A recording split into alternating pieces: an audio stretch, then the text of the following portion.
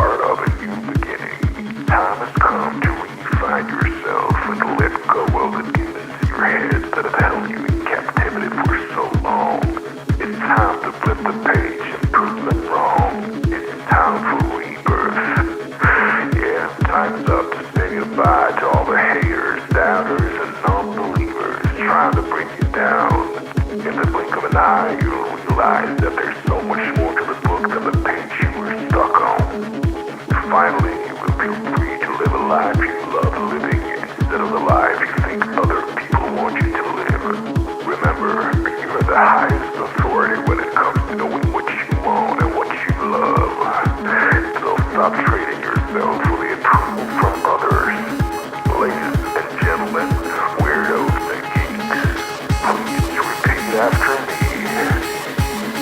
I don't give a fuck.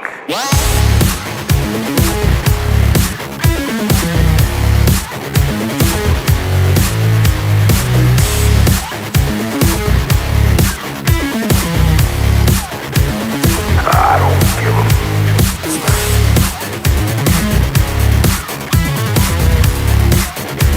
I don't give a fuck.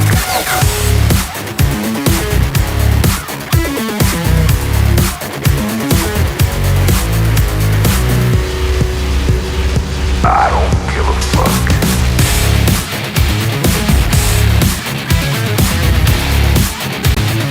I don't give a fuck.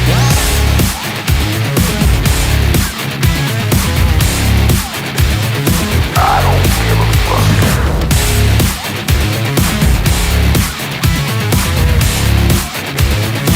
I don't give a fuck.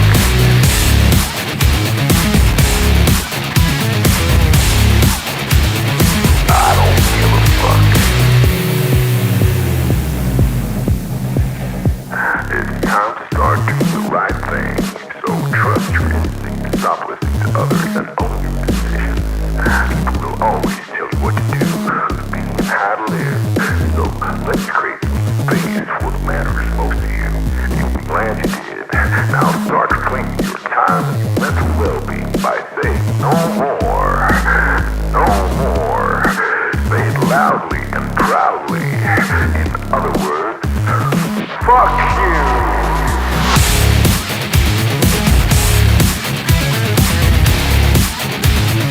I don't give a fuck.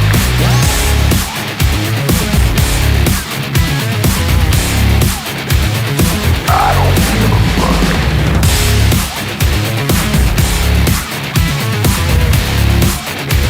I don't give a fuck.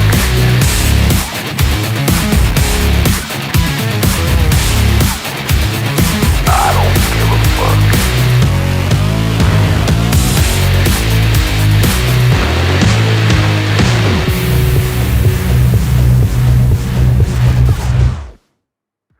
That's right, ladies and gentlemen. What's up? What's up out there? I see Darkside Deaconess in the house. That's good. That's good. I see Abe Dinkus is in the house. Good to see you, sir. I have pinned the link over here in the YouTubes. There are rules to the show. One of them is that you have to be on cam, and I have to know you. If I don't know you, you need to tell me in the chat who you are before you come up here. Otherwise, I just won't let you up. I do already have one of my favorite people in this arena already in the back, and that is Tyler, the superior Israeli enjoyer who is now stealing Avris's background. That's pretty funny.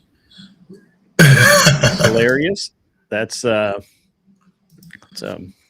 What's going on? Are you there, Tyler? Can we hear you? Can you hear me? I'm working on a couple of. You have a different setup than everybody else, so I gotta get all my shit. I know. Yeah. It's real Zionist coded. That's all I'm gonna say. Yeah, I have a friend of mine who wants to have a Zionism debate really badly, but I don't think you're the right guy, because he wants to have it from he wants to debate that Zionism is not biblical.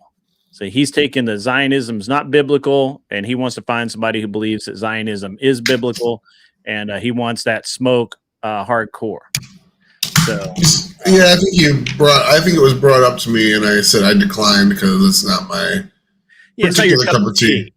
Yeah. I got you. But somebody out there is going to want that smoke. I can't wait. I can't believe that AVG, your compatriot in female form, is not already up in the house tonight. This seems like something she'd be into. That's my cousin, actually. We're closely related. Yeah. Average cousin. Debate enjoyer. Yeah, average female debater. Yeah, we're cousins.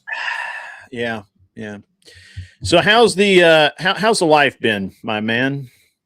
Nothing to complain about. good opportunities to move up at work, so I've been taking time off of the internet and learning AI programming. Yeah, generally haven't really been doing too much. I'm going to start poking my nose back in just to get ready for the live event, so I don't embarrass myself.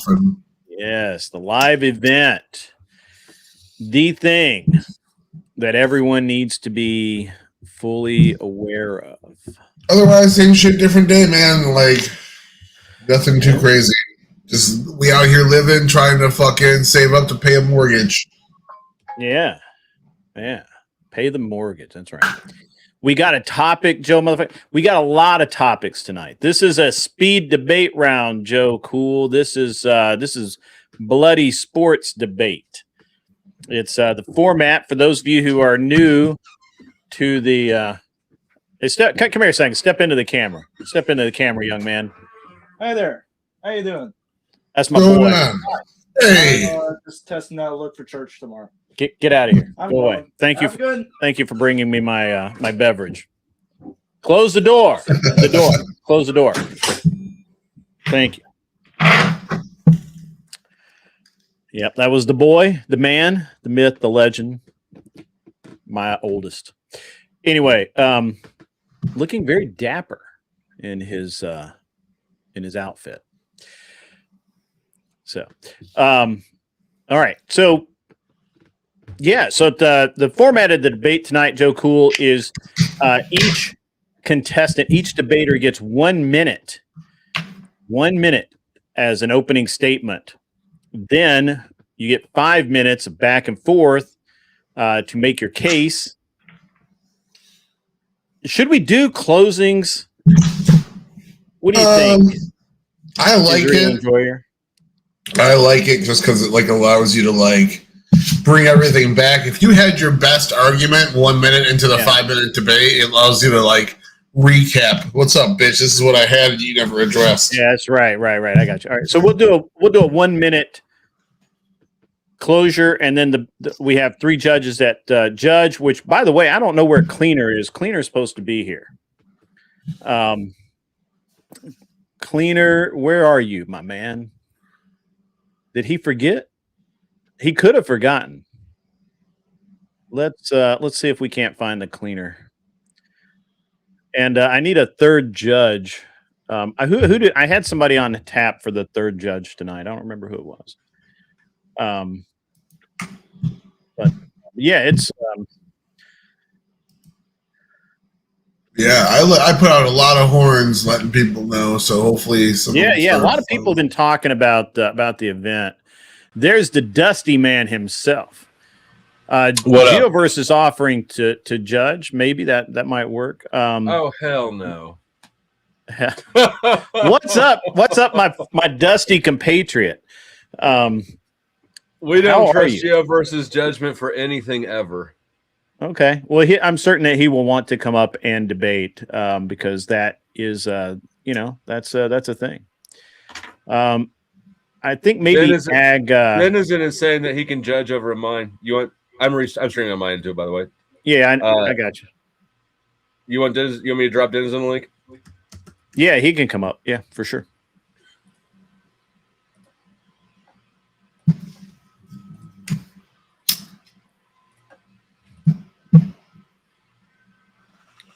And Wolfpack will judge too. Ha ha ha ha ha. Look, if he was thinking about Geoverse, I think any of you would be fine. Trying to get a ringer in here. I'm trying to get Fabian Liberty to come in. So I know he was taking some time off too. So yeah. He's I noticed he was on, so I'm like, hey, come hang out. You know, somebody should tap like Glacier Maniac. I know that she likes debating and stuff. And AVG said that she was going to be here. I don't know where she is. So there's a lot of people said that they were going to be here and they're not, which is fine. Most people don't actually roll in at 8 like they ought to. Mm-hmm. He says he's zonked. Come judge then. Oh, come. So that would work. What's up, Dennison? How are you? Yo, mic check. you were here. Hell yeah. Tits. So what's it feel like being $100 richer, Grid? I mean, it was weird because it was just so passive aggressive. It was odd because like a week or so ago, I was leaving this. I mean, unless I was asked about it, obviously I would comment, but other than that, I was just kind of leaving it alone. And it was just weird. He's like, how do I send you the money? And I'm like, just reach out to me. He never did. Then today he reached out. I guess maybe something you guys said set it off or something. I don't know. And I mean, I don't know, man. I mean, you were correct about what the cope is it cope really? I don't know. The whole thing that, was like trying to guilt trip me a little bit. So, I don't know. Well, whatever. I mean, hey, look, he paid up. We're square. Everything's cool. Good on you, Marte, if you're listening. Glad you finally did that. What's my headhunter's fee? Your headhunter's fee? I hope you get your $100. That's what I think. 10% at least. Tyler, could you turn your mic down just a smidge? You're blowing everybody out, man. Yeah, dude, he is loud. Like, what the hell? That's crazy town.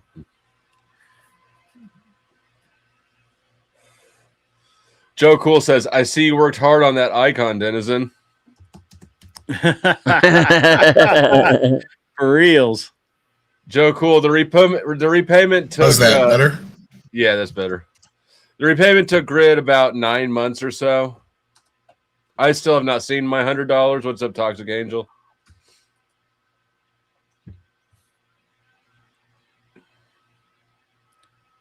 All right, so I think Cleaner's probably on his way in. I'm trying to get Bones of Doom to come over so we have a real lefty in the up in the house. I'm not good enough anymore. There was a time when I was considered a lefty degen in these streets, and I'm sort of sliding like off that throne. Bro, you're almost a Christian apologetic. The fuck if I am. You're getting close. You're getting close. We're just one baptism away. Just because I use soul as a figure of speech does not mean. Oh, that's funny. Hey, man. The debate hasn't started. You don't have to argue with me. Mm-hmm. What's up, Desert Joe? How are you? Good to see you in the chat tonight. Good to see everybody in the chat tonight. I'm just scrolling through the list, trying to find people who might want to come and debate. And set things off a little bit. Again, the format of the debates tonight are speed debates. They are single elimination debates where we set you up, get two people to debate each other that want to debate each other, hopefully, but not always. And you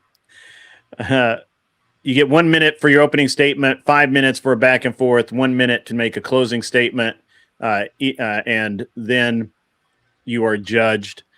So it's like a 9-minute round, and then you are eliminated or you stay.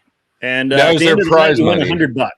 Ooh, $100. Now, can we use $20 comes in from Desert Joe. Thank you very much. That will go straight towards the pot. Desert Joe donated $20. Super chat.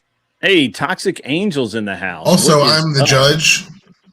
A judge. He is a bonus judge. Points if you say nice things about Israel. Yeah. Bonus points from pro-Israel statements. Angel. Yeah, I'm doing well, Shekels. Toxic Angel. How are you? Yeah. So no, there are no bonus points. That's not a thing. That's really not a thing. Yeah. Now, will you be adding Marte's $100 on top of the pot too? Or I could sweeten the pot tonight.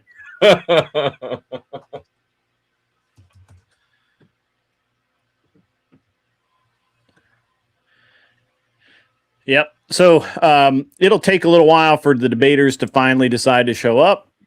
I don't think Scott's going to come in. I really wish Scott would come in because he's a killer debater. Every Saturday. I think we got Witchy Bishy sounds like she might be interested. Oh no. Witchy Bishy might be interested. Denizen is a judge. He's not a debater. Joe Cool sounds like he might be interested. Yeah, it's a good time. It's a lot of fun. Mm-hmm. Is there a brief? We all get naked. Go ahead, Dan. Is there a brief list of rules? Yeah, I'll get into it in just a second. There really is only a couple. All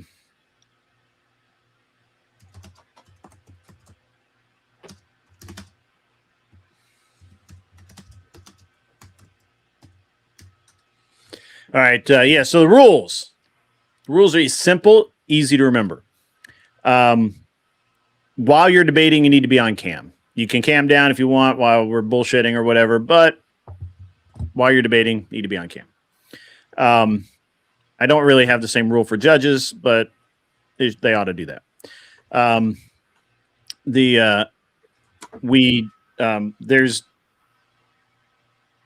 There's no use of AI or notes or anything like this is off the top of your head. We assign and I'm actually getting to the point now where I'm ready to just start assigning debate topics just to see how well you can argue. We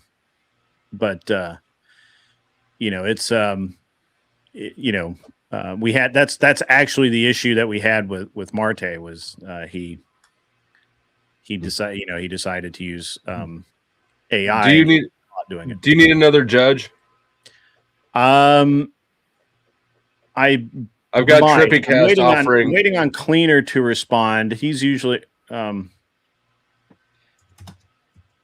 he was just live and now he's not. Maybe he's having internet trouble. So we need 3 judges total because otherwise it gets too not fair. And I like fair. I don't judge. I'm a moderator. I only render opinions at the end of the debates. I may not be a judge, but I am judging all of you. Oh, I'm absolutely judging all of you. Absolutely. So.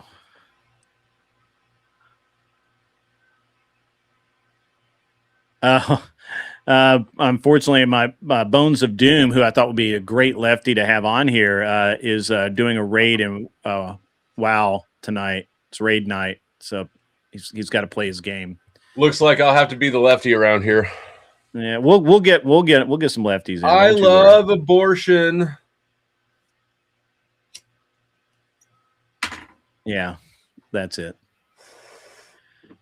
No, if Witchy Bitchy would get up here, she'd be. She should definitely join. Wicked Wally, I see you lurking out there. Come on in. LSP. I don't know if LSP's live, but LSP, if you're around, if you're hanging out in the background, you can come up here too. What's everybody's issue with RLM right now? I seem to have missed out on something that I don't understand. She is a snaky, manipulative cunt. I already knew she was a woman, so I mean, I don't. Right. I didn't need. No, she's been going around causing issues. My issue is that she's been attacking Mike 23, who's legitimately the nicest guy that comes around my space. And telling him that people just use him for the money and that he needs to leave the internet, and that if he and Beth and 10th Man don't fuck off the internet, then they'll get hurt, I believe is the exact phrase that was said. So. Oh yeah, like she's gonna break their kneecaps or something. Yeah, her New York Mario Brothers looking ass behaviors leaking out through the edges. I don't. I mean, I have had no problems with her, but yeah, okay. Mm-hmm. All right. Yep, that's a fact. Wolfpack. So so I did a stream last night and kind of went in on her for a while, and I scheduled it like 6 hours in advance to give her plenty of, which is an eternity for me, to give her plenty of time. It really is. It really is. You really do not have what I would call schedule. No. That's why I do this shit. You think that I constructed my life in this way so that I would have to follow a schedule? Fuck no. Might as well go get a fucking job. I wake up in the afternoon. I go swimming for a while. I come bullshit with you guys. I don't live by a schedule. I'm living my best life. The man can't hold me down. Hell yeah. Yeah. And yeah, I mean that checks out. But yeah, I mean I was just kind of curious. I don't need to like, you know, I don't need the whole like backstory or anything. I was trying to, it just seemed like there was a lot of people that seemed to be unhappy. Yeah. With Yeah. People are fed up with the way that she goes behind the scenes and then starts fucking with relationships that she's not a part of to try to manipulate people to behave in a way that she wants them to. That's why I don't know, because I don't have any relationships on. So that's why it's not working. What am I? Just a fuck buddy? I assume that you're like cabbage and potatoes. You know, like I don't know what that means. I don't Is either. that a position or something? A little bit. Cabbage and potatoes. I stunned him into saying things that don't make any sense. I just was going to say something that didn't make any sense anyway.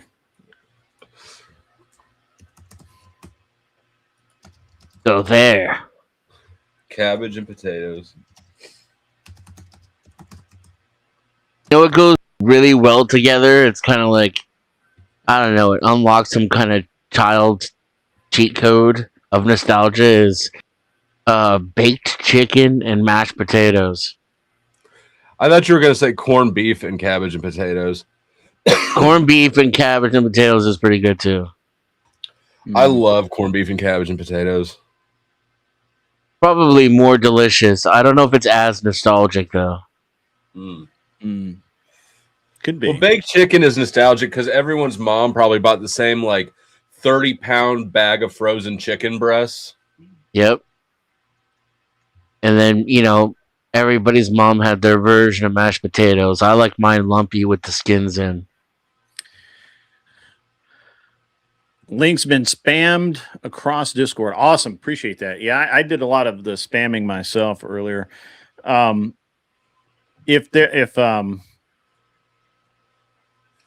was I going to say? Mo Rebuttal should definitely come hang out doing this. Yeah, Mo's a good debater guy. Somebody like yell at that guy. Anyway, I spammed it all over the place, so hopefully we'll get some people saying, "Oh yeah, that sounds cool, man. Let's do that." If not, whatever. That's fine. It'll be an easy hundo for Powder Dusty to win. Yes, sir. Be the first time you gotten paid. I'll just give you Marte's. I don't understand how all of this kind of just blows up like that, right? Like it's just such a simple thing, and it just blew up all over the place. A complete absence of character. Can't argue that one. Can't argue. What's up, Invisible Hope? Good to see you. Again, if anybody wants to come up, the link is pinned on YouTube's. And you just click the link. You probably want to use Chrome as a browser. And you just come on in, hang out. And it's a short format debate. Just so you guys understand the game here, short format debate. It's about 9 minutes total from start to finish per round. and at the end of the night, you might win $100, and I actually pay out. I don't fuck around with any of this like hoarding or anything. Or any. Oh my God! The mystery donor wants me to keep the money. Yeah. There's none of that bullshit. If you win, I pay. That's how it works. It's how it's always worked. Anything less than that would be gay, and I'm obviously not gay. Yes, you cannot cash app for the winner to be kicked off. No, you cannot do that. That would be gay. Again, let me visit line 1. There is no gay. Okay, no gay. What else? Should be a fun night. Assuming we can get some more debaters up here. I don't know where my other judge is. I saw Witchy is kind of blahing around down there. She wants to do it, but she's got to do dishes or something because her husband is useless. I'm gonna get a piece of pizza. I'll be right back. Go eat your pizza. Well, that's how this has always worked. We started at 8 o'clock, and then everyone gets here. Nobody we shows up actually till start 9. at 10. Yeah, no. Yeah. Usually by now I'm already talking shit about something, and I just don't have anything really to talk shit about. Except, have you There's a lot of seen? great shit. And I sent him an invite. I sent Counterpoints Connor an invite. Have you actually? Yes, Spoking Spaceman. We're using the classic rules. You're welcome to post those. And the prices. There are some moves the chat can make. That's wonderful. You can do that. So I did actually, and I don't know if Counterpoints is currently watching. I did send him the link. But if you have not seen the crash out between Destiny and Connor Counterpoints, it is crazy town. It's like drama slop. What's that? What's up with the? Hey, dude, put a shirt on. What the fuck, Frank? You got to put a shirt on, my man. Frank just shows up naked in his hospital bed. Anyway, I see Sarah is in the chat. All right, Sarah, how are you? Where was I at? You were talking about Destiny. Counterpoint. If you have not seen that crash out, Connor, if you're listening, my man, that was amazing. That was an amazing crash out. I couldn't root for either of you. I was just laughing my ass off the whole time. The entire time. It was hilarious. From my point of view, obviously as a spectator, I'm not involved in this. I don't really give a shit one way or the other. Hey, Frank, put on a shirt. Thank you very much. I appreciate that. Were you in the hospital, my man? What are you? You okay? No, I'm just in my kitchen. My bad. Oh, you're in man. your kitchen. Okay. Yeah, I thought I had an avatar up, but I guess no. Yeah. No, you did not have an avatar up. It's all right. Everybody caught a little glimpse, but that's all right. Anyway, yeah. So if you haven't seen the crash out between Connor and Destiny, it's insane. It's well worth it. Dusty, you should totally review it. It's right up your alley. When was it? It's last week. It's like 4 or 5 days ago. It was insane. It was absolutely Connor seems crazy. like he's been on a little bit of a crash out since his divorce, huh? Well, both of them got that big "my wife left me" energy. I kind of feel like it's fun to watch. Like it's fun to watch Jerry Springer. Don't get me wrong. It's fucking honestly, detestable that grown men are acting like that. It's very interesting because like I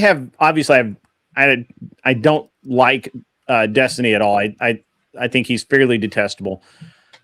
Connor, I'm ambivalent about. Like, who cares one way or the other. But you put the two of them together when they're fighting, it was insanity. And then the other night I was driving back from Ohio, and I was listening to Counterpoints. He had Doobie on. Now you guys know. I don't know if you guys know Doobie. He runs the poll politics. Doobie don't like me. Nobody. Very nobody pro-Israel. Yeah, you're very pro. Doobie. I think Doobie likes everybody. He just has levels of where how much he likes you. But anyway, so Doobie was on there defending his actions as a with as far as he was defending his actions as far as his server and some of the things that had happened there and all of that. And look, I actually have, I have a thing where I mean, it's not like I dislike Doobie, but I mean, this is I did.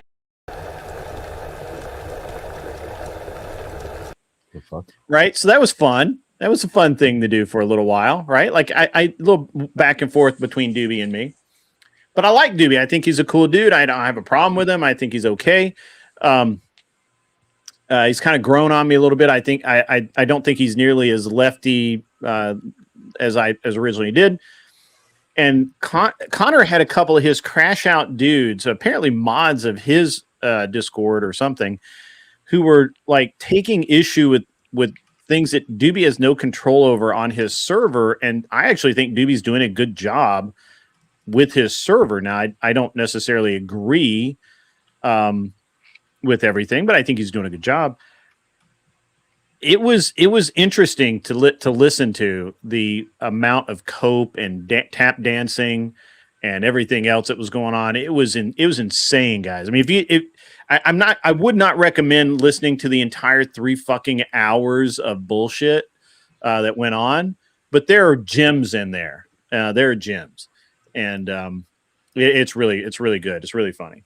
And so if I just think that it's an interesting, I just think this whole thing around counterpoints and Doobie and Destiny and all of that it's just fascinating to watch from 10,000 feet and just watch the implosion. Oh yeah, and they're pretty funny, legitimately too. It's just that's not how men are supposed to act in public, and it's like kind of embarrassing.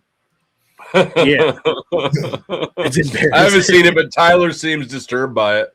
Yeah, it's a little disturbing. You're just I'm sitting here driving along, listening to this, going, "What the fuck?" I haven't watched that yet, but I watched Connor talking about his wife leaving him, and I was like, "This is." I have not seen that yet. I haven't seen that yet. It felt off. I don't know that I want to. That seems like that would creep me. Yeah, right the fuck it's out. like, bro, get off the internet and go talk to a fucking therapist. Like, this is. That's. I don't agree with the therapist part, but yeah, go talk to somebody.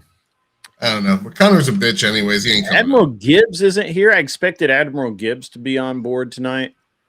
Joe Cool, you have to cam up while debating. Yeah, while you're debating. You don't have to when you're not debating, but you have to. What are debate topics? Is there a range? Well, the way it works is we kind of do a back and forth to figure out what the debate topic is. My man Abe is in the house. What is up, sir? Oh, not too much. Good to see you. Oh, Light Abe's back. Nice. I like Light Abe. Go tell Mo Rebuttal and some of those guys that come over and got better.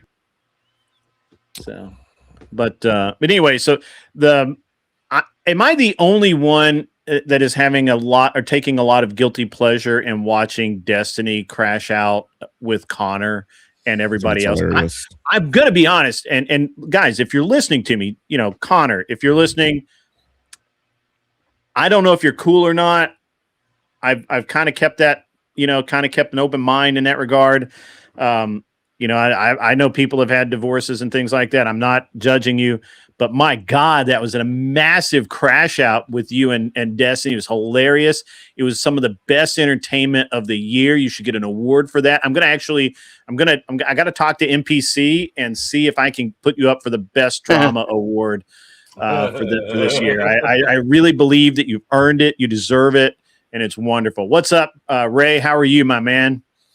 Good to see you. Honestly, I've been avoiding watching Destiny since the split up because that cucked energy is contagious, in my opinion. I can't take it from him. But all right, hold on, Dennison. It's cuck versus cuck. It's been years in the making.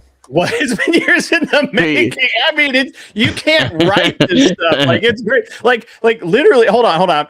Do we have a clip? I think we have a clip. I think I've got a clip.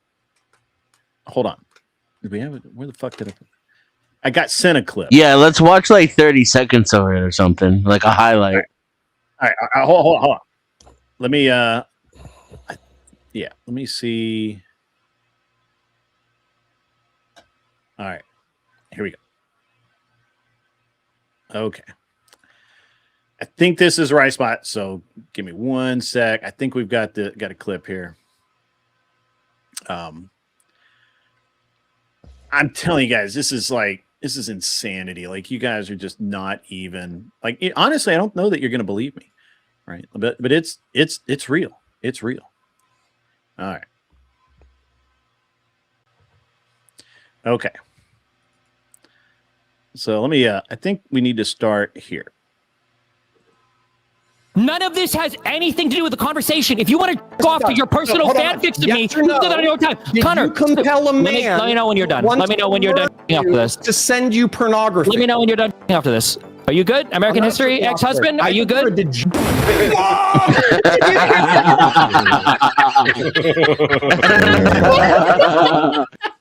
American history, ex-husband. That's a nice punch, man. Oh, right there.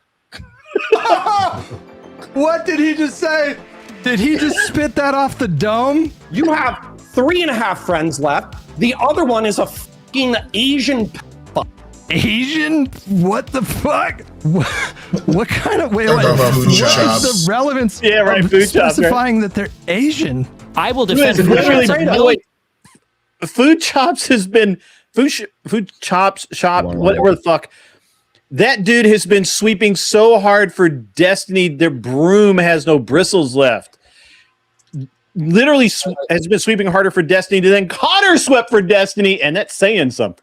Times over, you defending Doobie and fucking Gisticle, you actual degenerate. Hutch is a life, and you can't even see it, bro. You're literally referencing J-Stock. What about his metabolism? What about food shops? What about food shops? What about food shops? What about food shops? What about food shops? What about food shops? What about food shops? What about food shops? You are a shadow of yourself. I saw one clip of this. It was pretty wild. I don't know how this happened. Apparently, all this happened at like 3 a.m. last night or some such. Connor was on some kind of a panel with a bunch of people that I don't know. There are a lot of F slurs in this conversation, but the person in my Twitch chat, not Sporkle. What was your name again? Linked me a version of this that has the vast majority of the slurs bleeped out. But I think this is going to be TOS friendly. Scronce. There you go. Yeah. Offer over 175? No, the lawyers never budged from 15 million. I don't believe you. Would know more about Mike. Maybe just to go would know more about Mike Work. Guys, is this not the craziest shit? Is this not just there's an echo. You got an echo? Yeah, the video being Oh, well, we can drop it down. There you go. I like how he calls him American History X, and then the very next thing out of his mouth is one of your friends is an Asian. Asian pedophile. Asian pedophile. Damn. Like that was this is crazy, man. And like he's reviewing it. I watched it and it was fucking hilarious. We got people coming in. Just I'm just gonna go back this for a second. Let me throw this back up there. Hopefully this guy doesn't talk too much. I haven't sent. I've got the whole thing, but anyway. Okay, so I do. Did you not see her? Esports Batman, Mike. That's why you doxed him, right? You dumb cunt. No, because he's part of the same community that you are now. Where you guys are harassing people all over my fucking life. You are. That music, I like that. Guys, I've literally been making 100%. Isn't it? Okay, that's enough of that. Anyway, this goes on for like an hour of those two just sniping at each other, full bore, full energy. The cucking was amazing. What are they mad about? Really worried. You look concerned. Their lives. Can you hear me? Am I loud enough? Mic actually or do I works. need to go boot up the laptop. No, you're good. You're good. Sounds good. Okay. This is the headset? Yeah, but this is Streamlabs, not StreamYard. Yeah. Streamlabs. Interesting. Yeah. Because my headset works perfect on phone calls and stuff, just not on StreamYards. We have the great Interesting. Glenn Lawrence joining us.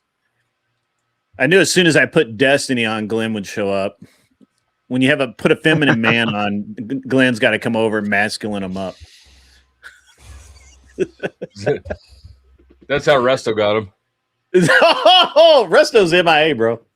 Damn. Wicked Wally's just leaving Dave and Buster's, so he may or may not make it. So I used to like Destiny before he got married. I've never liked Destiny. No, not even a little bit. Like the first time I heard him speak, it was like listening to, like, it was worse than nails on a chalkboard. I was just like, crazy. Like, what are you doing? Like, who are you? What up, homos? What's up, Glenn? We were just talking about the Destiny Connor counterpoints breakup. You know, they're not buddies anymore. Oh, the homos stopped being homo together? I guess. And for those of you guys who don't understand, so when all of the allegations against Destiny first came out, Connor and Brianna Wu, who's a dude, by the way, but anyway, Connor and Brianna Wu. Wait, Brianna's a dude? Yeah. Brianna Wu's Yeah. a dude. Yeah. 100%. That's Anyway, pretty The crazy world, man. it is a crazy world. So Glenn, turn up your mic. My mic? All right, hold on. Counterpoints and Wu did a 4-hour sweepathon for Destiny How does about this how sound? none of this was real. Like it didn't matter. 20% Say it more. again, Glenn. Check. Sounds good to me. All right, cool. Yeah. But and it's so interesting. Right. Streamrunner says Connor been riding his D forever. Yeah, absolutely, man. And now, I think Destiny might actually have had the other ball drop, and he's just like, fuck all y'all. Like, I'm gonna fuck you up. You didn't stand beside me or whatever, and whatever. Shout out to me knows? being YouTube featured, and shout out to Inked, 16 months of memberships. Thank you for 16 months of support. Why am I bouncing? It's the ADHDs. Yeah. We Or I'm not it's entertaining him enough. whatever you think it is, Nicolina. That's why I'm bouncing. Yeah. Anyway, so it's really crazy. I think Wicked Wally's going to show up in a few minutes. We got some other fine people that'll show up. I saw the Raging Tomato in the chat earlier, which is interesting because she hasn't been here for a while. If you're still here, Sarah, nobody's angry with you except for maybe Dusty. Dusty might be unhappy with you, but that's okay. I'm having a pretty mellow day. He can control himself. So, but anyway, yeah. So that's what's up. What do we? So I've got Decamp 2. Yeah, Decamp 12 says meth. Destiny. Look. He has repeatedly told us all that it is Adderall, not meth. Oh no! I graduated from Adderall long ago. No, we're talking about Destiny. Oh, by the way, if anybody, but Destiny snorts it. True. And just in case, the thing is again, if you don't know who Doobie is this little guy. Yeah. So I don't know why I have that, but why I kept it, but it's so awesome. It's so cool. But anyway, Glenn, how's your I night? hear somebody say meth, and I just assume they're talking about me. No. We're talking about Destiny and his he constantly, when you he constantly just refers to it as Adderall. It's not meth; it's Adderall. Hey, Adderall's one hell of a drug. Adderall's the gateway meth. Is that like meth light? I'm not up on my drugs these days. It is. It's like meth light. It's like no, hold on. Doctor's office meth. It's just meth. It's just meth. no. If you gotta look at it, you have to look at it like this. Like if Zionists are Israel, they're like Christian Zionists. Meth is like Christian Zionists. It's kosher. It's good. Or Adderall's like Christian Zionists. Hey, by the way, again, anyone wants to debate Glenn Lawrence on is Zionism based in Christianity, please reach out. He wants that smoke so bad he's lighting the fire himself. So if you feel like that you can make a good argument that Zionism is based in Christianity, then please reach out. We want to talk to you. We want to set this up. You would think Superior Israel Enjoyer next to me would be ready for that, but he's apparently not. I don't do those types of, I don't know the Bible. What the fuck is that? I read Harry Potter instead. Yeah. Unfortunately, he's in the same boat as you are. He's like on the verge of being a Christian, but he's not a Christian yet, Flo. So you'll never get our souls. I think based in is anachronistic, but they definitely is rooted. There's roots of Zionism is at the root of Christianity. That is in busting out those 4-syllable words. Do you want to? Do you think you can prove that? Oh yeah. Okay. I mean, proof.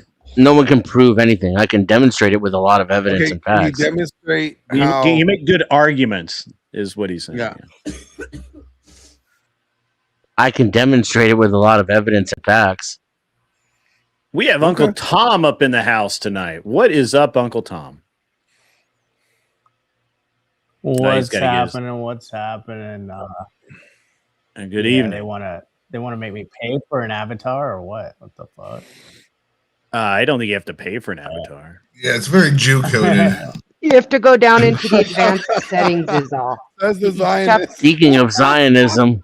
Hey, I'm an interventionist.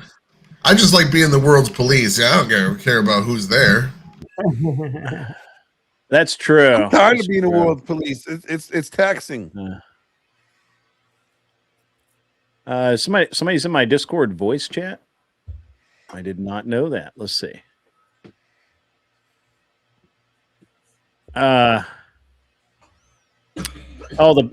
Jack, just another Canadian. By the way, who is this fucker? I got it.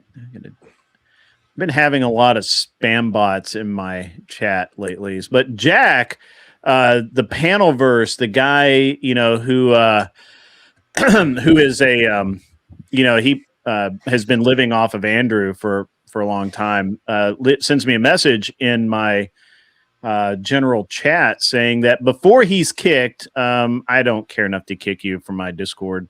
Destiny said he did MDMA and got meth once by mistake. He doesn't do meth, according to Destiny himself. So he could be on Adderall, and he could be on a lot of like energy drinks because I know he likes them energy drinks too, like those Red Bulls or whatever, and they could mimic. The combination of it is not good. Ask Flo. What? Adderall mixed with like energy drinks. Not a good combination. I got Gorilla Mind. Shit once after that Adderall, the energy drinks don't do shit. Is that really what it is? Yeah, no, caffeine compared to amphetamines, no. A diet of caffeine and amphetamines. When you're on amphetamines, the caffeine is a non-factor. Yeah. Welcome in, Mikey Balls. Good to see you. It's been a minute, Mikey. I haven't seen you in a while. Oh. So. All right. So, what are your topics, Grid? We have multiple topics tonight that we can get into. Depends on who the matchups are, to be honest with you. So I was hoping for a few more debaters. So for judges, Glenn, are you debating or are you judging? I'm a judge debate. You're gonna judge. I'm a debate judge. I'm gonna do both. Hey, I'm new here. I'm new here. If you want me to judge, Uncle I'll Tom, judge. I'm new. give me just 1 minute. We'll line you out, buddy. I promise. What's up, What are Trippy the Cast? Good to topics see you, first, man. and then I'll decide if I want to judge or not. We're gonna debate. I mean, you Right, we're judging you. So Denison's going to be one of our judges. Obviously, my man, superior Israeli enjoyer, will be a judge as well. How do you enjoy Israel? Have a Very man bun Jewy of now? you. Does he have a man bun now? What? You enjoy is there's a little hole about waist height in that wall that everyone goes to kiss. Right there in the wall. I would say that's pretty gay, but no, that's just really, really gay. It's not pretty gay. They don't call it the glory That's ugly. wall As a matter of fact, that's not pretty gay. That's ugly gay. That's No, the it's ugly actually- kind of gay. It's called Yahweh's hole in glory or something like that. Yeah, it's strange. What if there's a woman on the other end? All right, so I'm trying. I'm not even religious, and I'm looking out for lightning.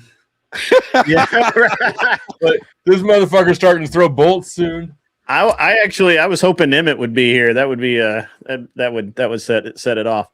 All right. So anybody in the chat that would like to come and debate, we pretty much I like to get everybody in as early as possible because it just makes a difference. Oh, It really Trippy does. Cast, the blind pill.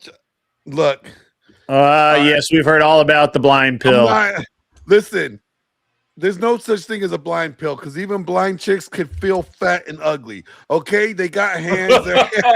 It's true. That's true. They know the difference between cool and not cool. We seldom find pleasing to the touch what we find pleasing to the eyes. Exactly. Yeah. So anyway, the rules are Uncle Tom. So the way this works is these are 1v1 short format debates. There's single elimination. The prize at the end of the night is a crisp electronic hundo sent to the digital wallet of your choice, whether that's Cash App, Venmo, whatever. I don't care. That's how that works. So the rules are while you're debating, you must cam up. It's okay if you're not on cam while we're just hanging out, but while you're actually debating, need to cam up.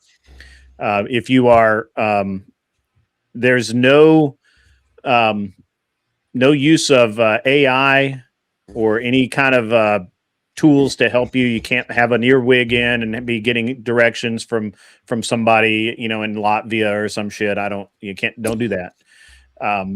It's 1v1, not 1v 3,000 or whatever. So what about Neuralink? If you ponied up for Neuralink, I mean, good on you, brother. Also tell Elon hi, and he should gift me with a couple of shares. I'm just saying, I'm a good guy. And he just automatically got an email with your request. Perfect. Perfect. Send me a few shares. I'm good for it. Yeah, Smoking Spaceman's shows it pretty good. The chat can also pick the debaters. They have to pay for it. They can also assign the prompt. They can assign the side of the debate prompt. They can revive people one time. They can change your name, and they can also extend the debate. All of those, by donating. However, once we get down to, I think it's the final four, you cannot revive anyone. There's no debate. There's none of the parlor tricks. Once we're down trying to decide a winner, The winners are decided fair and square. There are no Cash App or any other nonsense. How much secret unverified payment does it cost for you to keep the money? That doesn't happen. Okay. Yeah. I've always paid out. I always will pay out. And that's the way it works. And you're paid out. Usually I pay out tomorrow morning because usually this runs a little late and I go to bed and I go to sleep, but I'll pay out tomorrow soon. Unless you're really, really nervous and you're really, really fast with that Cash App or whatever, then I'll pay out tonight. But otherwise, I'm going to bed. Fuck all y'all. Just anyway. Everyone is welcome because everyone's a target. So this one night, well, first of all, there's nobody really banned on my channel, but but during the game, I don't care if I hate you. I don't care if I dislike you. I don't care if you're banned on Dusty's channel or banned on Glenn's channel. I don't care. None of that matters. Even Speakeasy can come here and debate. He won't because he'll lose, but he can do it. But nobody. Now save that debate for Texas. Huh? Anyway, all right. So anybody can come debate. Destiny can show up. Send him an invite. Tell him to come out here and see if he can win straight up. I've invited Connor. He's welcome to show up. Are there any other questions about how the debate works? What are the topics? I'm still waiting on deciding if I want to be a judge or not. I think we're going to do a couple. I think we're going to start tonight with. I mean, you know what I'm feeling. I want to fight. I don't want to fight dirty. I want to see some really good back and forth. I'm feeling non-religion, but I do want to hear some immigration versus anti-immigration. I want to hear. I'm feeling like maybe we can get into some feminist versus anti-feminist arguments. We don't really have any anti-feminist here, I don't think. Or no, pardon me, feminist here. We have plenty of anti-feminists. We don't. I don't. Do we have any feminists in the crowd tonight? Anyone? Yeah. Okay. Well, that's a pretty loaded word. I'm a feminist. Like before leftists took it over. You're a pussy. I think all of you are too. The same thing. there's a difference. It's a loaded word because like there's a lot of like if you use it contextually, it could mean like cringe leftist shit, or it could mean like reasonable shit done 30 years ago. Do you have to be a feminist to take a pro position in a debate? Not. As a matter of fact, I consider it. I actually.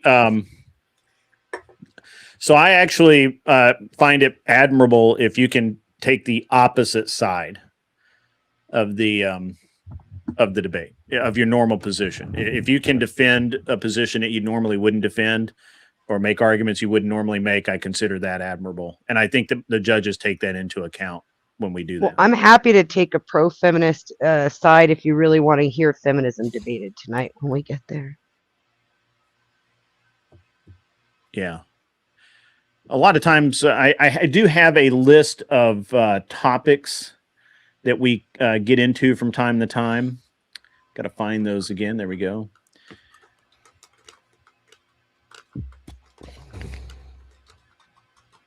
We also do not tonight, but we also do sci-fi topics. I like that when we get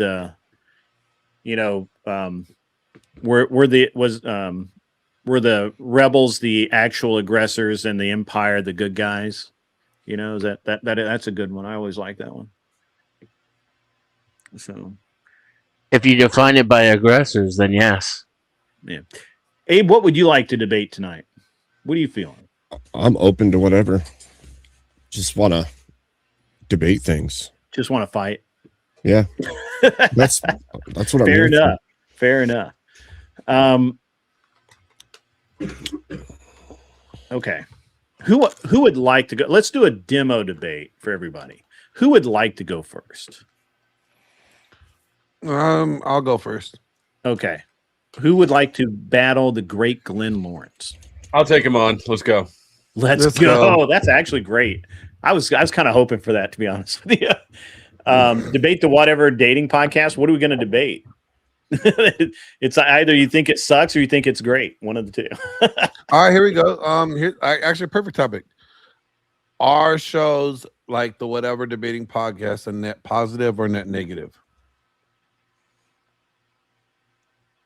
I like it. Okay, I'll do it. Flo, I'll do either side of it. I'll do either side of it.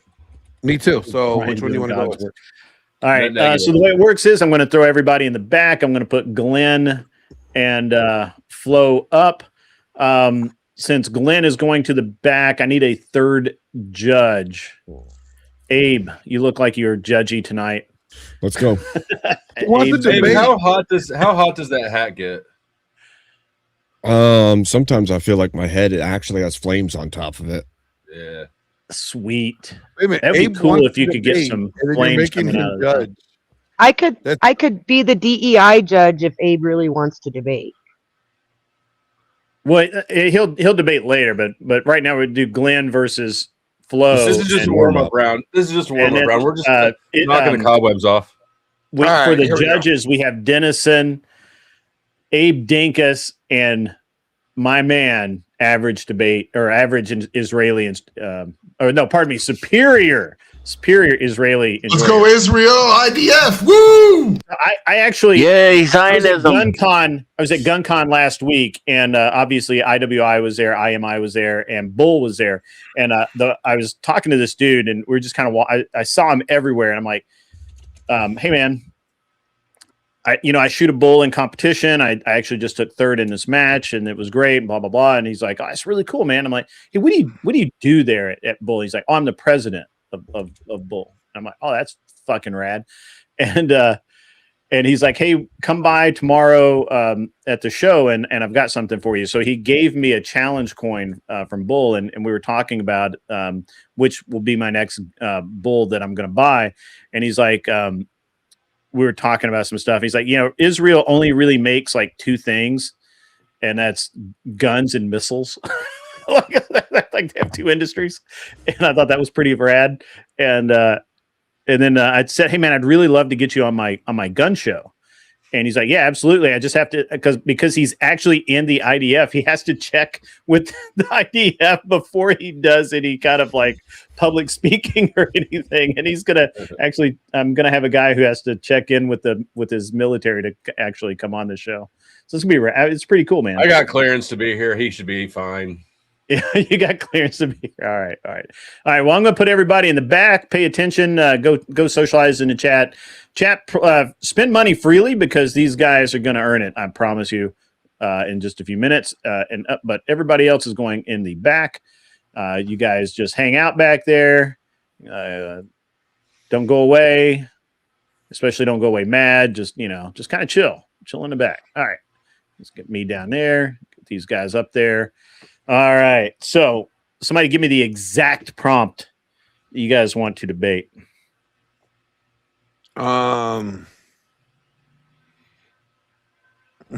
Smoking space and crack me up. How about we do is the whatever podcast a net positive or net negative for the dating relationship show as a dating relationship show on its audience? On its audience, yeah. Yeah. On its audience. Is it a net positive or net negative for its audience? Okay. I'm good with either side, but all else equal, I would prefer negative. It's a net negative, but I can do either side. Yeah, I can do either side too. And actually, I kind of agree with you, Flo. But so I'll go with net positive. You're gonna go net positive. All right. So negative. We're gonna do this. The affirmative goes second, so negative goes first. I believe. Is that correct? So I go first. Yeah.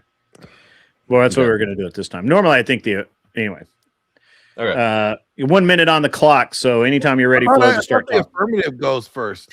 I thought so too, but I was like, it just seems like that's too easy letting you go first. Drug dealer a break. Because it's too easy for you, and you already got your hat turned around backwards. Sentencing guidelines. Glenn, whenever you're ready, just start talking. All right, go ahead, Flo. No, you go ahead, Glenn. Go ahead. Oh, okay. So, my opponent here is about to tell you guys how the whatever podcast it disparages women, does give not men any hopeful insight. All they do is bring on 304s and highlight what they should not look for in a woman, and then that just kind of gives. He's going to say that it gives people confirmation bias and give you guys reasons not to date. I'm going to tell you what it does do, though. It gives guys insight to what women's behavior is like, what to look out for when they are in the marketplace, in the dating marketplace, looking for a relationship. It is information like this that is positive and beneficial for men to have so that they know how to weed out women that are not good for relationship material. You can take information in and you can say that it's all bad. No, it's how you choose to cipher that information to determine whether it's all bad or all good. And I'll just end there. All right. Well, you had 0 seconds left, so that works out. Anytime you're ready, federally hit that like button. All right. Did I choose that? All right. Glenn is correct about some of the things that I'll say, some of the issues with the whatever podcast. However, he's incorrect about the benefits of it. He says that this provides men with insight into what women are actually like in the dating market. It does not. These are staged events with women who are acting insanely out of character. At no point during the date of anybody in the audience will they be on a date and have Rachel Wilson try to fight some other chick while his husband's eating pizza. This gives false information to people who are ill-equipped to use it, and they assume that this is a real dating market, like Glenn just presented it as, when in reality, it's scripted drama TV and nothing more. I yield. Wow, he had 20 seconds left. That's pretty good. All right, guys. Can you prove that it's a scripted drama TV? I would like for you to demonstrate how you could articulate that as a fact. I don't have to. You just said it was. It is. Okay, so it only takes a little bit of awareness. In Hollywood, a script is, hey, we're gonna do this scene. This person is gonna say this, and then you're gonna follow up by saying this. If you watch the scene that I referenced earlier, where Rachel is trying to pick a fight with some woman who pushed Andrew, you can see who's the host, Brian, get up and go, I'm gonna leave now, but you can still see his reflection in the window behind the panelists, and he's directing people.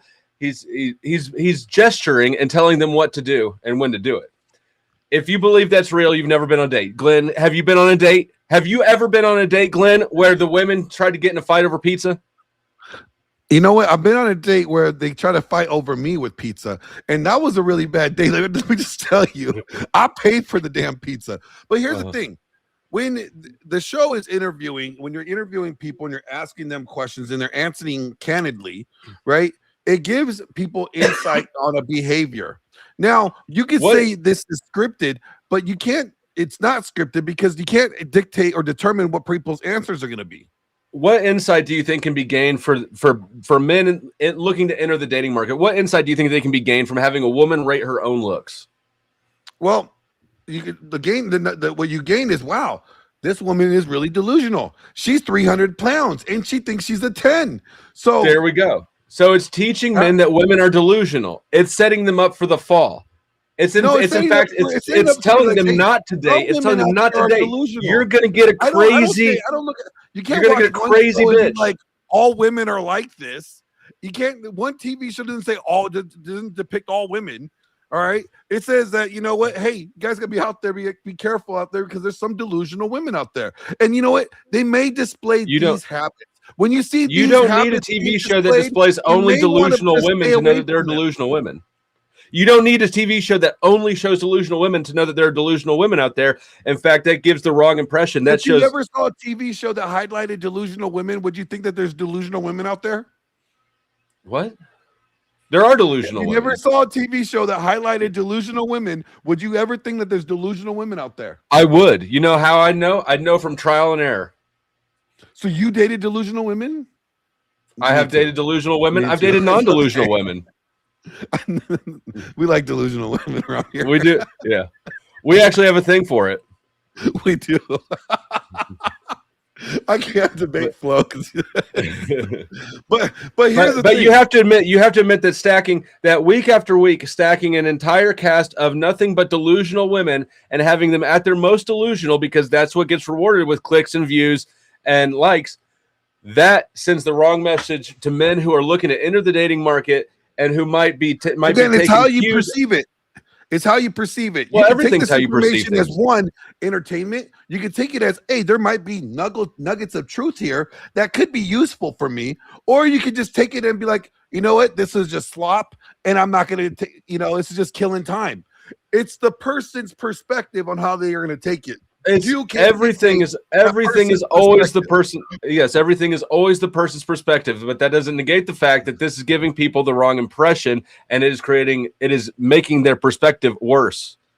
That when you give somebody a bad input, the individual has to allow that perspective to change. When you give somebody a bad input, you're going to get a bad output. This is a bad input. The information. This is a bad input. You're going to get a bad output. You got to take the information and you determine whether or not it's good. If I tell you that all women actually have penises, right? I think that we know that that's false, but somebody out there might not know that, and so yes, it will be whether or not they believe what I'm telling them is ultimately. Well, John Anthony Lifestyle will agree with you. He'll be like, "Yes, some women have penises," but it's a bad input. If I'm lying to the audience, I'm giving them a bad input, and then assuming that they can navigate the minefield and realize that that's a bad input. But that's not who we're talking about. These are people who apparently haven't been on dates, so they don't know that it's a bad input. We're the ones who have the experience. We're supposed to be providing them with good, whatever with podcast good is saying information. all women are like this, because they've highlighted women like Rachel Wilson, who is not like the women on whatever podcast. If anything, she is so much of a contrast of the women on whatever podcast. So it's like, hey, guys, gentlemen, don't look for women like them. Look for a woman like her. Time for closing statements. Glenn, you went first. So Flo, you get to go first during the closing. All right. What my opponent here has illustrated is that people will believe what they believe, and ultimately that is true. However, as I pointed out, a bad input almost always begets a bad output. The whatever podcast is a bad input. It provides people with inaccurate, ratchet ass example of what dating could be like, but really isn't like. And so then, of course, they're going to have a bad output, which is the belief that this is what you can expect in the dating world when it's not. I yield and I win. All right. No, he gets his minute. Go ahead, Glenn. So, Dusty here, try to take off the responsibility of the viewer to cipher and determine whether or not this information is useful or not to them, whether this information speaks to all women. And he's making the viewer basically not responsible for how they input this information, how they utilize it. He thinks the viewers are stupid. So shame on you, Dusty, for thinking that all the viewers are stupid. And I yield my time. All right, gentlemen. That was interesting. Okay, judges, let's start with the great Abe Dingus. Oh man, this is actually a weird topic. My God, dear Lord, who's cooking? We lost Uncle Tom, by the way. Uncle Tom fled. He was like, I don't want any of this. So I think that shit. That's a hard. There's no objective metrics in this debate topic. So I agree with at the very least, I agree with the stance mostly that Glenn had. I think that Dusty made some good points on this is going to shape at least people's vision of reality if they allow it to. But I do agree with Glenn more that I think that his stance that even if it can change people's view, that's on the person and not on the show. So I would have to go with Glenn on that. Okay. How about Dennison? Yeah, I kind of agree with Abe. I think, but I would say flat out that Flo did a much better job debating. I just don't think that it was enough to overcome that default position that Glenn had in his favor, which is, viewer beware. So I have to leave it in Glenn's court, even though Flo gave it a valiant effort. Who's changing the oil on their car right now? Nah. I use push to talk. It might be that one of the muted parties isn't actually muted like it Isn't used to actually muted. Well, they're muted now, so okay. Anyway. Sorry, Dennison. I didn't mean to interrupt you. Yeah, and finally coming. Are you done, Dennison? I'm sorry. Yes, sir. Yes. Okay, good. All right, Tyler, close it out. I didn't like. I was just gonna go against me because I always go against him. It's okay. No. I didn't like that the prompt kind of got lost in a lot of hyper specific weaves about disagreements on things. Like, it's fine. It happens in a debate. I feel like Glenn did more to make the overall argument of the net positive or negative. And Dusty didn't really make his own unique argument. He just attacked Glenn's. I feel like he did a sufficient job at it, even though Glenn had good stepping stones. He took the prompt, stuck to it, made his value judgment argument. I would have liked to see Dusty kind of come in with his own. I just feel like he just bullied it so hard in the cross that Dusty kind of won it 7-3. Any input from the other debaters? No, they both did their jobs pretty damn well. Glenn understood the prompt and made a nice, simple, solid argument leading up to it. Dusty understood his mission as the negative. I have to go in and attack that. I thought it was great. Okay. I mean, I actually thought that the only problem I had with Flo's argument was that the show is staged. I've been there. It's not staged, unfortunately. It would be way cooler if it was. But no, those chicks are just that insane. Like, they're just that bad. I wish Dusty had used the word produced instead of staged, because it is produced like reality TV. It's not staged. How do you mean produced? So they kind of set things up. They look at the personalities, the online personalities of the people they're picking, and then they use the right triggers to set them in motion the way that they want them to go. So like a producer on a reality TV show will amp up a fight between two of the participants in order to get it more. Like the hallmark is already there for the fight, but they amp it up intentionally to make it more than what it would have been. Do you know what the word produced means in filmmaking? It's a kind of performative improv.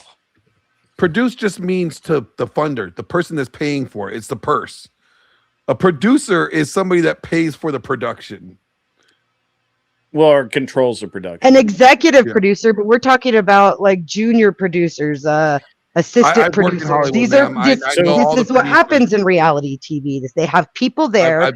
You might call it a handler if you prefer, but yeah. So I think that there's a perception issue here, because like I was there for one of the shows, and the girls are talked to beforehand about, hey, can't say this, can't say that. It's okay to really speak, because a lot of girls won't speak their mind, and they are to some degree they're told, hey, wear something that you feel comfortable in or whatever, and they're given very strict directions about, hey, we understand you're trying to get clips for your Instagram, but don't wear something where your boobs are going to pop out or something, right? Like they're giving very clear direction about that. Beyond that, they're really not told to do anything or not do anything. They're really just like, that's literally just them being them in front of a camera. Now, you could say that with once the camera's involved, it changes everything. That certainly, they give you some suggestions, but once the camera's involved, all bets are off. But I don't know if I would say that it's like scripted or anything like that. As a matter of fact, I would say that it's 100% not scripted. And certainly Brian's very good at talking to these girls and getting them to come back even when they want to leave or whatever. But yeah, it's an interesting thing. I just think that I think that was a kind of I think if I were going to attack Glenn's position, I would have simply said that that certainly the girls are selected because they're literally kind of like the bottom of the barrel or whatever you want to say. They're definitely subdivided. You can always tell that the people on the right side of the table are going to be the crazies, and the people on Brian's side of the table are probably, a little more. No, I would have. How I would have argued my own position if I was Flo. Yeah. How would you? I would have been like, tell me how many episodes where they're highlighting marriageable women. Because there's more often than not, they're not highlighting marriageable women. They're highlighting the exact opposite behavior. And on that, I would have pointed out for my if I wanted to beat Glenn's position, I would have simply pointed out that for at least there was a 2 or 3 month row, or 2 or 3 months in a row where they had nothing but OF girls. Yeah, and that's where I would say they are. My argument would have been if I was Flo, it would have been like it's a net negative because the show that what they air more often than not is highlighting unmarriageable women, which is what sets a confirmation bias for these young men to think that there's no marriageable women, then leading them more likely to be black-pilled than anything else. That's where I would have gone with it. Yeah, I mean, I think that would have been the best argument. But in Brian's defense, there for a while, all he could get on there was OF girls who or Instagram girls that wanted to appeal to a larger audience. And that was kind of the downside of that, right? So you could say he was he invented his own trap. Wally, get up here, man. It's debating time, baby. It's debating time. What's up, Scratch? Not familiar with you. Tell us a little bit about yourself, man. I'm 19. I'm a market socialist. I debate on here. I have a small YouTube channel, about 1,000 subscribers. Oh, I changed the scene by accident. Let me go a sec. About 1,000 subscribers. You're what? You're 19 and you're what? I'm sorry, I didn't hear you, Scratch. 19, market socialist. Market socialist? Debating. Yep. Okay. You like debating? Market socialist. I have no idea, Flo. You and me are old. We don't basically understand these it's a young worker-controlled kids' terms these days. It's a worker-controlled means of production via worker co-ops instead of via syndicates or a government nationalizing industries. And then the co-ops compete in a market. Your mic is a little low. Your mic is very low, or you're speaking too far away from it. One of the two. It was very. How's that sound? It was like you were muttering. Is that better? I turned up the. Yeah, that's way better. That's way better. Okay. More of that. Smoking Spaceman is correct. For a while there, Brian intentionally pitted panelists against each other with certain questions like rate the girl to the right to induce drama. I agree. I can agree with that because really the show is just becoming a bunch of Instagram and OF girls who are just trying to get their face out there.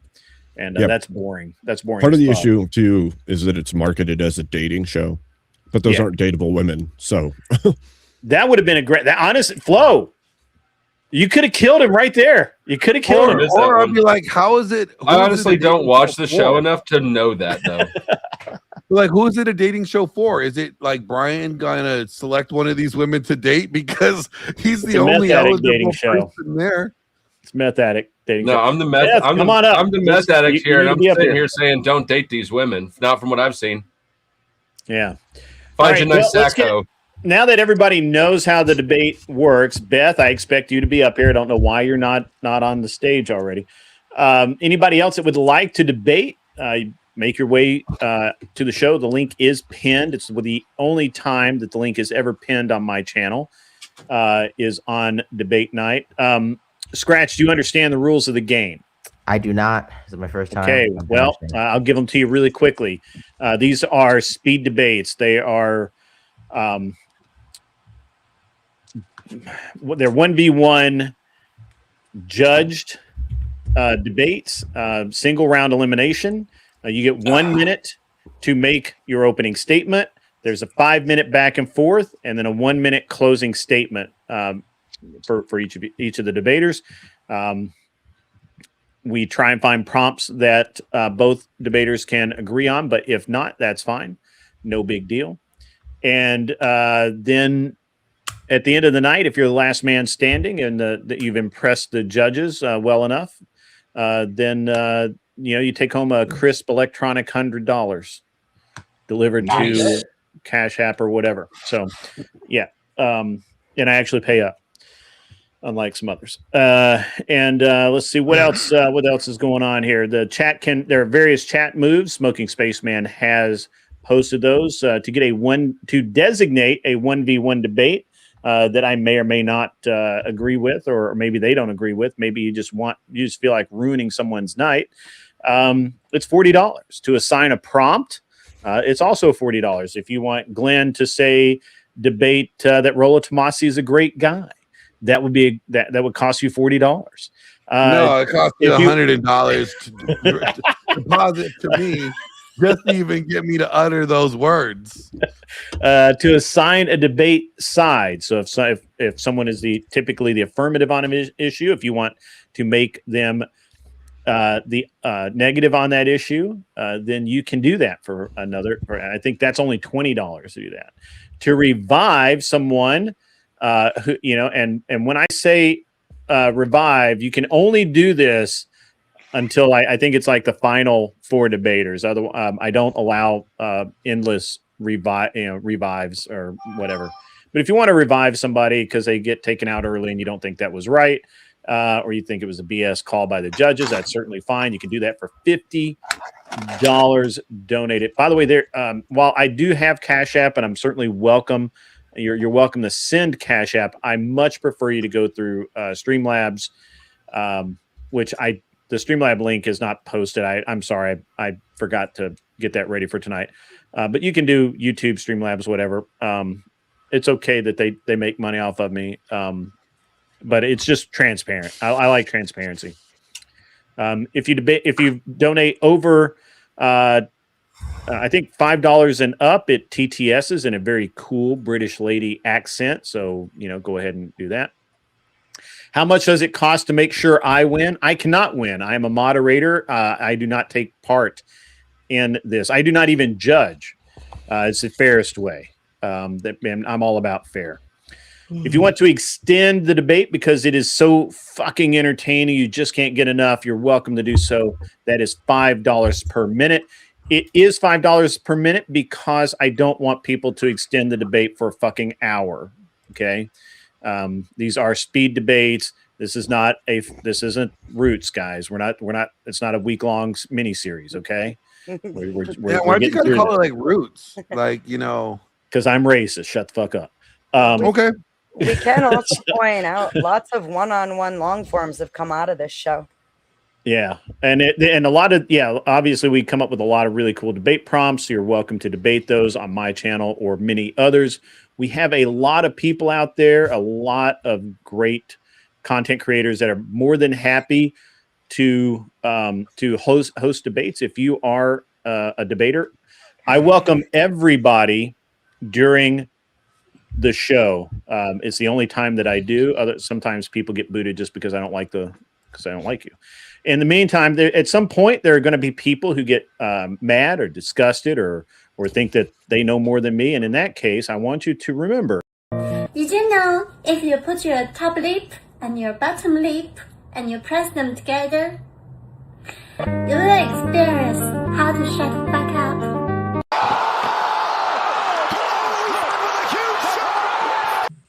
I like that. I like the original. You too can experience how to shut the fuck up. So, yeah. Okay. All right. So, who's next? Who do we got? Who wants to debate? Frank Monday. Who do you want to debate, Frank? Oh, it's my choice. It's dealer's choice. Well, you can say I would like to debate. I would like to debate X person, and then we can go, yeah, I don't like that, or I can say, yeah, you can do that. Okay, well, I can't do Dusty or Glenn. They're professionals. I think Abe is a professional as well. Who's an amateur up here? Maybe the young guy. You got Scratch is new. Okay. We don't know anything about Scratch. Witchy Bishy is a a debater, but she's a girl, so maybe you want to pick on the girls. I don't know. It's all fair in love and war. I'm a serious amateur. This is first time. This is my first time. Very moment. Scratch can hold his own. He might have better luck with the whammon. The whammon. Damn. He just said whammon. Did you hear that? He just said whammon. Tyler's mic just went back up to 1,000. Nikki will wipe the floor with you. All right, somebody Yeah. my own age then, I guess. Witchy Bitchy or the other gal. I'll go Yeah. up against a woman. I'll try to keep my misogyny in check. Yeah. No, don't do that. You better bring all the misogyny, all of it. Yeah, we Misogyny. require one of our expectations is you have to release all misogyny. So you have to turn up your Misogyny. level to 1,000. Misogyny. I'm just waiting for a man. We're to making say- Scratch feel unsafe. I'm sorry, sir. This is Can the judges lean in on this decision? This just makes it even worse. This is not Let a. Dusty I'm choose sorry, it's my- not a safe space. my Jack, I can't unmute you right now because I'm in the middle of the show, and nobody else has the power to unmute anybody but me. Unfortunately, I don't have. Well, if Mr. Boulay is here, he can. I think, but I'm not sure. I'm not certain about that. Because I only have so many top mods. Michelle, if you happen to be watching right now, Michelle can. Sorry, I've always had a soft spot for Jack. I know you have. Even though he called you a pedo. Hey, if Jack were stuck on a roof, would you help Jack off? If Jack was stuck on a roof, I'd set fire to the building. I would. Poor I Jack. put up a ladder. All right, so Amish Mullet wants to know what is the shekel conversion to grid dollars so our Jewish hero's superior Israeli enjoyer can be the chosen one for the night. Well, unfortunately, he can't. He's a judge. He's it sucks for him. No, this is not no Zionist, panel, okay? They're just jokes, folks. They're not going to hurt you. They're just jokes. I'm like Goro around these parts. You got to work your way up the fucking ladder to the top to take on Papa. Sorry. Good. I found somebody who's a kind of a lefty, but he's from California, but wants to be a conservative. Can I send him the link to come Absolutely. hop on? Anybody is what everybody. I would even Sarah can come up. Speakeasy can come up. Imperious cannot come up because Imperious, I don't like Imperious. Fuck Imperious, I'm with you. Yeah, I just don't like Imperious. Anybody can come. This is not a safe space. We're doing business right now, so Anyway, so who did you decide on Frank Monday? Who did you choose? Yeah, I'm passing off dealer's choice to Dusty. He knows me pretty good. Dusty. Oh, Dusty. Who would I Dusty's gonna do it. All right. Square off with. Wally, you need to be up here, man. I want to see the 19-year-old, the new kid. What's up? The new kid. All right. We got some young on old violence. All right, cool. All right, good. While you guys are doing that, I'm going to eat. I don't care. Wally, you need to get up here, but you'll have to hide in the back because everybody's going into the back room because that's how this game is played. I know it's like you come up for a few minutes, you start feeling good, and then all of a sudden, bam, there's only two. All right. What are we going to debate, Frank Monday and Scratch? Did this fella say he's a communist? I think I'm a we could market go communism versus capitalism. He's a market socialist. I'm not a communist. Okay, so does that mean you're opposed to capitalism? Yes. Might be a fun one. I don't know. To you, I believe it's up to the chatters, or it's up to us, or up to. Do Oh, it's up to you guys. I'll let you know. I mean, they can pay for a debate topic, but they haven't yet. So you guys can come up with your own debate topic, and I will, and we'll get this rolling. Capitalism versus socialism is fine for me. Sounds good to me. Let's do it. Let's do it. All right, we got Chris. Does it need to be more specific? All right. All right. Does it need to be more specific? Let's refine the topic just slightly. So market capitalism, or pardon me, market socialist versus capitalism. Can you define really quickly, just so we don't get lost in the weeds, because this is a speed debate. Let's clearly define what market socialism is. I think we understand what capitalism is. Market socialism is the worker or collective ownership that means production via worker co-ops, which hang on one sec. Say that again. It's the worker-owned means of production via worker co-ops, which then compete on a market. Okay. Worker-owned means of production through co-ops. Okay. Frank Monday, you got that? You down with it? Yeah, I got it. Yeah. All right.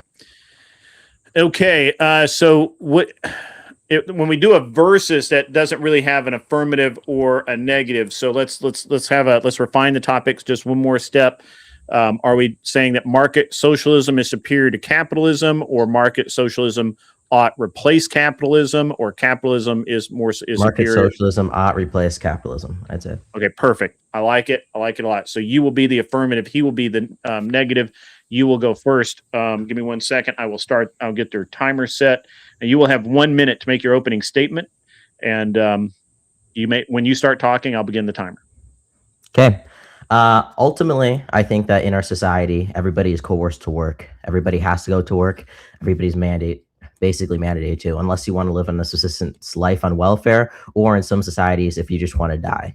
And because of that, I believe, just like in a democracy, where if you exist in the government, which is necessarily going to impose its force, and you have some kind of say in what happens and what goes on, that should also apply to your workspace, right? The average worker goes to a place where they have no say in what happens, where it's completely top down from a dictatorship from the business owner or from the board of directors.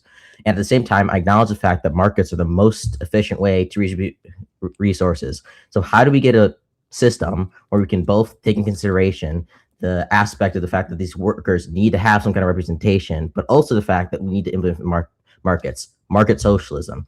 We have seen that worker cooperatives tend to be slightly more resilient than traditional capitalist firms, according to some analysis. We've seen that at worker cooperatives, the people in them tend to get slightly higher wages and be slightly happier. So, okay. Yep. That's your yeah. It goes fast, right? Yeah. Okay. Yep. All right. Frank, whenever you're ready, start talking. You have 1 minute. All right.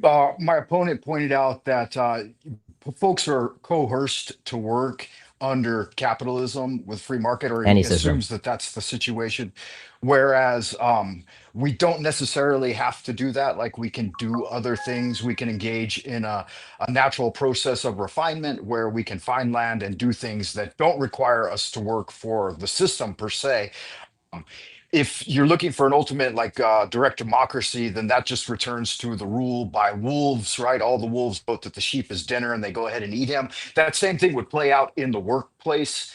I believe that if all the workers were allowed to determine the direction of the company or corporation, then it would ultimately end up in self-sacrifice or an Ouroboros of a snake eating its tail. Capitalism with free market, which hasn't truly played out in any society, really, not an open free market that's usually ruled by monopoly, would be the best alternative, because people would work towards gaining and improving themselves. And as a result, okay. That's time. So 5 minutes open debate. You guys go back and forth and just start talking, and I'll start the timer.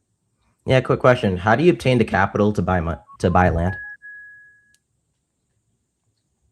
You can do it through government grants, so you don't even need capital per se. What do you need to get a grant? About currency or capital?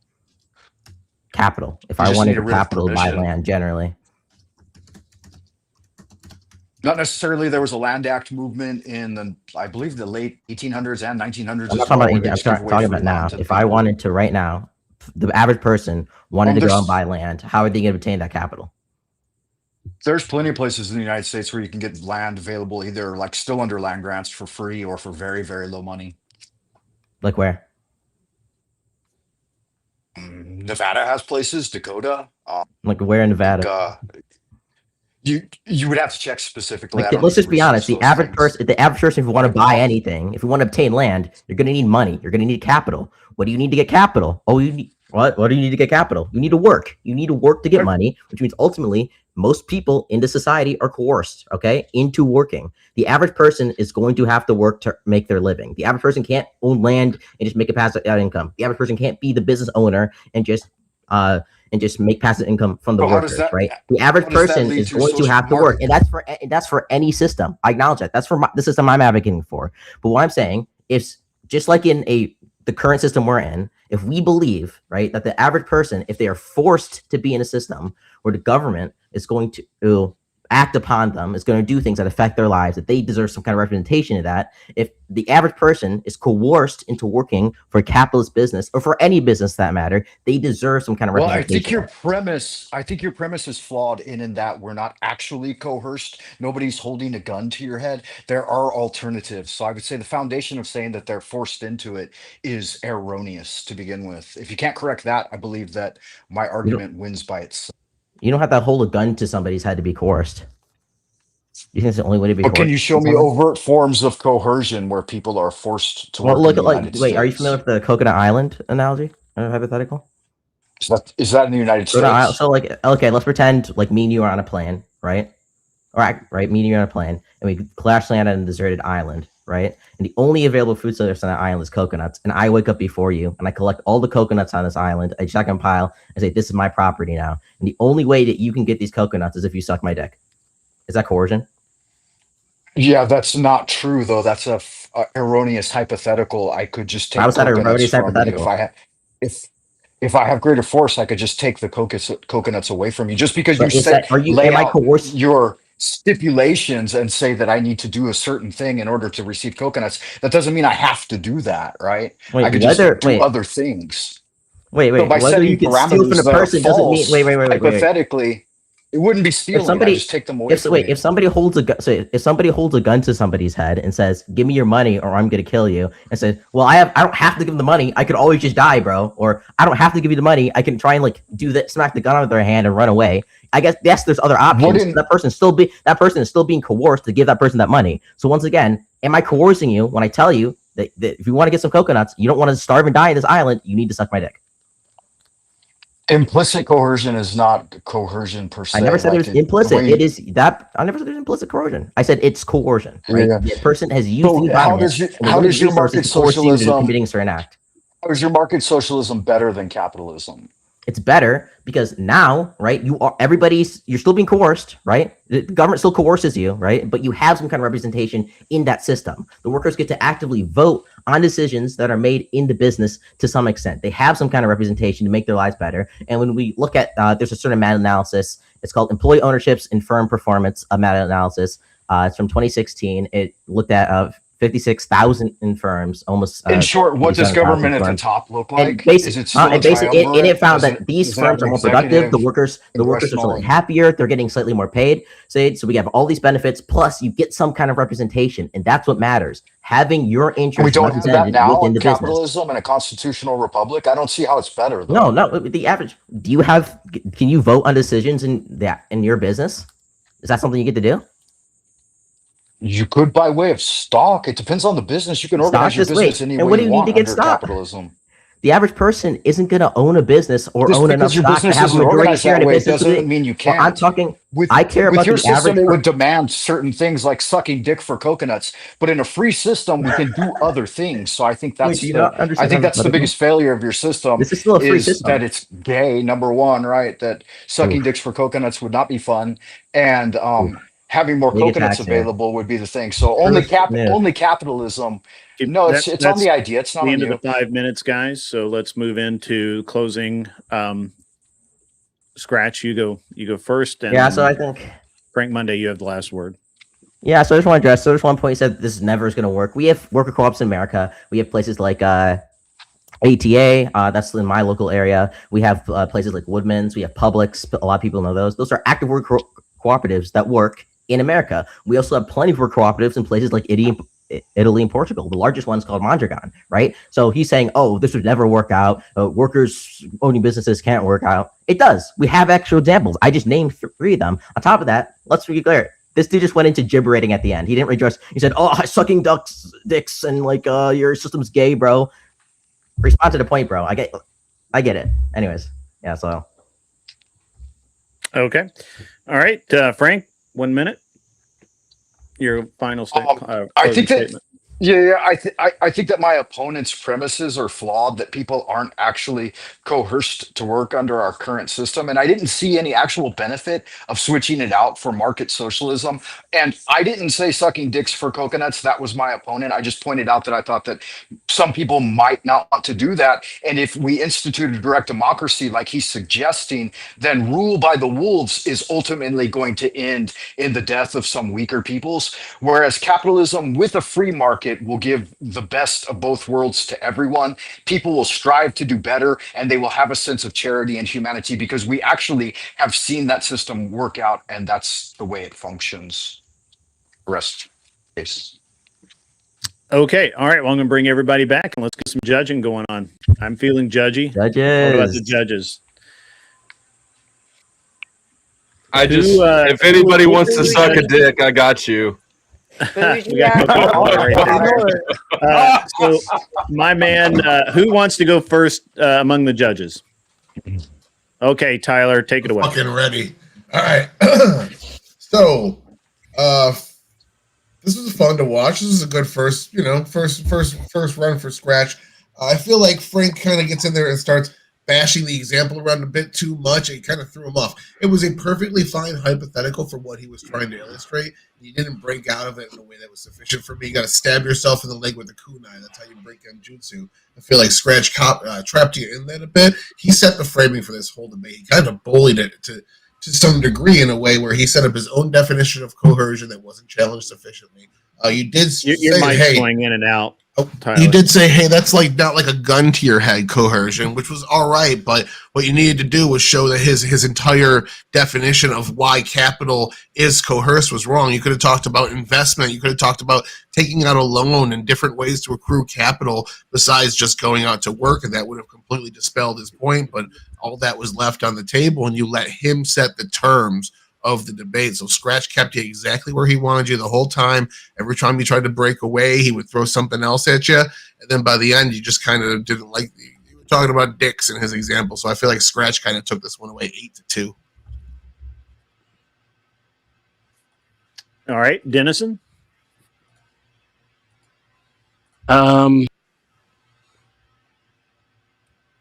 I friends, family, fellow survivors of Frank Monday's legendary pranks, welcome. If Frank were still with us here right now, he'd probably be checking his watch and complaining that we're starting exactly 3 minutes behind schedule. For those who didn't know him well, Frank was a man who treated life like a never-ending sitcom. I think maybe at this point Scratch should be charged with murder too. 30 years with aggravated circumstances. If you know, you know. I'm sorry, that was just a slaughter. I feel dirty judging this. Congratulations, Scratch. You're a newcomer and you murdered a man on live internet. Nice. Well, I hate to upset the apple cart, but I didn't see any meaningful linkage drawn for Scratch's example. So while I agree that he definitely was aggressive and he did a very good job of laying out what he intended to lay out, I didn't see how his coercion to work was any different from his own system. And so when Frank said that the coercion doesn't really matter, and you have no meaningful coercion if it isn't a gun to the head. And he said, well, I have the coconuts. Okay, well, you could have that same system in either bracket. You could do that in capitalism or you could do that in the socialist paradigm. So he didn't prove that socialism was better. He just proved that somebody could enact socialism within capitalism and it would work. So I would have to. He give it to literally Frank because I feel conceded like- that and then explained why it was better right after. Hey, don't argue with the judge. Yeah. Let the judge Well, the argue. with judges the are judge. arguing with Yeah. themselves. Go ahead, Abe. I'm sorry. No, you could. I would have given it to Frank, but okay, it's 2-1 there. So all right. Yeah, Does lame anybody duck have vote. anybody want to add any input? Yeah, I want to know, Scratch, you think that if we're on an island and you have all the coconuts, that there is some law that's going to stop me from using those coconuts to beat you over the head with it if I wanted to eat them? No, I'm just saying that I'm coercing you to make a certain decision. You're not coercing. You know, here's my coercion to you. Coercion. I'm going to let you give me a coconut before I beat you over the head with the coconut. Is that not The coercion? mafia technique. Is that not coercion? Huh? It's Yeah, I guess coercion it's on both full sides. coercion. I say it's good coercion. Glenn's Yeah. saying it's coercion on both sides. Yeah. Yeah. You have the coconuts and saying you have to do this. Like if to a get the slave, coconuts. if a slave owner was to like try and kill his master, yeah, that would also be a form of coercion from the slave to the master. Would it be valid though? Yeah. Would it be valid for me? So it would be valid for me to say, hey, if you don't give me a coconut, I'm going to make your head a coconut, right? You're only saying that because I'm black, but No, I'm not saying that. But that's funny. Now we'll get into that later. All right. So anybody else? Anybody else want to throw some I just input? want to remind people I got coconut water. I'm accepting Right. blowjobs. Yeah. Well, and I just want to throw out that Scratch did address the fact that coercion is in both. He just brought up the point that at least in one you have some say so. I think what was missed out on in I don't think you responding do. to him. In what he in his example actually. I think everybody's interpreting this exactly backwards. I think Frank Monday made the exact correct point when he said that you're just getting back to man, now I just lost that. You guys, you can't distract me. Old man brain. He said that there was no real coercion in capitalism, and that's absurd. No. Frank led off with you get into the it's a trap. It's a mechanism, political mechanism. What was it? You're talking about direct democracy? Too. Snake It eating doesn't its matter. own tail. The Ouroboros. Yeah. But so my problem with this is Frank was correct in that there doesn't no one's coerced to work in this country. That's a fallacy. So if you start a debate with the fallacy, it's a fallacy no matter what. Just defending the fallacy doesn't make it any less of a fallacy. And that's what Scratch did. Scratch very successfully did it because he convinced a fallacy implies it's against the laws of logic. You're just disagreeing with the premises, right? So if I made like it's illogical. No, it's illogical. Well, if I made the statement, I don't know, if my dick isn't in motorsports, mom, then I'm fucking motorsports mom. My dick is in motorsports mom, therefore I'm fucking his mom, right? That would be logically that is correct. The premises are wrong, though. Why the obsession? You need to understand the difference between the premises of an argument being wrong and something being illogical. Because a logical fallacy is when it's against the laws of logic. You're taking contention that with the premise that this isn't coercion, not that they actually. One of the differences. Leaving Greg's mom out of this.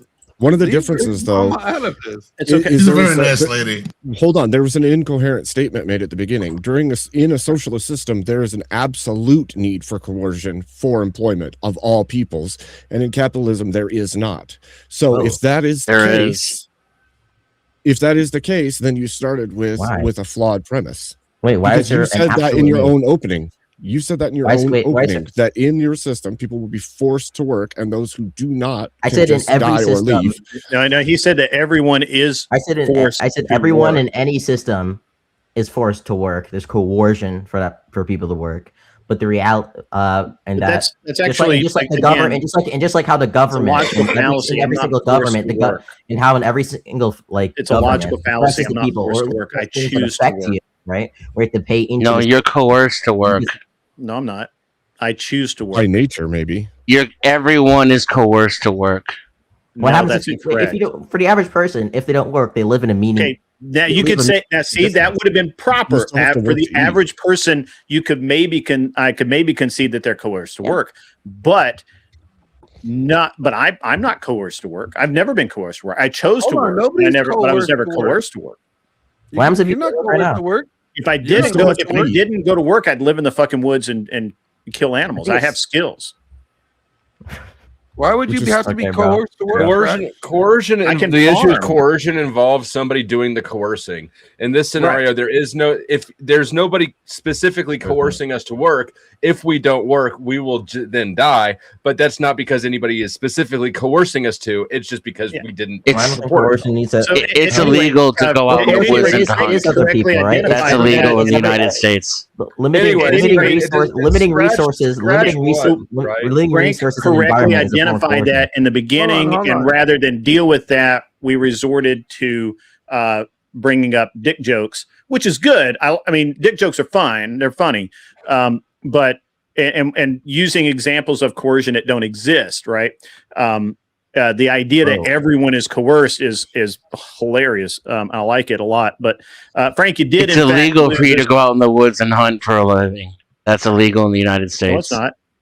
You have, yes, it is. You have to own the land. You need permits for hunting. Yes, it is. National parks actually correct that you can hunt. It's especially illegal in national parks. No, it's not. Yes, it is. Look. It doesn't matter whether it's legal or illegal. I can do it. When I say people are coerced, I'm talking about the average person, right? If I say Mexican, the legality is what would be coercion. Literally if I say Mexican speaks Spanish, I'm not saying literally every single Mexican speaks Spanish who has some Mexican citizenship. I'm saying I'm Spanish. I think Frank called it out correctly. I think that it ended up that my personal opinion is Scratch had to resort to dick jokes. That's fine. He won. It's not a big deal. I wouldn't have given him the win myself because he did have to resort to dick jokes, and also the representation that people are everyone is coerced to work in this country is insanity in and of itself. And I couldn't. And I honestly, I felt like Frank could have done a better job of calling that out. I would have called it insanity. I'm a very noob debater. You're a noob debater. But it's good. Well, go hang out in the chat and be cool, Frank. And honestly, I can't believe any of you went against Frank Monday over here, who looks like a kind of hung over Frank Castle.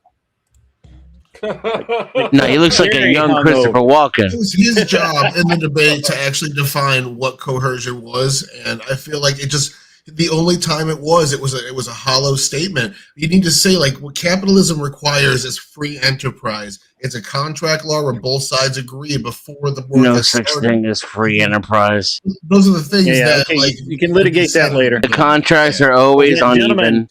Gentlemen. Capitalists are inherently delusional. That's what we found out tonight. I get it. I'm a good debater. Sounds like a great opportunity to debate. Frank, you will have to go. I can kick you or you can just leave. Either way, thanks for coming. Please hang out in the chat and root everybody else on. We do have to move on. I will go to bed. Good show, gentlemen. Thank you. And really appreciate you coming by, Frank. Where do you normally hang out? Do you have a channel? Do you want to throw out some lyrics or anything? Go right ahead. I do have a channel, and I usually hang out with Chats with Jack a lot, Monday through Fridays, and sometimes on the weekend. So good looking out, gentlemen. Yep. Great having you, Frank. Come back next Saturday, and we'll do the same thing over, and maybe you can win. All right, gentlemen, that was great. By the way, seriously, Shelby is out in the chat, my man. Seriously, no, he's Shelby. He's on my channel right now. Is he really? He's over here too. No, he's talking to over me. Here too. Yeah, I know. All right, so let's get back into the let's get back into the debate, and we'll have some more fun. All right, so who's next?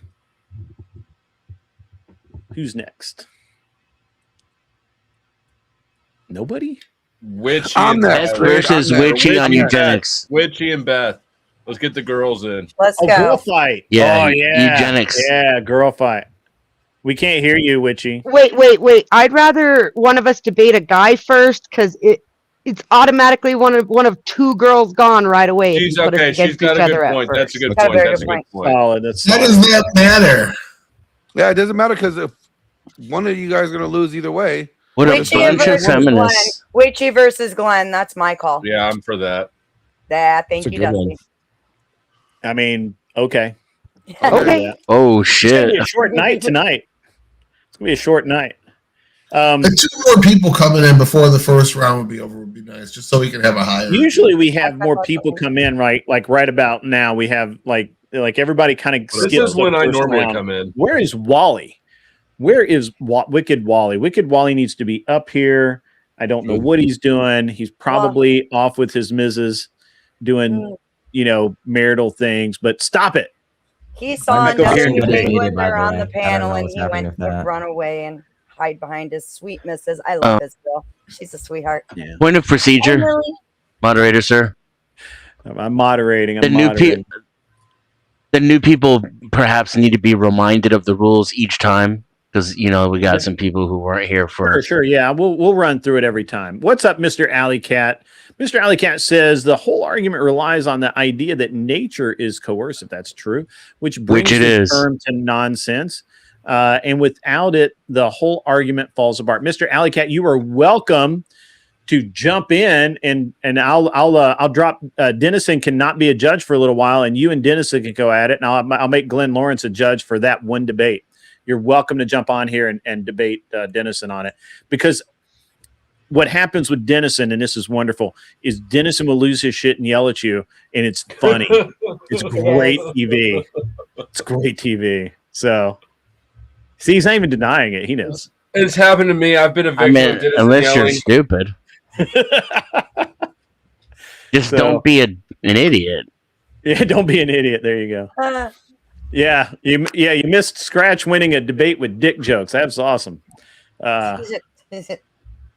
That's what you missed. He won it because he was the only one who made any arguments. It was a hypothetical, not a joke, and it was a well-placed hypothetical. But what's not a hypothetical is that Tyler's got to get this coconut water.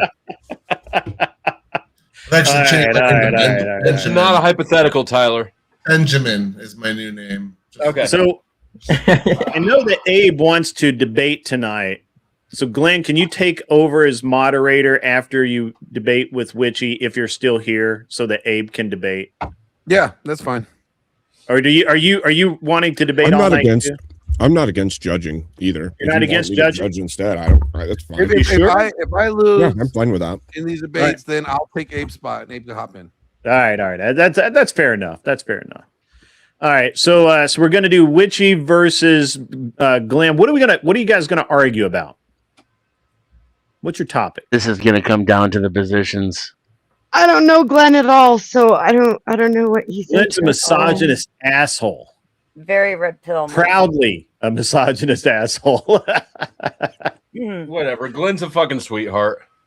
He is that That's a misogynist asshole. Anybody who How wears about- that they're an asshole on their sleeve is not an asshole. Glenn is a very How strong about- advocate for Israel.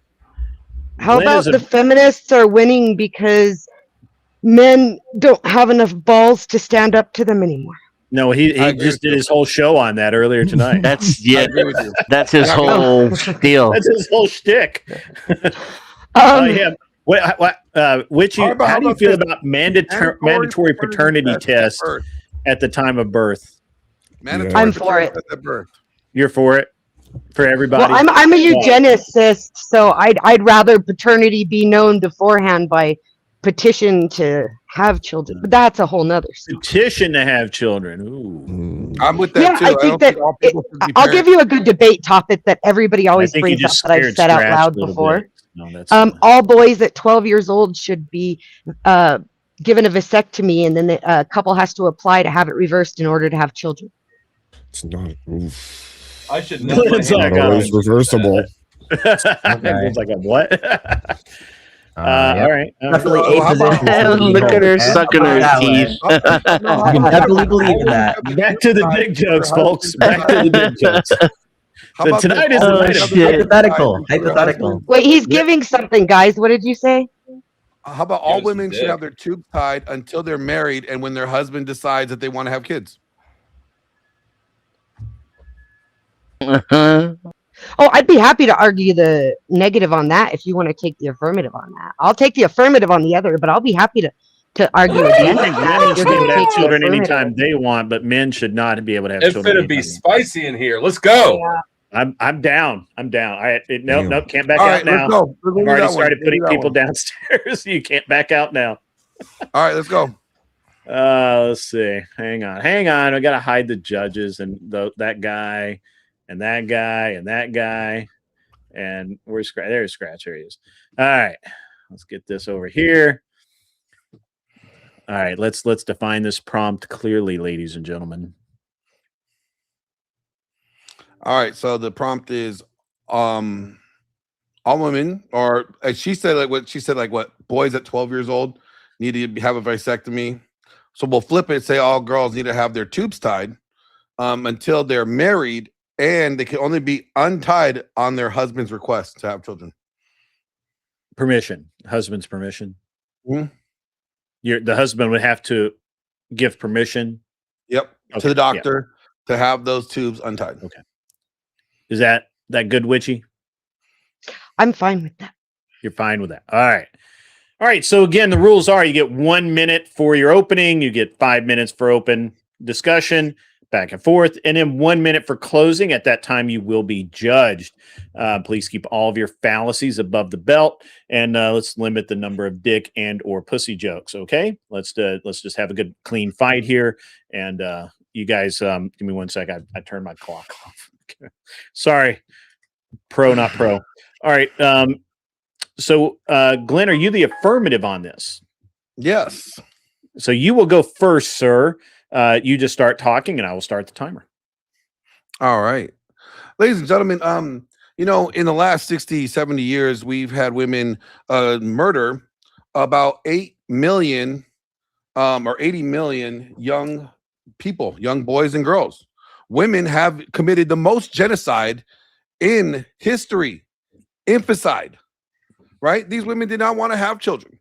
They wanted to have sex without consequence.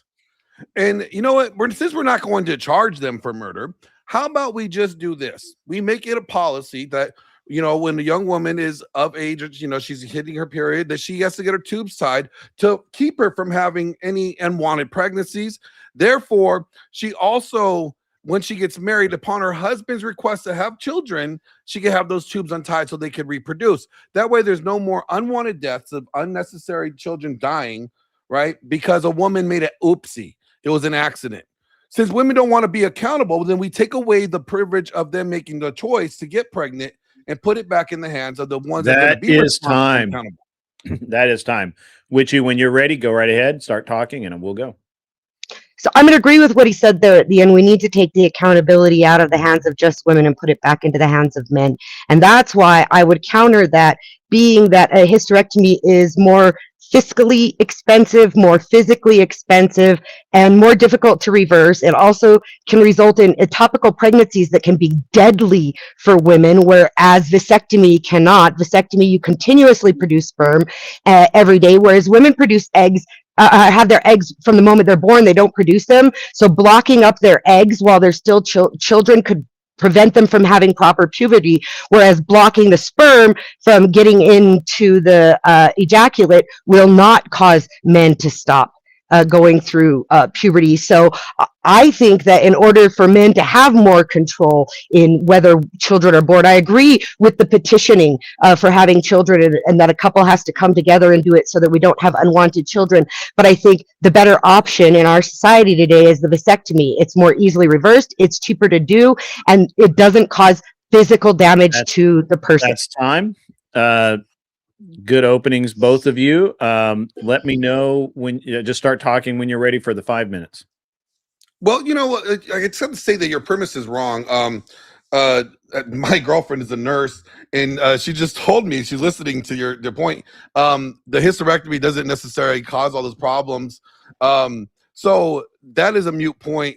And Arthodiah is also in the chat, who's also a nurse. It's just that her medical knowledge is just wrong. So hysterectomy is not what you're talking about. You're talking about tubal ligation. Let me point this out. You want to risk men getting ED because there's some cases, and there's been many cases where guys have gotten snipped and they've had erectile dysfunction. That means they cannot perform. So now they're going to have inadequacy issues. They're going to feel that they're less than a man because they cannot to satisfy their woman. That's probably going to open up the door for more cheating, right? But a woman getting her tubes tied doesn't cause any of that problem, right? And also, you want to punish the men who are not the ones responsible for killing 80 million children. You want to punish the men for that, but not the women that actually have had the abortions. So how about we just go after the women that are killing the children? Vasectomy isn't a punishment. The ED rates are really low. And you said hysterectomy. You meant tubal ligation. I can't take medical advice because the nurses in the chat say you're wrong. You don't want to say hysterectomy. Hysterectomy means they'll never have children. I've had one of those.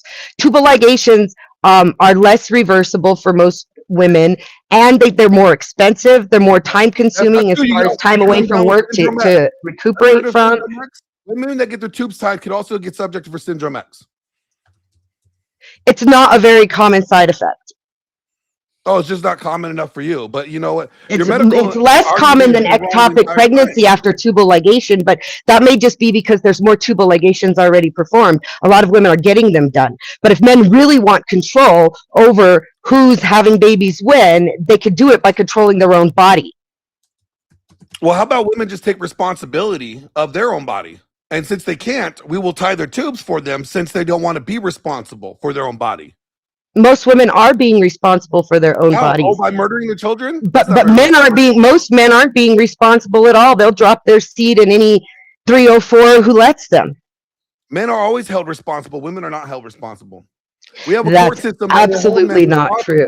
Even if men don't want to be held responsible, we have a court system that does that. We don't have a court system that holds women responsible for murdering the children. So we weren't talking about abortion, and you're dragging it off here into a straw man argument because men having vasectomies will prevent abortions just as much as women having tubal ligations. So the entire point is irrelevant. Like, you're talking about abortion, you're trying to throw in a hot ticket item to get an appeal to emotion on your side. Of abortions. That's exactly right. The reason why we should tie their tubes is because they are not being responsible when it comes to life, and they choose to end the life, which is murder, which is not even, I don't even know why it's even practiced in the United States, because you know that our Constitution. We're not having a debate on abortion here. Can you bring it back to the topic? And that right there, abortion ends the life. So right there is the whole mute point. So since women do not want to be responsible, we will take that away from them by tying their tubes. What percentage of women are having abortions? When their husbands are allowed to have the children. You're saying that women are irresponsible. What percentage of women are having abortions? Do you have any idea? Yes, we have 80 million children that have not been born since abortion's been happening. That's how many women have been doing it. Yeah, at least 80 million. How many of those are repeat abortions? You don't know what percentage of women are having abortions. You're just assuming that every woman is irresponsible. And the men who participated in that are just as irresponsible because, like I said, they'll dump their load in any 304 who lets them. The men that are, you can't hold that to them because the woman has already ended the kid's life. The man has not even had the opportunity to be a father. But the woman. How do you know? How many of those men are paying for those lives to end? I don't know. Do you know? Rather than having to pay child support, because you just said it yourself. The court system is weighted against men, according to you. So why wouldn't he pay for her to just have an abortion or take a morning after pill? Who's taking the pill? The woman. Yeah, but the men buy it for them all the time. She should not have a choice.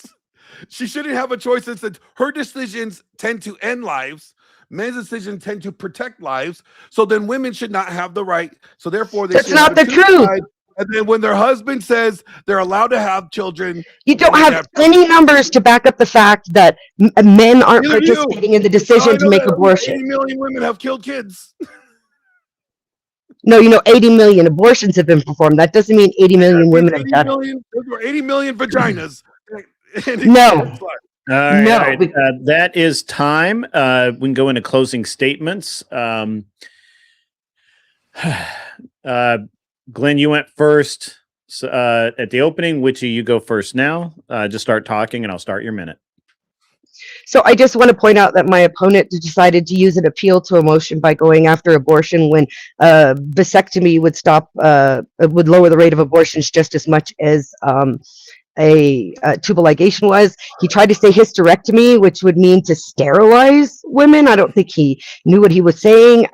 He got very far off topic talking about abortion instead of talking about what might happen to a man or a woman. Really, he used a source off the screen by having his nurse girlfriend give him prompts. So I feel like that's all I need to say. First off, I would say this. Arthodiah, although she's in my harem, she's not my nurse girlfriend. Okay, she's just part of my harem. Arthodiah is actually a doctor, like a real one. So, all right, go ahead, Glenn. I'll start your minute. Here I'm going to say this. Like, my whole argument was because women have committed such a huge infanticide, right? Ever since abortions were being practiced, it would be only right to, if say they don't want to be responsible for it, then to tie their tubes until they are ready to be responsible, until they are in the care of another man, their husband, and their husband can determine when they want to have children that way. That way, there's no more unwanted death. That way, women can still not be accountable for their behavior. The husband would be accountable for that responsibility because that'll be his child. So that's what I was getting at. That was my whole argument.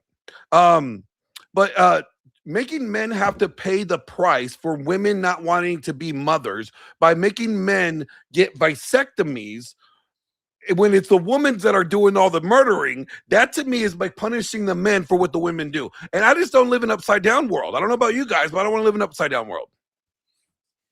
All right, Glenn, that was okay. All right, that was riveting, absolutely riveting. All right, everybody's back. Who wants to go first, judges? I do. Okay. I'm not a judge. I know, I was being hilarious. How about Abe? Abe, you go first. Oh shit. Well, I actually hate this topic. So I think shit. So honestly, I don't see. Okay, on Glenn's side, I see the logical coherence of the structure. Right? If it is the case that women have to have sex to get pregnant, other than the 1% that is not that, then they are making a choice to be open to getting pregnant. And so tying the tubes of the female will reduce that number. Either one of those would have the same effect in the long run. But again, his point is you're punishing all of the male populace for the decisions that would lead to this kind of action. So I would side with Glenn on this side, I guess. I don't.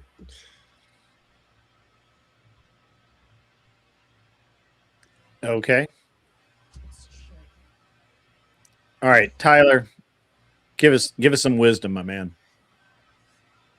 You're muted, You're sir. muted, bro. Sorry, I double muted.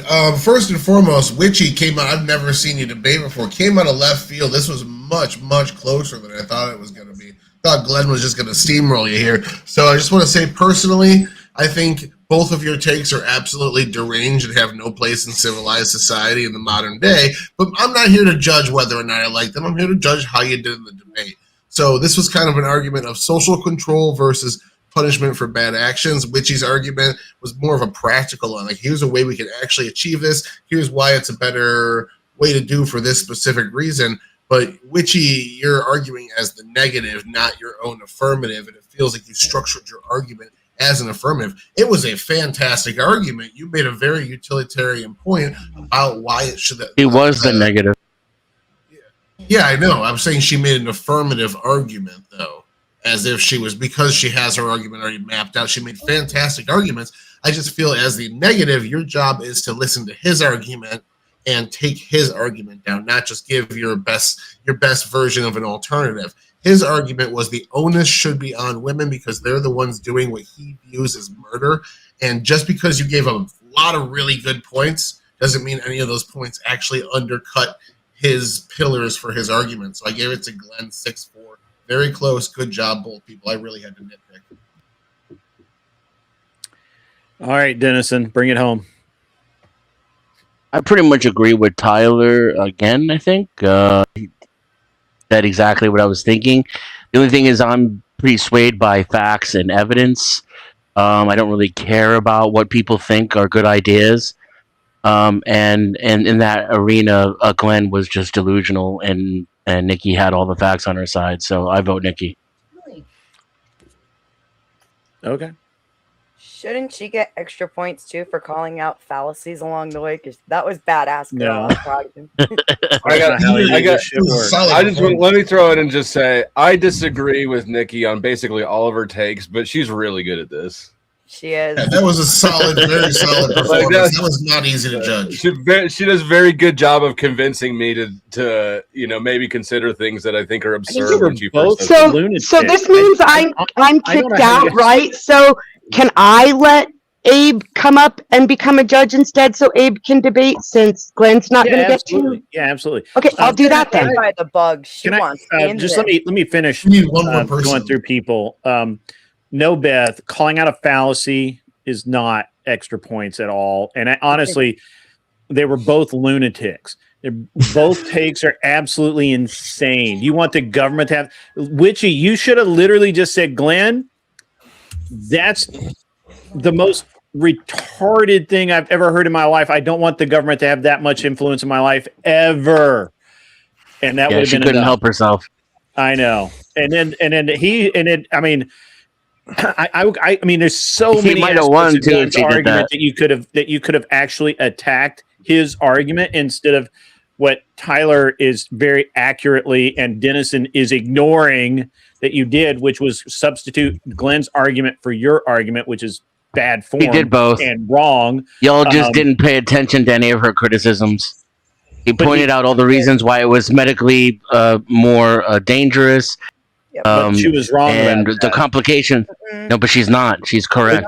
Literally, the doctor in the chat said she's medically The doctor wrong in the and chat medically is wrong. stupid. The doctor in the chat is She said wrong. was correct, and I still don't think it is. Well, now you're going to get the doctor up here. I've actually yelling had at a tubal ligation, and I want to point out that, like, at one point the clips fell off my tubes, and the only saving grace is that the tubes probably stayed sealed shut. It's much harder to Also, reverse we them, don't. and the surgeries But require again, way more. that's not. And we don't let young women get them either. It's illegal in the United States to get them when you're going through puberty, because when you're younger, it causes even more problems and it's more damaging to healthy puberty. That's why they only let women 18 to 21 have them to begin with. I'm still offering coconut That's water. why if what I anyone said wants to too. blowjob me. In most states, it you have affects to be women's puberty. In most states, you have to be 26 or have 3 children already before they'll allow it to happen. Well, Right, and yeah, when I that had 3 completed children, puberty. when I had 3 children and me and my husband went in for a tubal ligation, the doctor told me in front of my husband, you really don't want to do that. You're too young. And besides, what if you divorce and your next husband wants children? Literally told me that in front of my husband. Great, wonderful, but that has not. I'm talking about the argument. I don't care about the subject. Yeah. I don't care about the argument. I don't think anybody disagrees. There were so many more things that you could have challenged Glenn on. The amount of intrusion by the government, the idea that that a woman may never get married. There's a ton of things wrong with his argument. You should have attacked that you didn't attack. That was bad form. Don't do better. Glenn, you're insane. That's the most insane shit I've heard out of you yet. That's crazy talk. First of all, let's just ignore the fact that you're basically giving women the ability to be the biggest hoes on the fucking planet. Yes, I know. Like, what the fuck? I was literally waiting. I was seriously There'll be a sitting and waiting. patriarchy. I was waiting for Witchy Bitchy to go. I was waiting for Witchy Bitchy to go. This is the most insane thing I've ever heard. We want less hoes, not more hoes. We need sex to have consequence. What So we the? gotta Am I ask the ourselves, only sane person left on the fucking planet? Hold on. No, Here we go. imagine being a straight dude who's mad about too much pussy around. What the fuck is wrong with you, Grid? Come on, Grid. This is the dichotomy I was facing with. I'm looking at all these young guys. Hold and they're on, like, Glenn. they Your wanna marry mic's like so super long. low now. I don't know what you did, but it's really, really low. And I even turned you up. Oh shit! Waifu material in the chat says she would tie her tubes for Glenn. And eggs, you got to remember, those eggs are always there. What creates the pregnancy is sperm, and most men in the United States have like a 3-date rule, and then they expect you to put out. It's fucking like, I mean, come on. How many dates, Glenn, before a woman's got to put out? How many? I mean, it's a sliding scale. It's a sliding scale. It's a sliding scale. You know what I'm saying? It's just, So you're saying it depends on where you took her out to and how much it cost, right?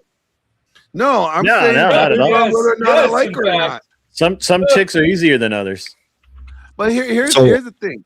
This is a grid. I was faced with the argument I have a history. Like, do guys I'm a want married man, I single understand. mommies? Guys don't want to marry single mommies, right?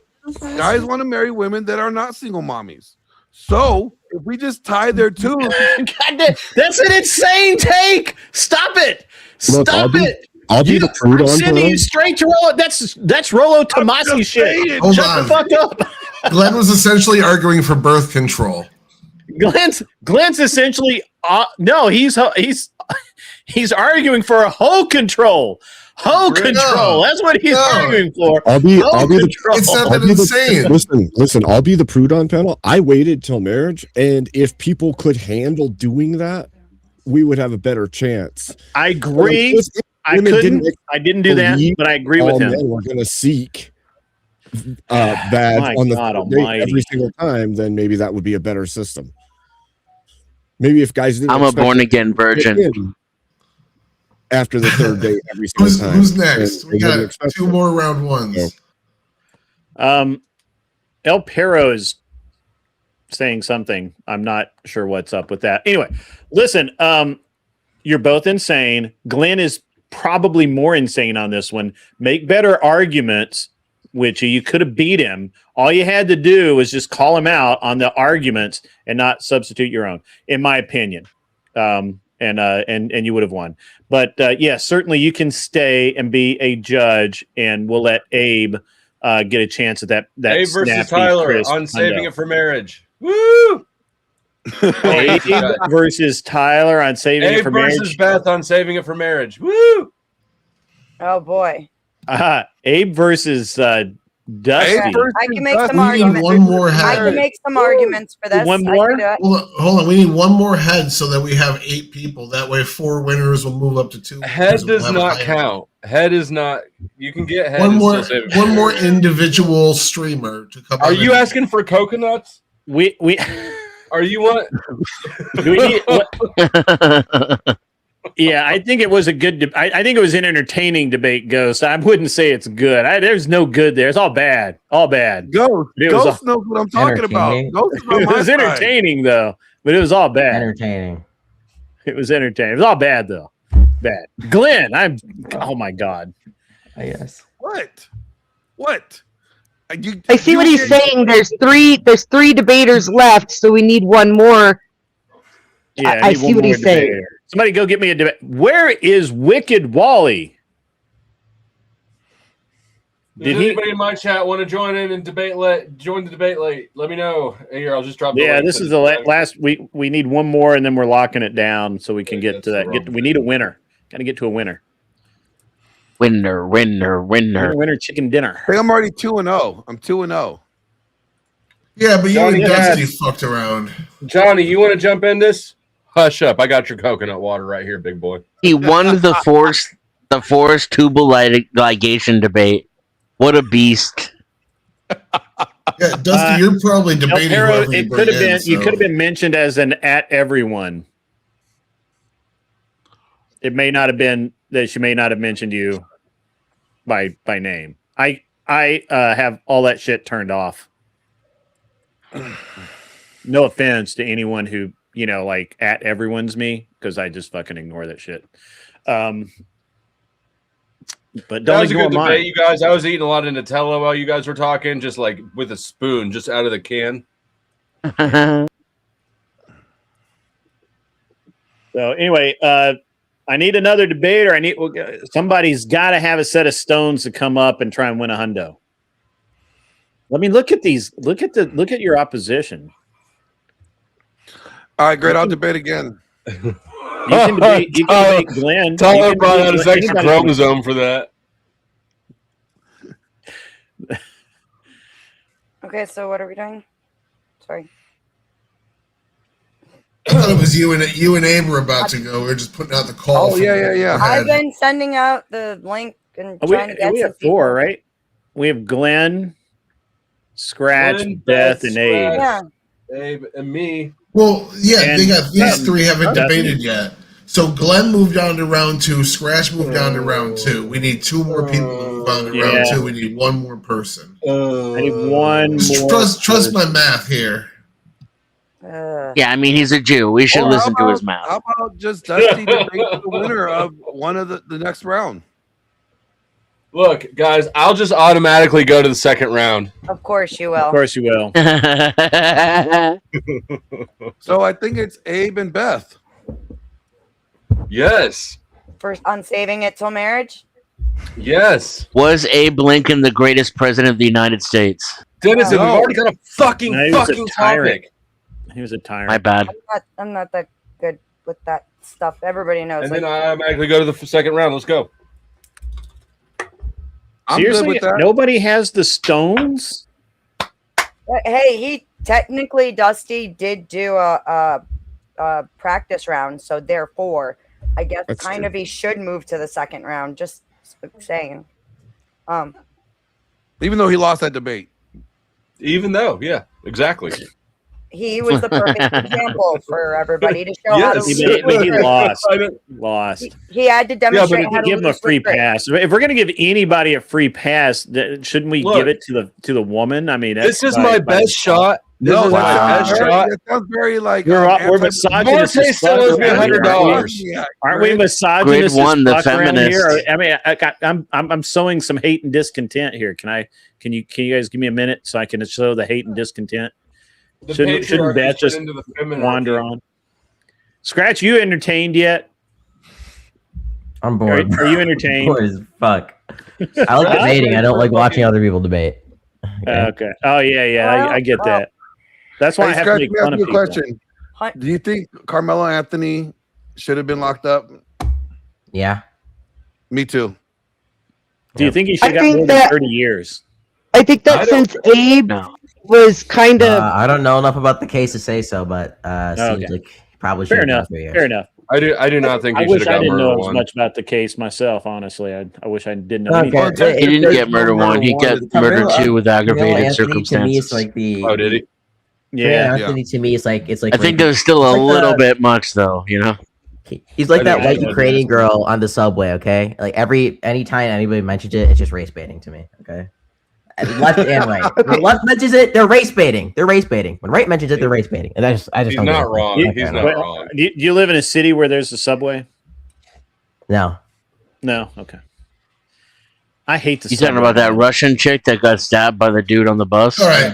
I might have us. Yeah, it was a train.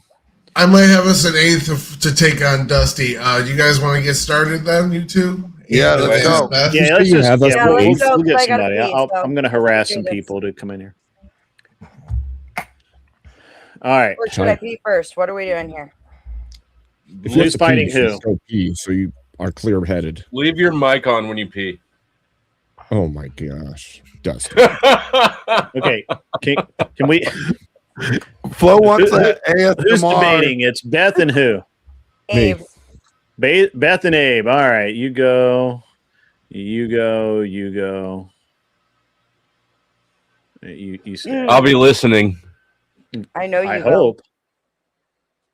All right, here we go, ladies and gentlemen. We're back.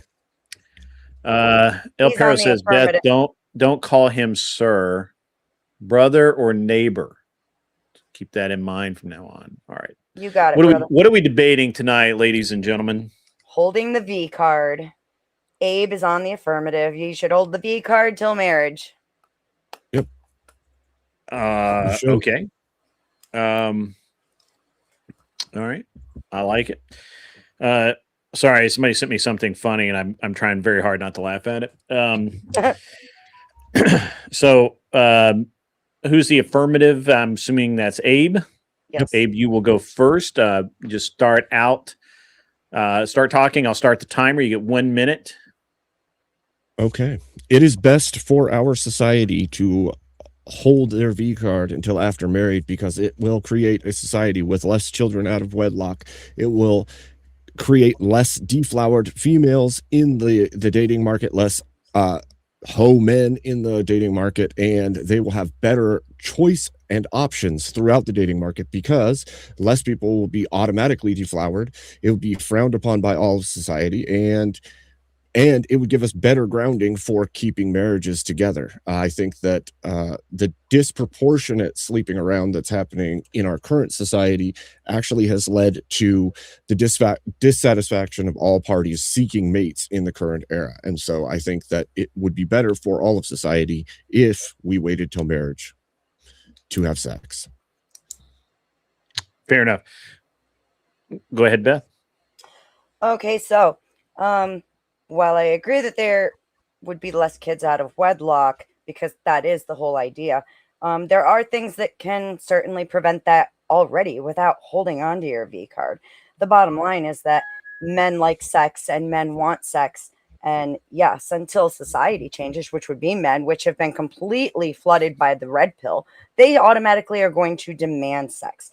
And I don't see how it creates better grounding for marriage when some of the best marriages that actually lasted began with a pregnancy to begin with. The bottom line is that you get these people who get into a marriage and wonder if they ever really had good sex and maybe they should have tried on a few more. Now, I'm not advocating for heresy, but I am saying you do need some way to combat that and build a good ground together for your marriage. All right. Abe, or actually just either one of you just start talking. I'll start the timer. You'll have 5 minutes. Why again do you think that this is better for society that everybody holds on to their V card? What is so special? Like, what's the point? I think that people are going to be more selective about who they end up with. I think there's going to be a lot less jumping in the sack with a bunch of random people, getting somebody pregnant and then having to marry them, or have a woman who has a child outside of wedlock that then has to have child support for the next 18 years. Oh, but the child support can come when you're married anyways. And as a matter of fact, it's mostly divorced men, I think, who were, well, long-term relationship men who end up paying it. But it's like, that's practically marriage under the way that this law is structured anymore. Although we're starting to move away from common law, but yeah, but do you think overall though that waiting until marriage in all cases is going to lead to more or less divorce in the long run?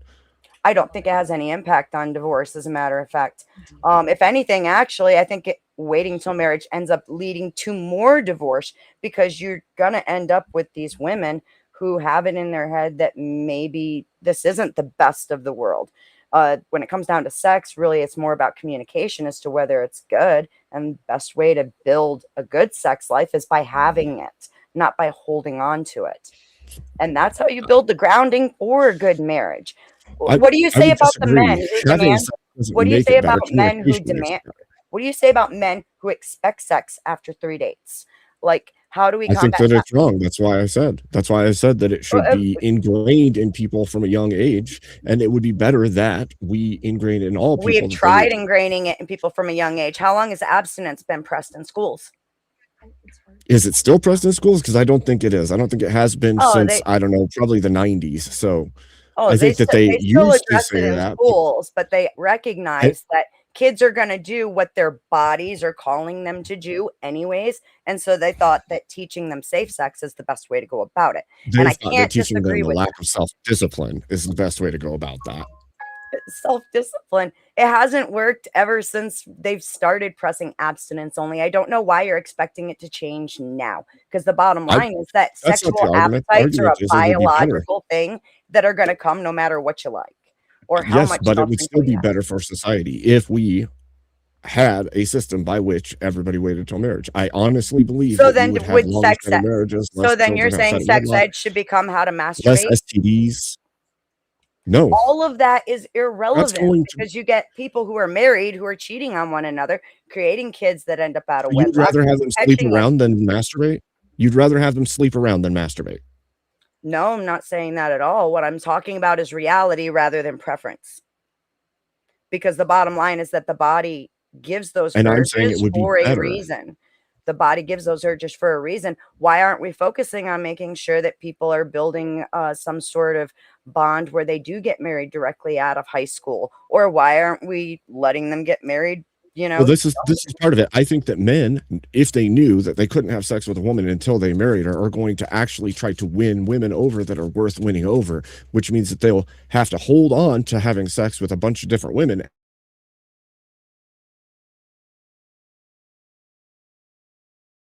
And I absolutely agree with the sentiment, and I think it's a beautiful thing, and I would love to push that. However, the bottom line is that you're going to have to expect animals to do what nature that God has given them causes them to do. Okay. God's first commandment was go forth and multiply. Your body tells you when you're ready for sex. It's just, and maybe not emotionally and mentally, but the bottom line is we've tried to stop kids from having sex. They're still doing it.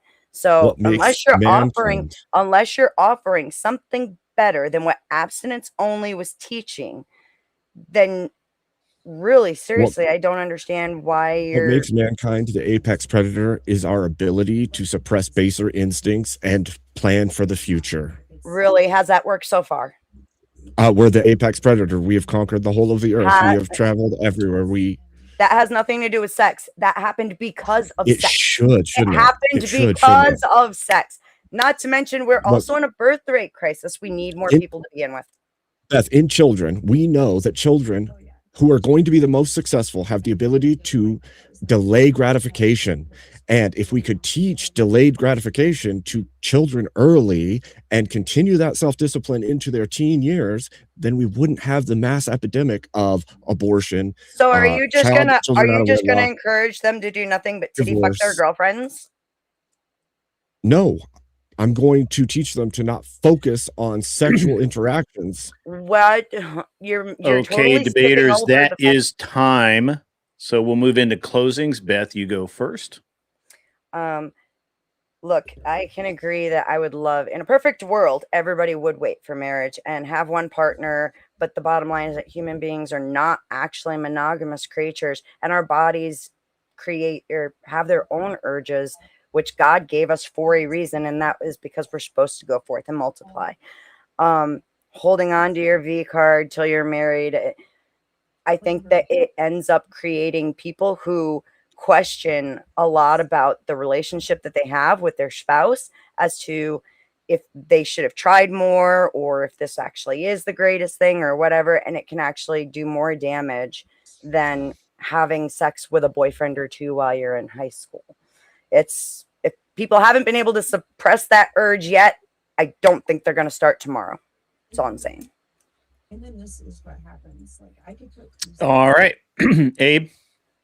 Okay, so I think that while Beth is correct that there is a natural urge to seek sexual interactions, we have done a pretty poor job in the current era of allowing culture to dictate how and when and why that should happen. If it was the case that we did a better job of tending our culture and keeping people on a straight and narrow with purposes outside of sexual interactions and dating and the opposite sex at all times, we would have a chance of actually building something where people did build and seek purpose in life prior to sexual interactions with the opposite sex, and you would have a stronger, more built up foundation before you end up with children. And I think that that would solve a shitload of the problems in our current world, honestly.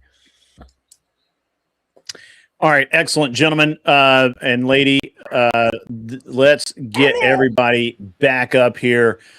Who is going first, judges? I can go first. Can't hear you, Tyler. Oh, I was just raising my hand. Damn. Okay. Go for it, brother. Okay. So Beth, again, just bullying the argument here, like completely smacking Abe around. The results you were arguing, like you had three arguments you were using just to take all of his points and throw them into a bucket that you wanted them to be in. The results you're saying, like what you're trying to prevent here actually gets worse if we do what you say. This is irrelevant. The problems that exist that you're pointing out in my system also exist in your system. These were all good ways of smack. Where it's needed. Did somebody drop? I think Glenn thinks he's muted. I don't know. Or no, Oh. I missed there. Wait. I'm not sure, but anywho, so the animalistic argument you made was pretty damn good too. I really liked a lot of Beth's points, but Abe's argument was an ought claim. It wasn't a practical argument. It was, I never heard an argument from Beth besides practical arguments. Like, we couldn't make this work in the short term. And she's absolutely right about those. I just don't feel like Abe's argument was sufficiently addressed as the ought claim. And the only time Beth actually went on it, she said it was beautiful, a great way to think of the world. I would necessarily agree with you, but it's just not practical. Now, Abe definitely could have made some more arguments as to why it could be practical. Like, look, all these benefits we get from teaching sex ed that you're bringing up, we can bring those over into my system and still teach them, but we can still push abstinence only and restraint. And you agree with these things. And I just never heard a reason why abstinence only and restraint wasn't the better ought claim. And that's kind of why I have to lead with Abe, despite the fact that in that debate, Beth completely logged him. Abe 6-4. All right. Dennison. Again, I largely agree with our Israel enjoyer. Pretty much summed up the debate the way it went. The problem with Beth's arguments were that Abe wasn't arguing he was arguing ought, and Beth at one point conceded that his proposition would make a perfect world, and that's the end of the debate. Are judges allowed to question the debaters? Wait till Witchy gives hers, and then then we give feedback to the debaters. Okay, because I was going to say, I'm obviously not for Abe's position because I don't believe in marriage and I love blowjobs. So I was going to ask him if blowjobs are okay. But since I can't do that, I just have to be a fair judge and vote in favor of Abe. Beth did a great job arguing, but she conceded the point, and he stayed pretty hard on the facts. That was another thing too. Facts appeal to me, and the facts are on Abe's side. His claims are backed up by actual evidence. Hers were not. And Witchy. Right here.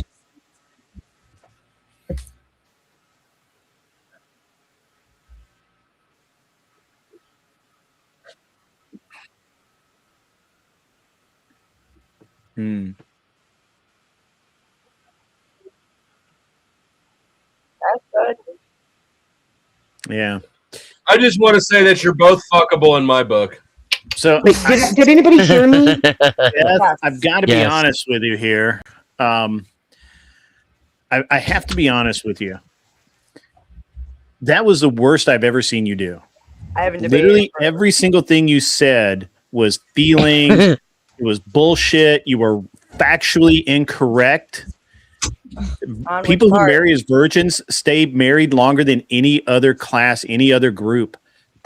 You were factually and they're happier, incorrect. more satisfied. You were absolutely wrong.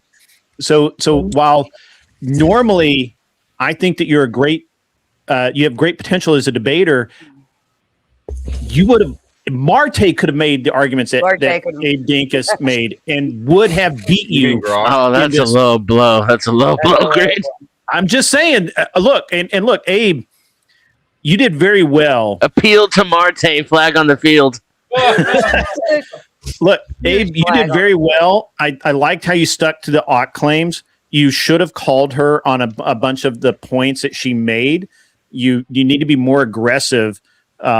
Which I know is not typically your style, but you need to be more aggressive because she was just factually incorrect in a lot of the things she said. And you can't let people be factually incorrect. You have to say, no, that's wrong. It's actually the fact that we teach sex ed in school.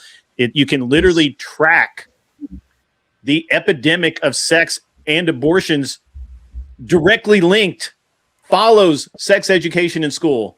It literally is the cause. It's the root cause, and she knows that. She knew that. She knew it when she said it, but you didn't call her on it. And you need to call people on that, Abe. You're too nice. You need to be angry. You need to be angry, Abe. Tyrant Abe. I'm not Dark Abe right now. I'm sorry. Needs to come out. Suspend habeas corpus, Abe. Suspend habeas corpus. I have to pee, so have fun. Thank you, Abe. Much love. Yeah, and Beth, I know I'm being a little hard on you here, but you just normally do much better. This was a Marte. Dude, I just slept all day recovering from my son's graduation party. So I'm like, I came up here because You called made me. the best pasta salad. I did. It was good. Well, I didn't have any pasta salad, and I don't care. All I care about is that you made a horrible argument. Please do better. I really don't care. I don't care. I just don't really care about any of that. I just need you to make better arguments. Okay? Thank you. Appreciate that. My God, I'm so let down right now. AVG, you top of your game tonight. Top of your game. If you're feeling adventurous, if you're feeling adventurous, do I know you by chance? I debated him. Somebody I brought in from the horseradish panel. Oh, gotcha. I was like, I don't know. Yeah. Yeah, I don't recall making your acquaintance, sir. Oh, great. Well, are you aware of the format of the show, sir? I can't say I am. Okay, perfect. We'll explain it really quickly. We have 3 judges and a moderator. That's why I have so many people on the screen right now. These are short format, single round elimination debates. You get 1 minute to make an opening statement. You have 5 minutes of back and forth and 1 minute for a closing statement. At the end of that, you will be judged. You will either win or you will lose. If you lose, you have to leave. If you win and you actually win all night, you get a nice, crisp, electronically transmitted $100 bills to the in whichever means you like to take your winnings. You are not allowed. You must be on camera when you are debating, and you are not. We prohibit the use of AI, phoning friends. I don't even like note taking. This needs to be off the cuff. It needs to be your. It's mano a mano, brain versus brain. And then once you're judged, other people are welcome to give feedback, as I just did Beth. And I am your moderator, and I am the host of the show. Emmett, welcome. I'm glad to see you here. And since we have people joining late, as I knew they would, we'll move right into this. Tonight, the judges are Witchy Bishy, Dennison, and not Glenn Lawrence, the Superior Israeli Enjoyer.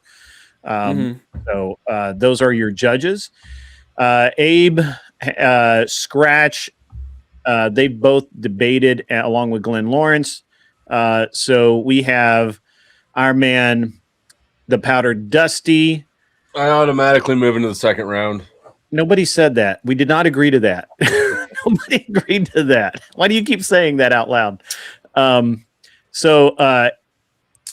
would like to, if you would like to debate, and there's someone that you would like to debate, just raise your hand and say who you want to debate. Okay, AVG, who do you want? Round 2 with Zach. Hell yeah. Let's go. With Zach? Oh, if you're feeling adventurous guy. Okay, Zach. Yeah. All right. So, and again, just, don't feel bad if you get, why is Witchy?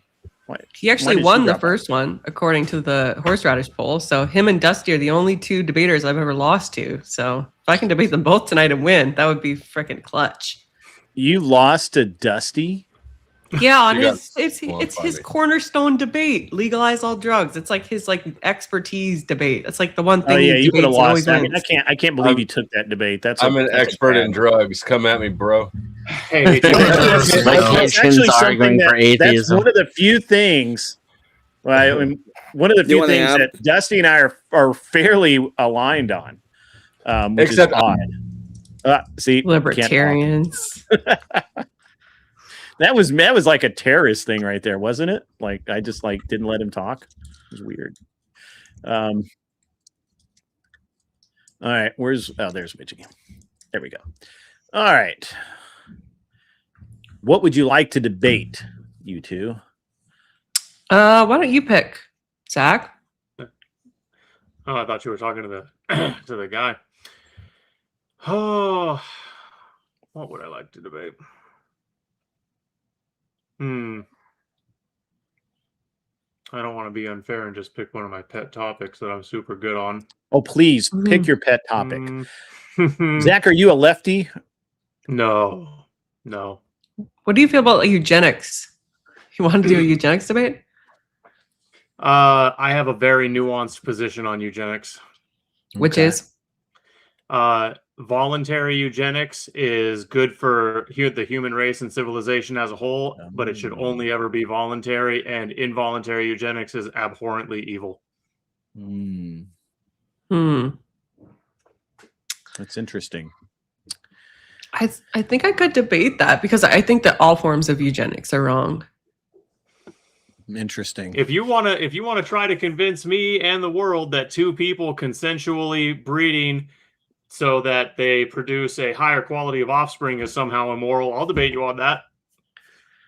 It does seem, actually, sidebar, my screen name, An Unreasonable Man, comes from the 1907 play by George Bernard Shaw of Men and Supermen, which is a eugenics text or play where he reasons that, or postulates that, the best men will marry the best women and their progeny will marry each other. And over 100 years, they will be the Eloi and the rest of society will be the Morlocks. If you actually, do you get that reference from The Time Machine by? No, Can't say I do, sir. I'm fucking old, I guess. Anyway, Orson Welles, The Time Machine. I've heard the name Orson Welles. I've never read any of his work. Anyway, the Eloi lived above ground in basically Eden, and the Morlocks slaved beneath the soil in the mines to provide for the Eloi's lifestyle. Anyway, man, I'm old. So obviously it's been longer than 100 years, and he was wrong, but he made one really good statement that all change must come from unreasonable men. That's why that's why my name is An Unreasonable Man, and I'm not a grandpa yet, you weirdo. All right, so we do that. Shall I run down? I do have some debate topics. If you guys, sure. I can run down a few, and you guys or chat, pay $40 and pick a topic and force them to debate it. I like that because I get paid and I get to be entertained at the same time, like both of those things. Modern men take advantage of feminism. How about that one? Do you like that one? I would say that's true. I agree. Yeah, you guys seem like you're going to agree on a lot here. Our healthcare system defined for this purpose as the mechanisms by which people are provided access to doctors and treatment a net positive, or is it a massive burden on the country, ending in our ever-increasing socialism? We have a Canadian who is an expert on that, I'm sure. So, yeah. Yeah, I think the public healthcare system is dumb and broken. Yeah. Okay. I would. Yeah. No socialist here. All right, that's great. Yep. Man, you guys are okay. Since mental relationships result in work husbands or work wives is often considered cheating, are they not to be considered impure thoughts and therefore a sin? It's sinful, but I mean that requires me to debate apologetics, which is obviously a no-go. Yeah, I gotcha. Can I propose something and see if Zach, because the other one's very nuanced, and I mean I'll debate it, but I think we're going to get kind of caught up in his nuances. With respect to this one, so I have the social roles of women and men can largely be explained by biological differences. Mm-hmm. Agree or disagree, Zach? That's largely true. No. Oh, damn it! Thank you. Damn it! So somebody's trying to make you guys debate his favorite subject. And by the way, what's his favorite subject? Nobody cares. Should mandatory paternity test be required upon birth? Yes.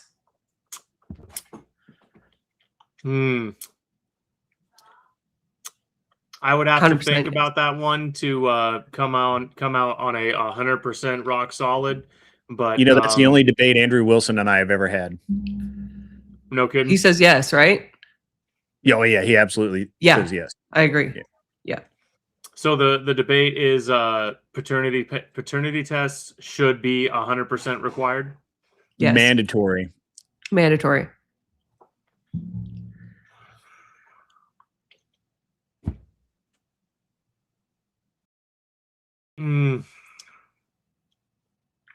No, I can't get behind that.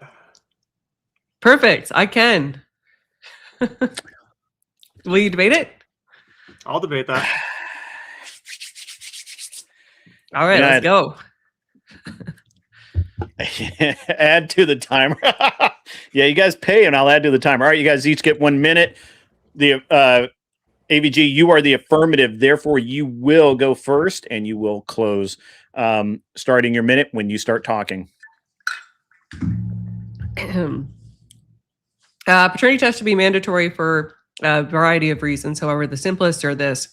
Women often weaponize paternity for financial gain. We know that there's an incentive for them to do so. Mandatory paternity testing costs very little money and would benefit men as a whole greatly. With that, I yield. 18 seconds. That's ballsy. All right. Anytime you're ready, Zach. Is it Zach? Yeah, I got that right. By Okay, Zach, great. adventurous, whatever you want to say. Gotcha. All right. Anytime you're ready. Paternity tests should not be mandatory for the same reason that no medical procedure should be mandatory. The government does not have the right, whether it's in my supposed best interest or not, to force me to submit genetic data or submit to any kind of testing. And the same applies to my spouse, girlfriend, whatever, and my supposed child. If me and the child's mother both decline testing, it is our right to forbid that testing. The state coming into that relationship and saying, no, the test has to happen is a direct violation of my right to privacy and the rights of my child. I won't stand for it. Yeah. Do you believe that? Oh, sorry, Grid. No, that's perfect. Just give me 1 second. He was a little early, but somebody's texting me gloating. So you may start, and when you start talking, I'll start the timer for 5 minutes. Yeah, so hospitals frequently process sensitive genetic information. Why do you not trust them to process this? It's not that I don't trust the hospital staff. It's that when you talk about making something mandatory, now it's mandated by law. Now we're getting the government involved. There's extra regulations. The government has to parse through that data and have access to it to make sure it's happening by law necessarily. So what we're really talking about is, hey, Big Daddy government, build a genetic index of your citizenry. That will end well. Minority Report totally wasn't a warning or anything. Yeah, so the government doesn't force us to do stuff all the time, like, I don't know, like vaccinations. And do you like that? Do you think that's a good What thing? does it matter if I like it? Is it a net good for society? Yes or no? No. So you would like people to just be running around giving other people polio? You would like that? That would be good for you? This is going to turn into an anti-vax debate, huh? Look, the No, it doesn't need polio to. vaccine actually curing polio is historically dubious when you look into a convergence of factors that were happening around the same time. But let's say, for the benefit of the doubt, that the polio vaccine was the single-handed cure for polio and it eradicated it hands down, and making everyone get the vaccine was a great thing. Explain to me how that same principle, how making people get DNA testing for their children, submitting their genetic data, explain how that has a moral equivalency to the polio vaccine. Right. So we already know that there's a lot of fraud that goes on with respect to paternity and custody disputes and so on and so forth. It's a very simple thing to take saliva or blood at the time of a baby being born. And they don't even need to keep it on record. They can just simply verify that the father is who the mother says he is. And then they can just discard the data. It's just for the purposes of verifying that the child is actually been fathered by that man. That's all it is. And it eliminates a huge amount of fraud. It secures men, right? Because, have you heard the saying that, that the evidence proves that you're right? What's the harm in producing it? I can't say I have heard that saying. It makes sense though. It's a court Here's the saying. harm. Here's the harm in producing it. It never is just a one-time thing with the government. Regulations Slippery never slope shrink. fallacy. It's slippery slope is not a fallacy. It's a principle of human behavior. It is a fallacy. It's literally a fallacy. It's the slippery slope fallacy. I reject that is a fallacy. The people that decided that were a fallacy were simply wrong. That's just in, guys. The people who invented the slippery slope fallacy were too dumb to understand that it wasn't fallacious at all. It's just naturally human nature. The slippery slope is human nature.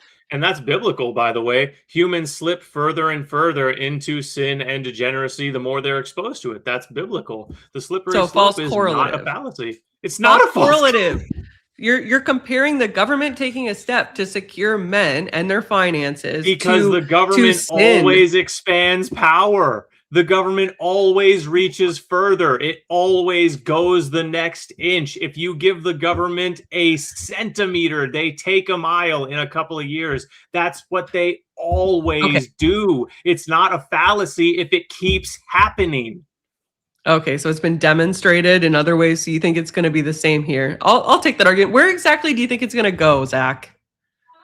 Well, like I said, I think a genetic database of everyone is literally a couple of years after we mandate genetic testing. A database is the next thing.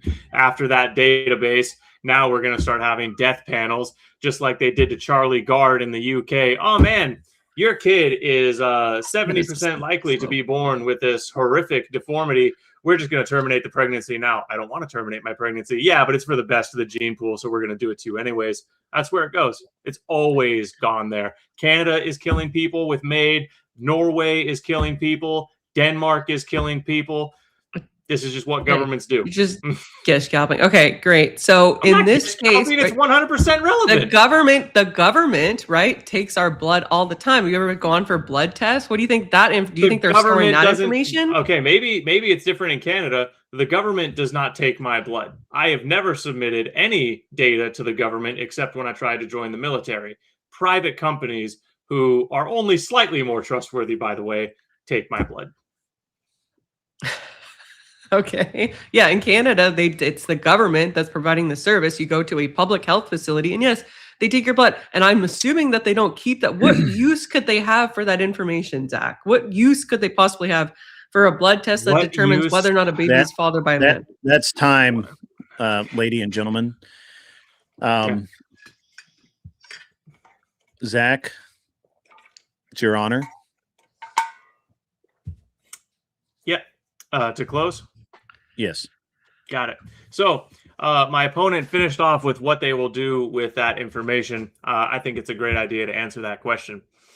Again, they will build a database. They will weed out the genetically weak. They will look for things they don't like. There's genes that alter your behavior. There's genes that alter your IQ. There's genes that make you more or less obedient. You think the government doesn't want the ability to tailor the citizenry to be more governable? I rest my case. Fair enough. Paige? Great. So my opponent's entire position rests on a slippery slope fallacy. Yes, a fallacy that somehow the government, because he hates the government, I get it, you know, paranoia is a thing, is out to, in some kind of move, genetically alter the population into subservient twats. How are they going to do that through paternity testing? Are they just going to stop people from breeding? It's no logical sense in terms of where he thinks this is going to go. And he still can't provide any rationale for the other steps the government takes already. Without our wanting to have that done. This is just a fact of living in a society that is governed. This is just reality. This is not rocket science to understand, okay? If you like it or don't like it, doesn't really matter unless you want to leave that society, you're fucked. And with that, I yield. All right. Well, let's bring back everybody and the swab. This is going to be pretty interesting. All right, so Great. I have to say, I am the real winner because I wanted this debate, and I know you did. I know. It is the gayest thing that you continuously do. It is the dumbest argument ever. He does And so I'll get many into gay it. things. Hold on, I'll He get does into so it. I'll many get gay into it. Let me give me a minute. First, I will get into it. I promise. I know you want me to. I mean, It's the hanging out with it's the Uncle only Tom is debate gay, that eh? Andrew and I have ever had, and I got him to a stalemate. Go ahead. Who wants to go first of the judges? All right, go ahead, Israeli. We're Zionists over here, so I guess we let the Israeli go first. This kind of went in an interesting direction for me. It kind of wove off, and it didn't really ever weave back. It stayed off into this weird microcosm tangent, but Paige made some really strong arguments out the gate why it would be good for X, Y, and Z reasons. A couple of those had to be repeated a few times during the debate. Now, the biggest You're breaking up a lot. Oh, the biggest counter argument I turned down. Maybe I turned down. Palestine is bombing your microphone. Oh my goodness! So Palestine's not a real country.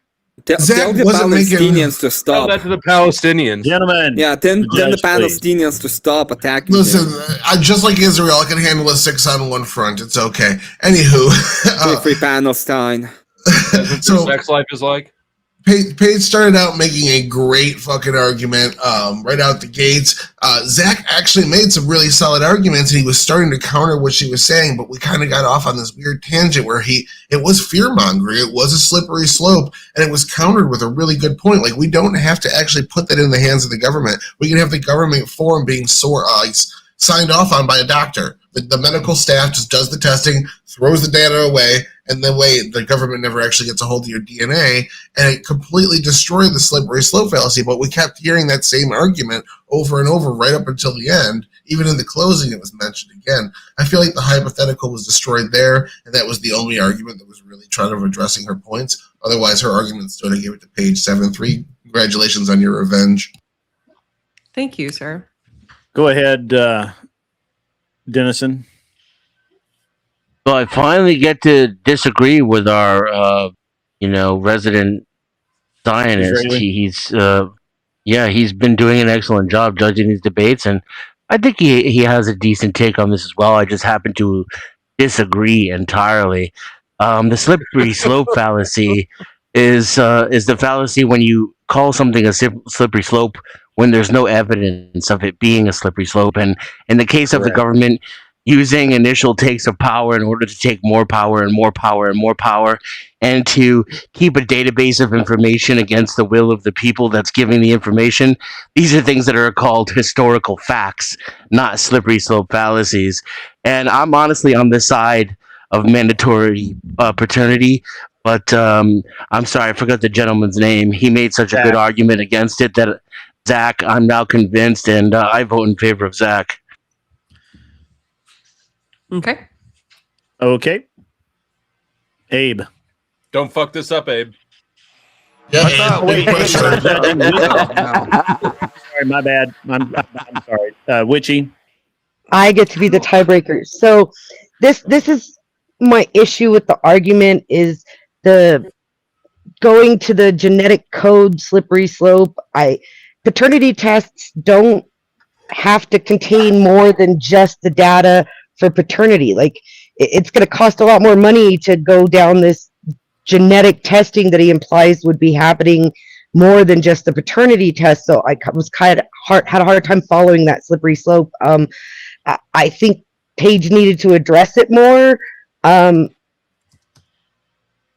I, from the start, was with AVG on this, and I think Zach failed to convince me on on arguing it. So I'm going to give it to AVG. Thank you, ma'am. Well, Abe, you fucked up. Yeah. What did Abe do? So first of all, and what may be a record, I agree with Dennison. There was no slippery slope fallacy. It's a fallacy to call when you put something out as a slippery slope when it is not. That's the fallacy. But actually saying that this is an incremental thing that happens over time, that's not a slippery slope fallacy. Zach, you were right on that one. Your biggest argument fell apart when you got into the genetic material. You should have kept it to government overreach. The government has no place in our relationships. The government should not tell me that I have to know who the father of the child is. I get to make that determination. Glenn and Glenn orchestrated a debate between Andrew and I. Where Andrew and I got to a stalemate because I literally said that I would, if there was an Andrew postulated that if there was an infectious disease and every single person on the planet had to have an inoculation or the entire world would die, that would I force people even with a religious objection to take that that injection? And I said no. Absolutely not. I would let the Amish be the Amish. They can be who they are. By the way, when she mentioned that we have federally mandated inoculations and that sort of thing, no, we do not. You can abstain from those. That's wrong, factually incorrect. Most people do not, but you can actually not. You don't have to have your kids genetically altered if you don't want to. But I digress. I bit the bullet and I said that I would rather have every person on the planet die than force someone to do something against their will because the government says so. That's Grid. You made the point. You made the point, Grid. You made the point, Grid, that if he had left the genetic thing out of it, it would have been better. He actually would have won. That was the one thing that pushed it over to AVG for me.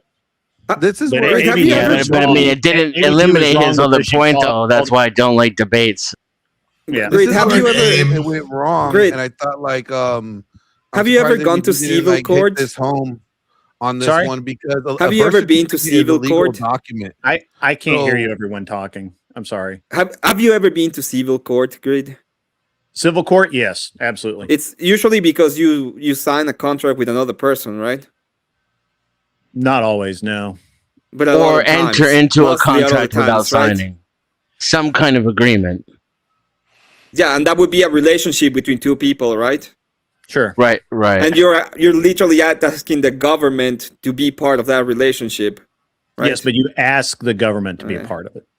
You're not mandated. I'm just saying that the government is involved in a bunch of relationships when it comes to people. That's the whole point of the government. Ask them to be. Because it's not necessarily because you ask them. You can be sued. You can be sued in a relationship and not necessarily want to be sued. Ask Destiny about it. Well, here's the thing: like a birth certificate is a legal document. About whether or not the government is a party to civil contracts. Well, hold on. Let me the enforcer. Let's do it. Yeah, I they're wish just where Abe would have like hit home on is like the guy It is a party, signing a birth certificate. A guy signing a birth certificate without knowing for sure that he's the father is committing potentially fraud. And the birth certificate is a legal document. So you're getting the law involved in it anyways. It's not fraud because blood paternity doesn't matter. Fraud because you didn't willingly know. You're saying you're the father either way. That you can't commit fraud unknowingly. To commit fraud, you have to knowingly commit fraud. Yeah, it's unknowing. You're saying you're the father regardless of who the blood father is when you sign that. It's not. You're not attesting to the. You're not attesting to the genetics. It's literally a bad argument. You're not attesting to the genetics of the baby. You're claiming legal responsibility as the father. There's no mens rea, right, to commit. Right. Yeah. Versus Dusty. Should Dusty have to drop the text messages? Let's go. Glenn, it would only release the tomato file. Yeah, I like that one. It would only be fraud. It would only be fraud in the case of the female who is knowingly birthing a child. Well, the doctor would be even that's not fraud. Signing off on it. The document isn't about blood paternity at all. The man to sign. Right. It would be fraud. It's the man willingly signing the document, taking on legal responsibility regardless of blood. Yes. Yeah, he's right. So here's the thing. I don't know enough It about would be this. fraud if the woman The woman is committing fraud. The doctor would be committing fraud, but not verifying. It would be fraud. Responsibility for the child. The only way that you could make it fraud is if the woman knew that it was another man's child and she wrote the father's name in. Yeah, the whore didn't realize that another penis A woman, besides her vagina. a woman can't write a man's name in on a birth certificate. They He has to absolutely sign can. it, or they They won't put it absolutely through. can. They absolutely can in California, Colorado. If you're and I think married, one other state. if you're married, that's the No, only not way. if you're married. No, that's Women not are the required. new gentlemen. They don't remember how many dicks have been in the vaginas. It's very funny. Tomato files. Yeah, now I'm saying that I there's only like forgot. three. So I don't Glenn know. and There I was had a this dick argument inside of me. It before. wasn't yours. I'm sorry. Glenn and I had this entire argument before, and I had to look it up. He was right, and there's like 3 states. And I know California, Colorado, and one other where the woman up until recently could write in the father's name. The father didn't have to be there. She could just write in any dude's name, and that person was legally the father of that child, and it is considered fraud if she is found out and the guy makes a question of it. But that's only like 3 states. Like, it's not all 50 fucking states, and it's not federal. Okay. So, but I had to go look it up. Glenn made the claim and I didn't believe him, but I went and looked it up, and he is Glenn was right in 3 fucking states. Glenn was right. That's all I want to hear. Glenn was right. Can I want to comment on the debate real quickly. Yeah, so there's something about the nuance of the debate that Glenn picked up on, and it shows that he has an insight into these things because the judges admitted to it. Zach made the argument the judges wanted to hear, and he did it sufficiently, but he added an argument that was also true, but that they didn't like, and he lost the debate because of it. That says everything you need to know about the nuance of debate. And then also, shout out to Grid for noticing that because he picked up on that and the judges admitted to it. Yeah. Well, I'm good at debate. I don't act like it, but I am. Zach, my man, I like you, bro. You can come back anytime, man. Come back. Well, I sincerely appreciate that, Every sir. Saturday night we do this. Come back next time and collect $100. You can win, I know. Drop your link. Oh, I appreciate that. that. Channel, man, drop it. And my link is in my avatar here at Denizen-X. I'm banned on, suspended on Twitch right now because they don't like hearing true things. I'll drop you. Where can I drop it? It's not letting me drop it. It won't let you drop it. Drop it in the back chat where it says private over there, and the mods will do it. There it is. My bad. Sorry about that. Yep. So there's my Twitter.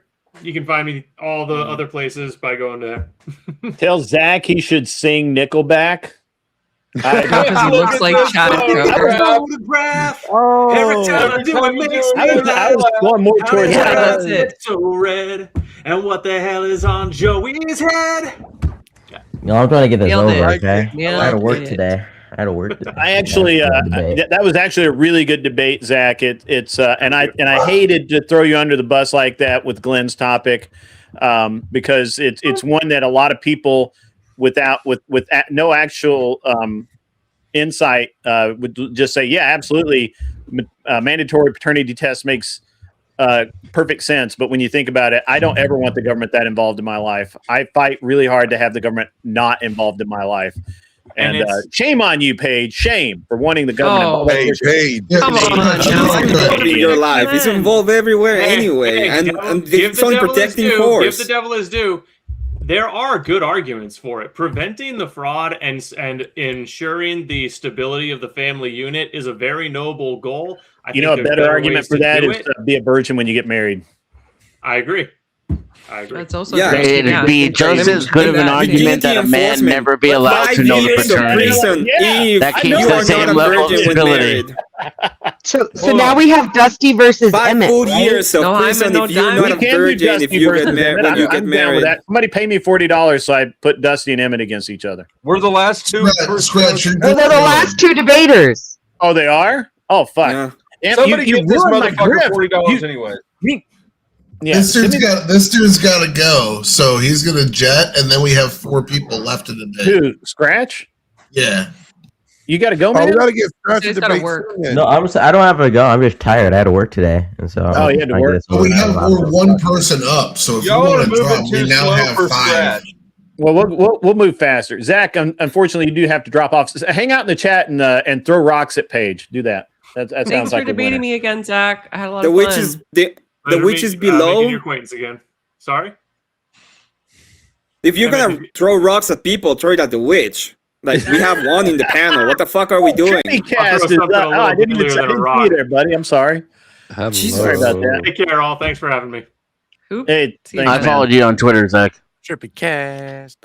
She said Who paid to put my name to this? I mean, I did play clarinet and flute, but I never went to band camp. Okay. Raging Patriot paid for that. Oh my goch. He's the only one that actually has. I didn't go to band camp actually. I was just in the band. Oh. Band camp chick. You know what That's I did funny. after school? That is kind of funny. All right, so it's going to be Emmett and Dusty, right? Trippy, is that your Glenn Lawrence hoodie? That's fucking hilarious. All right, yeah, me and Emmett, me and the Latinx. All right, let's go. So you came up, and now you got to go to the back. I'm sorry, Trippy. It's just the way it works. I apologize. Sorry, man. Bye, Bandcamp. Oh wait, Emmett stays. I'm sorry, my bad. Sorry, Scratch. I'm glad that you're here, man. I'm sorry that you're getting kind of Abe. What? Bye. Okay, come on, man. Fuck. I'm trying to get rid of you, man. Calm down. There you go. All right. What are we debating? I need a topic. You want to do government is not party to the contracts of its citizens. Oh, government's not privy to the. Okay, we can do that one. It's not party. It's not a party to them. Yeah, we can do that one. Okay. The government is what? It's not a party to the contracts of the citizens, right? Right. Emmett thinks that the government is a party to the contracts because it oversees disputes. I'm saying it is not a party to the contracts. That's why he asked you that civil court You're the thing. affirmative, and he is the negative. Did I word that weirdly? I feel like I'm the negative. No, Emmett thinks it is. Okay, I can say that it is. It's fine. It doesn't matter. Yeah. That's all good. All right. Yep. Look, guys, I want a nice, clean fight. No hitting below the belt. You already started. Call me Latinx. You fallacies fucker. in your Okay? pocket. I'm gonna go after you. and let's have a nice, clean one here. All right, go ahead, Emmett. Start whenever. Yep. Whenever two citizens are doing a contract, there is an implied clause when it comes to the enforcement of said that the government will be involved, and it can be sued and can be seen in any of the civil cases or any kind of liability cases. In fact, the whole point of having said contract is the enforcement part of it. Otherwise, why would you even have a contract? You just do whatever you want with the people around you. Thus, it is an implicit cause. As he said, is. It's not as ought, it's not as should, it's an is. As of right now, the government is a party simply because they are the enforcement and they are being called upon in case that the contract is not fulfilled.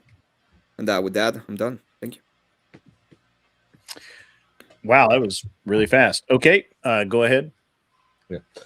The government is not a contract or a party to private citizens' contracts. It is an oversight mechanism if and only if things go wrong, and it is requested to come in and oversee the dissolvement of that contract.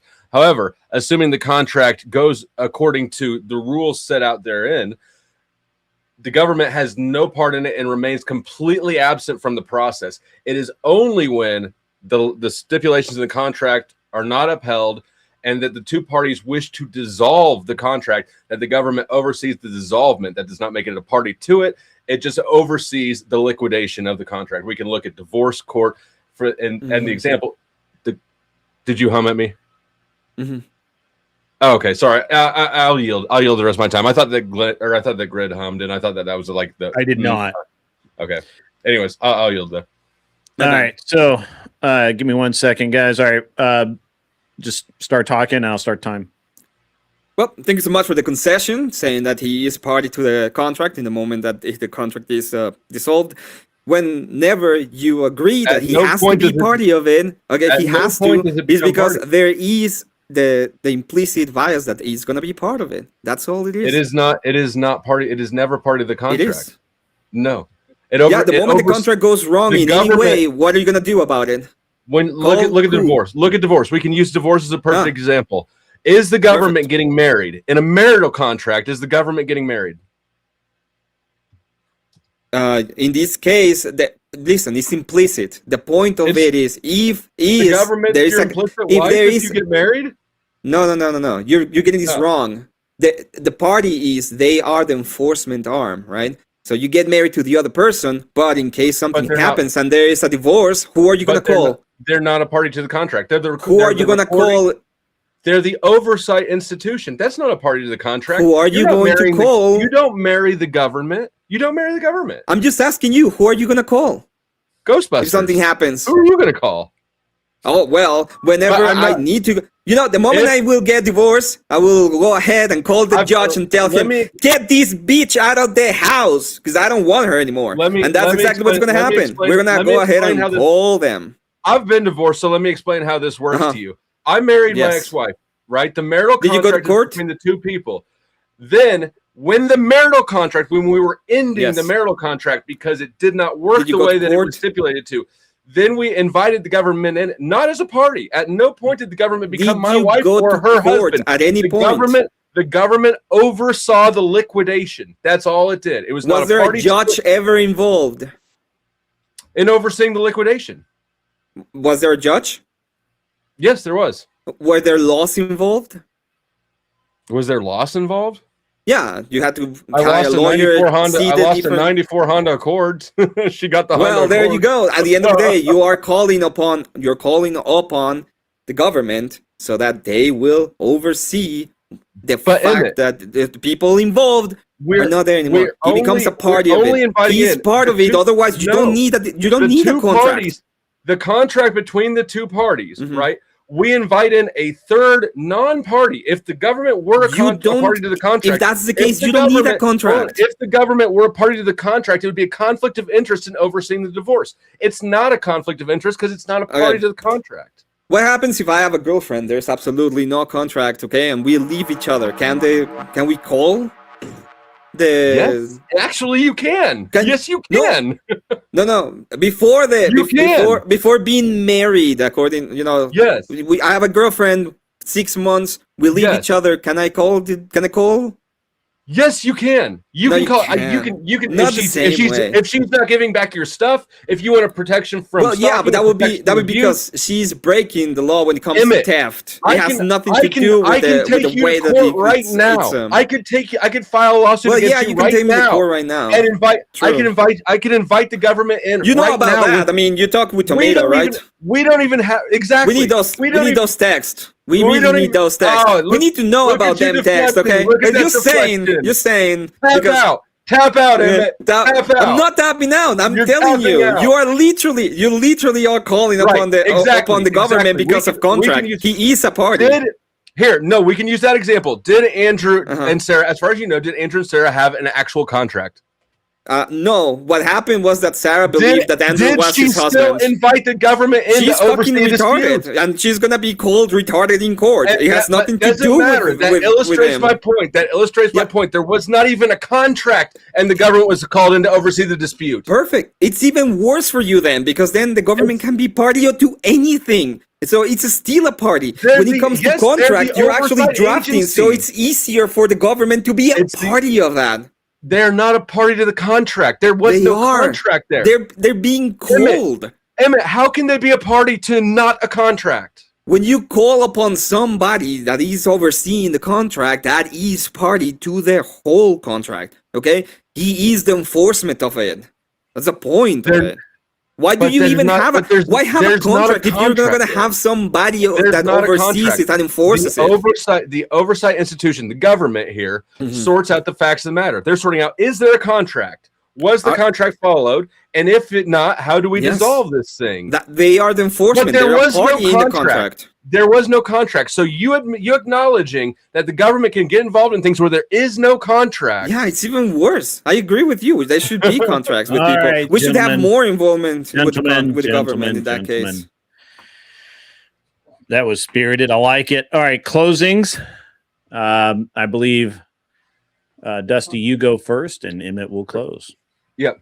Obviously, as was illustrated, the government is not a party to contracts. The government is an oversight enforcement for dispute resolution. Any disputes, with or without a contract. The fact that they oversee disputes across the board does not in any way make them a party to contracts. Just as I illustrated with marriage and divorce, you're not marrying the government. If the marriage falls apart, they oversee the dissolution of that. Same thing that I illustrated with the Sarah Andrews situation. In the case of no contract at all, they still oversee disputes. That does not make them party to contracts. I yield. All right. And Emmett? When it comes to the contracts in the moment themselves, you're actually calling upon the government to be part of it. Otherwise, it would be non-enforceable. And the point of having a contract is to have it enforceable. When it comes to the Sarah situation, just to put her ahead, she's not claiming that they had a relationship that fell apart. She's actually claiming that Andrew broke the law. Okay, so she's claiming some kind of against the law action. So it's telling, hey, this person broke the law, that's why he did it. But when you're talking about the actual contract, for example, in marriage, we're saying, hey, this person broke the contract. That's why they're being called. There's a difference. If the moment you have a contract, you're actually involving the government because they are the enforcement arm, so they're party to it. And with that, thank you so much. All right. That was exciting. So Poor Emmett. Let's go here. We got some I late gotta say, joiners. Dusty took an L in that one. All right. Okay. We got Little Miss. I'm not sure who that is. Hey, Trippy Cast, we can still hear you. Radish. We're hearing you. Trippy Cast. Trippy. Trippy. We can hear you. Mute and unmute him. Great, you can do that. He thinks he's muted, but he's not. There we go. Now he's muted. Sorry, Horseradish sent me over. I'm a debater from his channel. Gotcha. Usually we have people start a little earlier, but that's I just okay. got We're the down to a message few. late. I'm sorry. Yeah, it's okay. We usually try and have everybody in before 10 o'clock my time, which was almost an hour and a half ago, which is fine. It's fine. We'll work with it. All right. Wow. That was spicy. Okay. Witchy Bishy, you go first. Okay, so it seemed that they were arguing a different definition of party, and so I don't know that the whole point of the government overseeing contracts is they're not a party to it, so they can have an objective viewpoint. And just because of the definition of party, I have to give it to Dusty. Okay, fair enough. Dennison? I'd like to declare a winner, but at this point, I think the debate is whether or not my headache is a breach of contract or if the government is a party in it. I'm ruling both parties are in contempt of good debate etiquette. I think Emmett conceded to Dusty's definition of party. When it comes to private contracts, parties involved is not the same thing as when you're talking about, say, a case of enforcement. And so while Emmett could be correct about his definition and Dusty's correct about his, I think in his closing, Emmett conceded to Dusty's context, and therefore Flo is the winner, and he's correct. Okay. Tyler? Well, I guess I'm the lame duck here. It doesn't really matter what I say, but what I was watching is this was a definition debate, and definition debates are always the most fucking boring debates. I generally side with Emmett on the definition of this, like if someone just fucking flat out asked me, but I don't want to judge the debate based on if I agree with the person before the debate even happens. So I try to judge based on what they were arguing over. Dusty kind of meant it was like a person involved in the financial transaction, and Emmett means it's just a participating party in the contract, and they were just kind of arguing past each other a lot. I feel like the example, so it's kind of judging who was using the best arguments, who was defending themselves the best, essentially. I feel like Dusty really was proud of an argument where he kept saying that because government enforces different types of laws like tort law and criminal law, that means that their role doesn't make them part of the contract because they're enforcing other things elsewhere. And I just don't see that as compelling, like just because X thing is doing Y with Z thing doesn't mean that it affects this relationship with this set of laws at all, which are different laws. So I didn't find it compelling, and I feel like Emmett held his ground, so I gave it to Emmett, even though it doesn't matter. Facts and reality are not compelling. Okay. Anybody else have any comments? Abe, you look like you want to say something. Oh, sorry. You sure? Okay. Anyone? Oh, go ahead, Glenn. I was gonna say, when you get a marriage license, Flo, that marriage license is the contract issued by the state, so the state is involved as a party because they're the arbiters of the said contract. So they're the recorders of it. They're the institution that oversees everything and all disputes. But therefore, they're a party to it because they're not a party. They are not entering. No, they're into not. The contract. They're not. They're not entering into. No, it. they're not. They're not part of the transaction part of the contract. They're not. The lefties are going to tell you that the government is not involved in any of these, okay? Don't worry about it. It's not. They're never involved. When it It's comes not to that the government isn't involved. They're not parties in the contract. Yeah, well, go fuck yourself then. Marrying? Okay, and go fuck yourself, Witchy, and go fuck yourself, everybody, because I'm going to get out of here. So, but when it comes to all of these, yeah, you can all go fuck yourself. Have a good one. I was with you, Count Chocula. I voted for him. He told me to go fuck myself too. Well, that's what you get. That's what you get for voting with him. I mean, legally, the government is not a party to private contracts. That's how it's able to be. That's how it's able to be an arbiter, a fair arbiter. They're only a party in public contracts. And if you're talking about parties involved in a case, say, for example, if it went to court, then yes, the judge is technically a party to the case, but that's a different definition of party than we were arguing about in the debate. And by the end of it, Emmett conceded to Flo's definition several times. It's a very interesting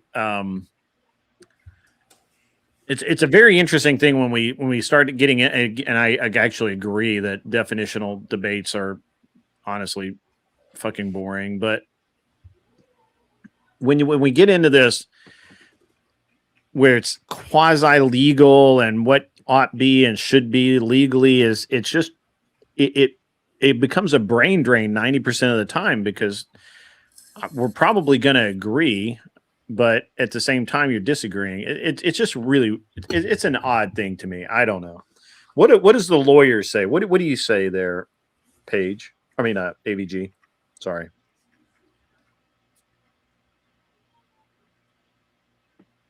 You're well said. Well, that's a well thought out argument. Yeah.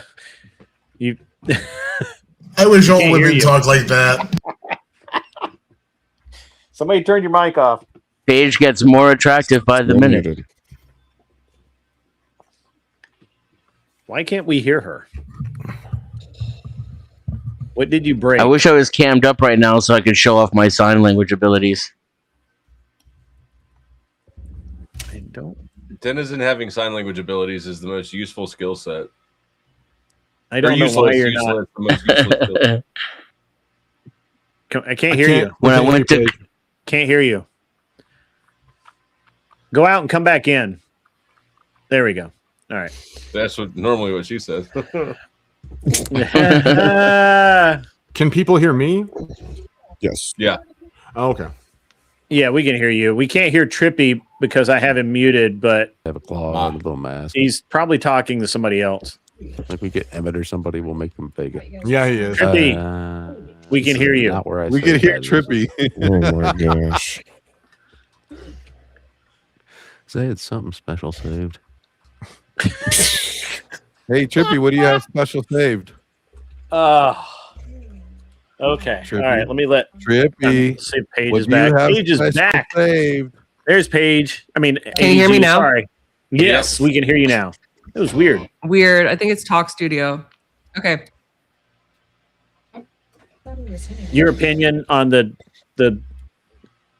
weirdness of that last debate? Yeah, so obviously that is, oh my gosh, Trippy's still talking. Okay. Oh my gosh. Happily talking we can't away. hear him. We can't. I've got him muted because he Do I doesn't just realize yell he's over unmuted him? again. Like, should I just start speaking very loudly? Just drop Yeah. him off screen. You don't have to. We can't hear him. He's muted. Okay. You could talk normal volume. We'll be able to hear you. Okay, great. So obviously the government is going to be involved in certain, enforcements of contracts through the courts, right? I mean, that's the literal government, okay? So I didn't really understand the point of that position. I mean, obviously, I think Emmett won. To me, it was a pretty easy victory. But So the lawyer doesn't even know what party means. Yeah. Sorry, I don't know what party means. What is a party to a private contract? Are they party to a private contract? They're not a party to it. Thank They are you. That was my involved in There you it in terms go. of That was enforcement. the whole debate. Thank you. Because I'm playing Roger. That was literally the debate. Well, I missed the prompt. What was the prompt? The prompt is whether or not the government is a party in private contracts. Emmett was right. Hold on. You missed the prompt. How do you think Emmett's right? Because he How was do you from think what anything I at all? heard, he was arguing that the government has the ability to enforce the contracts, right? Or not enforce them. Did I hear that No. wrong? Yes. No. It was. They both agree that governments enforce contracts. The question is Okay, whether or not the great. government is a party in a private contract. Depends on the It's contract. it's not a party. There's no privity of contract. Right. Unless Right. they're Correct. superior to like a separate contract that the government. Okay, can just my bad. dissolve. I was using the washroom. Shouldn't have spoken on something that I didn't hear the So, prompt yeah, on. no, I'll that's- take the L on that. I liked her better when Nobody's she was yelling. muted. Nobody's yelling. Enough. I just think that it's always an interesting kind of debate. Was that a real rage quit? No, I think Emmett was just being funny. Emmett's never being funny. He's always raging. That's what hasn't I was just going to returned, say word for word.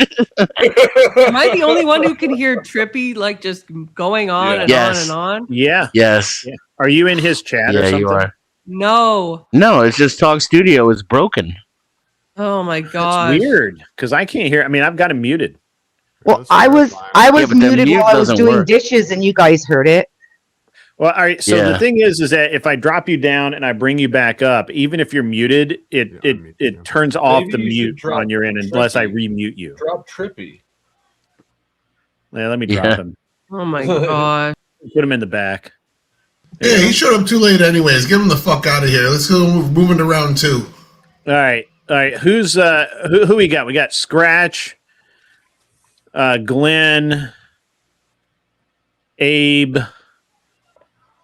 and our boy Dusty up there. We got 4 left. Is that right? And then we could probably add in AVG, and We have we'll add Paige in as well. So we have 6 people now. We got 3 debates to get through this round. Yeah. All right. So and then we got Loodle Miss up here. What do we want to do? How do you say that? Can we do a 2v2? Can we do a 2v2? It's Little Miss. That's my Little daughter Miss. actually, but Little Miss, yeah. All right, that's fine. 2v2 and then another 1v1. We don't do 2v2s here. No, Maybe never one. mind. I mean, It's always Nice 1v1, just because we like to see people beat on each other. And Unless we're not Bad. bringing Loodle in, then we have 5 people left. no, bring me in. Do 1-on-1. I want to be beat on. he wants to be in. Yeah, definitely. That's why. All right, he wants to be in. All right, so who do we want to put him against there, Tyler? Tyler's apparently got the roster going tonight. I've been paying attention. I say we throw Loodle against Scratch because he's getting impatient. He wants to Loodle get- against Scratch. Yeah, I'm good with that. I'm good with that. Are you a lefty there, Loodle? I'm left-handed. That's not an answer. Okay, I didn't see that coming. I mean, I didn't see that coming. it was a vague question. No, I didn't see that coming. no, I'm not a lefty. No. Okay. Scratch is a remind me, you're a Market socialist. market socialist. Thank you. Could you want to debate a market socialist there, Loodle?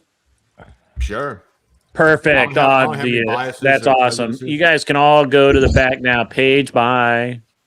I don't know why I Scratch, keep saying that. No dick and coconut joke, Scratch. I wanted to debate. Here's a prompt. Okay, I want to debate. I believe that immigrants have rights under the Constitution. I don't know if Lou believes in that, including illegal immigrants, by the way. I mean, you've got to be more specific than that because they're like some Who's parts still they up do there? and some parts they don't. So it's gotta be more Uh, specific than that. A specific right. Say like visa holders have First Amendment rights, Fourth Amendment rights, Fifth Amendment rights, Sixth Amendment rights, and then legal immigrants have Fourth Amendment rights, Fifth Amendment rights, Sixth Amendment rights. So you're saying that? Let me try to get the prompt right. Then are you saying that illegal immigrants have or should have the same rights as visa holders or permanent residents across the board? No. Are you saying that? Okay. So what are you saying then? Sorry. No, I just said like visa holders had like First Amendment, Fourth Amendment, Fifth Amendment, Sixth Amendment. Illegal immigrants. Oh, and I don't know. Hold on. I guess Let me just so I understand. Are you saying that illegal immigrants should have the same rights as American citizens under the Constitution? No, Okay. but that they have rights.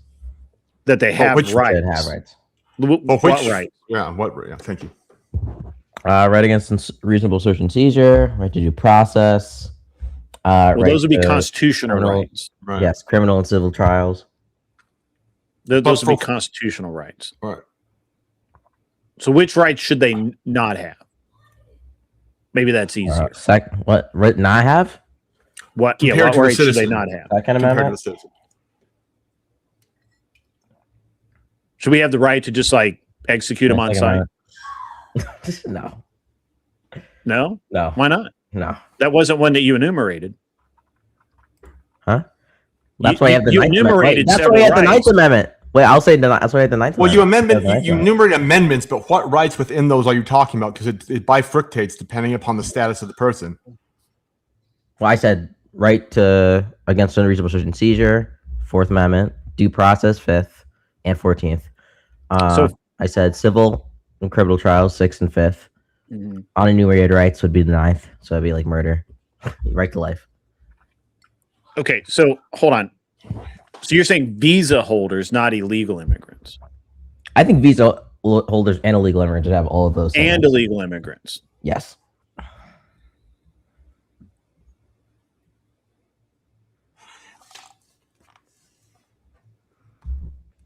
If you want, we can just do a Trump debate. Otherwise, No, so the question is just like, how does that play out? Because like they all have rights, but they're all curtailed to different levels depending upon what the status is. Are you Right. saying they should all be equivalent across? Like, what's the actual claim, and what right are we talking about?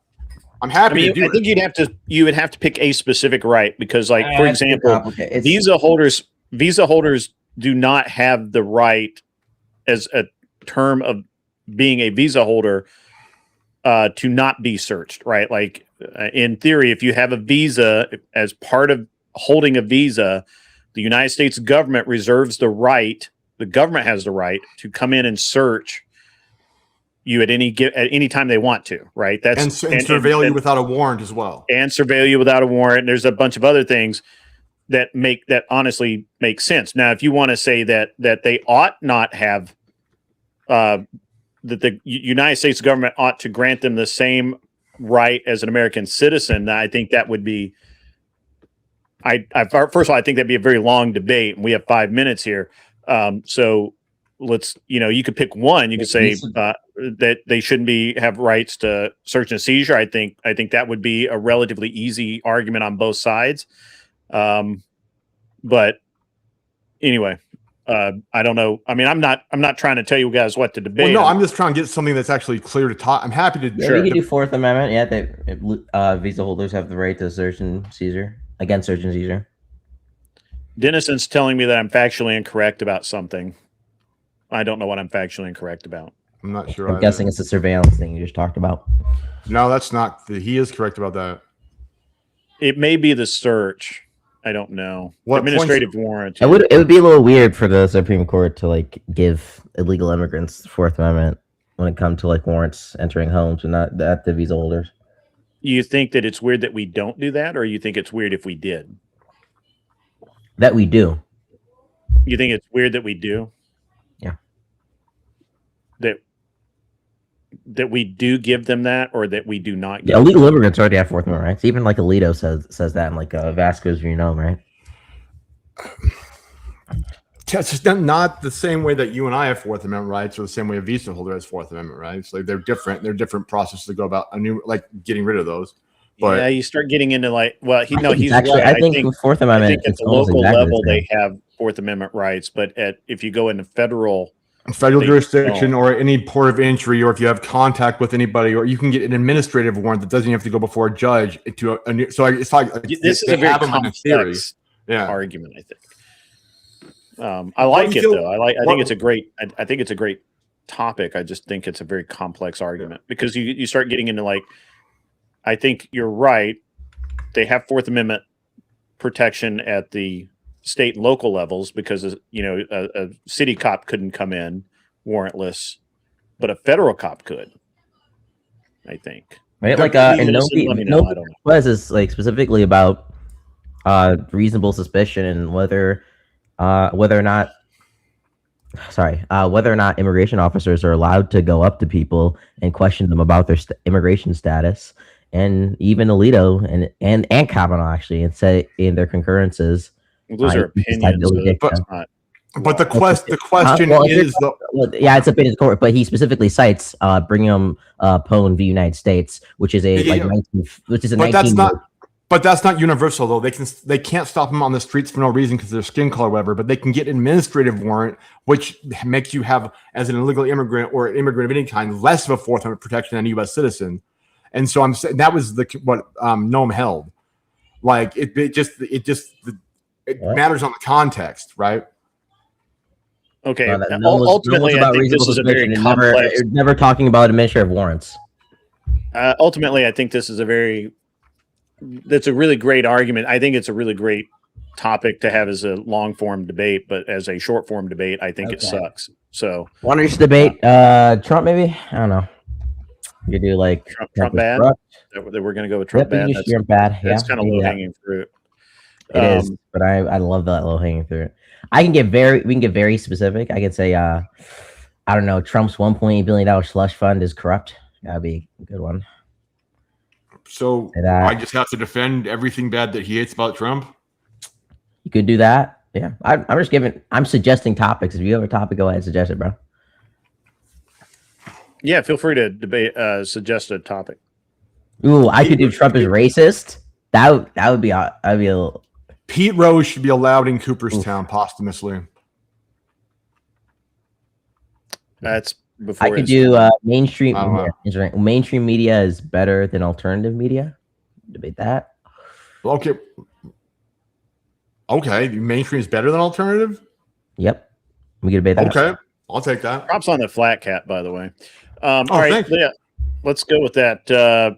Mainstream media is what he said better. Let's define better right out of the gate, and because that's going to be on him to define it, I guess. I mean, when I say better, I'm saying more factual. Okay. Mainstream media is more factual than better. More factual. Okay, I'll take either or. Either one. All right. So you can make that you can make that as part of your argument. Sorry, I had to get my timer back up here. Give me 1 second. Who is the affirmative? I'm assuming that that's going to be me. Oh, Scratch. Oh man. They said I just got a text. Debate whether or not LeBron James is better than Michael Jordan. I think I don't look, dude. Okay, for being black, I don't like basketball. He doesn't like basketball. I already knew that. Watch it either. I don't, but I thought it was funny that somebody sent that in.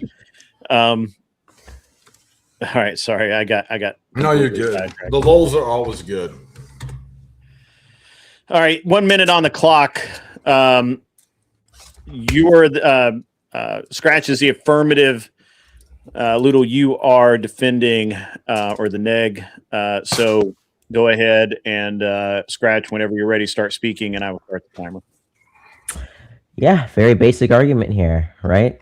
While mainstream media has its mistakes, and mainstream media has lied and omitted facts in the past, it is better than alternative media because alternative media sources aren't accountable to anybody. Anybody can go online, post disinformation, and they're not on this platform, defame anybody, and it can't be held accountable almost at all. Versus mainstream media corporations, which have have to be more mindful of things like defamation lawsuits, and also the fact that thousands of eyes are looking at them, and oftentimes that means that they're willing to do things like print retractions. For instance, New York Post, the CNN, and even even people. Even their talk show hosts have done that. For instance, I forgot exactly who it was, but in COVID, a talk show host, I think for one of the mainstream media companies, made the claim that the COVID vaccine was 100% effective. They retracted the statement, and that's because they're more held accountable to people because they have teams of fact checkers versus certain media where anybody can just post whatever they want. All right, perfect. Okay, just start speaking, and and we'll go. Well, I think alternative media, and by alternative media, I mean those who aren't mainstream, the same kind of dichotomy he's drawing, those who aren't a corporate media outlet, those who are independent journalists or small organizations. I'd say Tim Pool would be a good example of an independent journalist media. So the first thing I'll say is that mainstream corporate media is captured.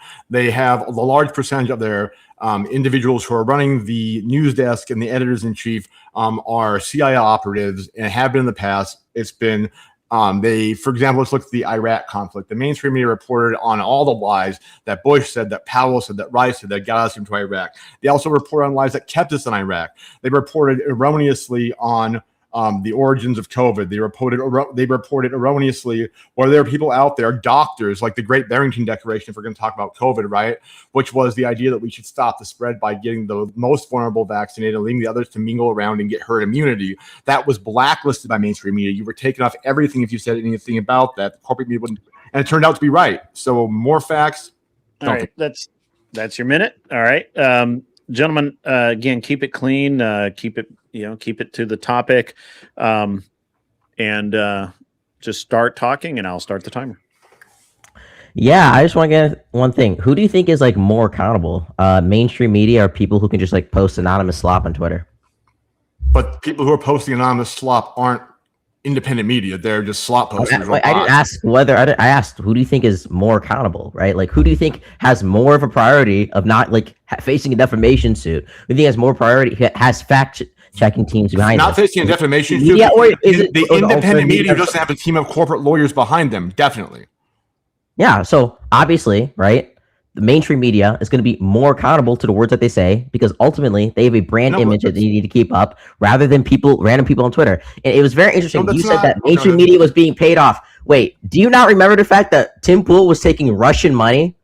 That was reported in mainstream media. That was completely disproven. The case was dropped. Wait, what was this proven about it? What was this proven? That it was that the company in Tennessee that the money was supposedly running through was not an existing company. The two people who were supposedly indicted don't even exist. It was a nobody ever was ever indicted on that. That was just fact checking that.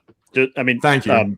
Yeah, nobody was ever indicted on that. Please move on. The case was dropped. Tim Pool wasn't indicted himself. That doesn't deal with. Nobody was. Nobody was. That's not true. Wait, there was literal indictments against them. I No. will go fact check it. Okay. You just did. Okay, but, Yeah, feel free. But the point. I'm sorry, I didn't mean to interrupt there. No, but, you're fine. It helps to keep things moving on. I The don't point normally, being, but okay. That's like that's just Tim Pool was at Occupy Wall Street. Tim Pool went to Venezuela and talked to cartel members. Tim Pool has been to Iran during a conflict, not the most current one. Tim Pool has been in the Syria war. Like, if you want somebody who's actually going to go put boots on the ground and talk to the actual people there and not give you a corporately digested CIA-prone message that's pushing an agenda, whether it's left, right, global, local, whatever, right? An independent journalist is your best source for facts. Again, your whole point about So I just want to be clear. So real quick. Okay. No. I need to get this. Hold on. I'm gonna just because this will derail everything. I'm sorry. I'm just stop the time really quickly. The supposed Russian interference with Tim Pool, Lauren Chin, and her husband. That was never proven. If anything, that was an attack again on alternative media by we don't know what political machine that was, because literally the agents were never prosecuted. Nobody's ever been prosecuted. Nothing. It was a news headline reported in the mainstream media. So I'm just factually, and I should not have done that. I apologize. I interceded, so I had to make sure that was checked. continue on. I'm sorry. I'll make sure the time. You have the remaining amount of time, the correct amount. Are you guys able to view my screen? I appreciate your fairness. Are you guys able to view my screen right now? I can see your face. Okay, I can. We can. I think we can. You can share screen, and I can share. I'm trying to share my screen. I'm looking at the indictment right now. I have it on my computer. I can send the link in chat. But it was dropped. That's the same article he's talking about. You just said that they were never indicted. None of Tim Pool's people were ever indicted. I never said Tim Pool was ever indicted. You guys said nobody was indicted. You just changed your claim. No. I said nobody from Tim Pool or the alternative media organization. I never said Tim Pool was indicted. I just said Tim Pool was taking Russian money. But that case it's not a crime. Wait, I never said it's not a crime for Tim Pool to take Russian money. But he's not. And he hasn't been. Where's that allegation coming? Okay, even if he does, what does that do with his credibility? Because if you're trying to apply that mainstream media is getting paid off by corporate media, and we have people like Tim Pool over here literally taking money from the Russians, obviously that's a little bit of a contradiction. Was being paid off. But hold on. You're trying to say that headlines that's part of the problem here. Right. It's the headline in and of itself is misleading. It never went anywhere. There was never any prosecution. There's never been a court case about it. It just never happened. Go find where there's I'm sorry. I've got to do this. If somebody's indicted, there's a court docket. A judge has looked at it. If somebody's indicted, there's a court docket. You can go in court. No, a grand jury indicts you, but Tim Pool and nobody from Timcast Universe was indicted. The two people that were involved. Go find where they went to court. The Chens from Tennessee. You could literally look at Lauren Chen and her husband. They just happened to be near me, and it was local news for a while. I followed the case fairly closely. Tenet Media. They took Russia. The entirety of the case depended on not that the money came from Russia, but that these two people were supposed Russian agents that had not registered as not agents, but there's a term for the foreign lobbyists. It took me 2 seconds. Yes, thank you. It took me 2 seconds to find the docket. What'd you find though? For the District Court of New York, I found the docket for the court. Find where it actually went to court. Find the court reporting. Find it never went forward. It just. No. If you're trying to say that the case, if you're trying to say the case got dismissed or the indictment filed, fine, that may be true. I don't know about that, right? But when an indictment is filed, on a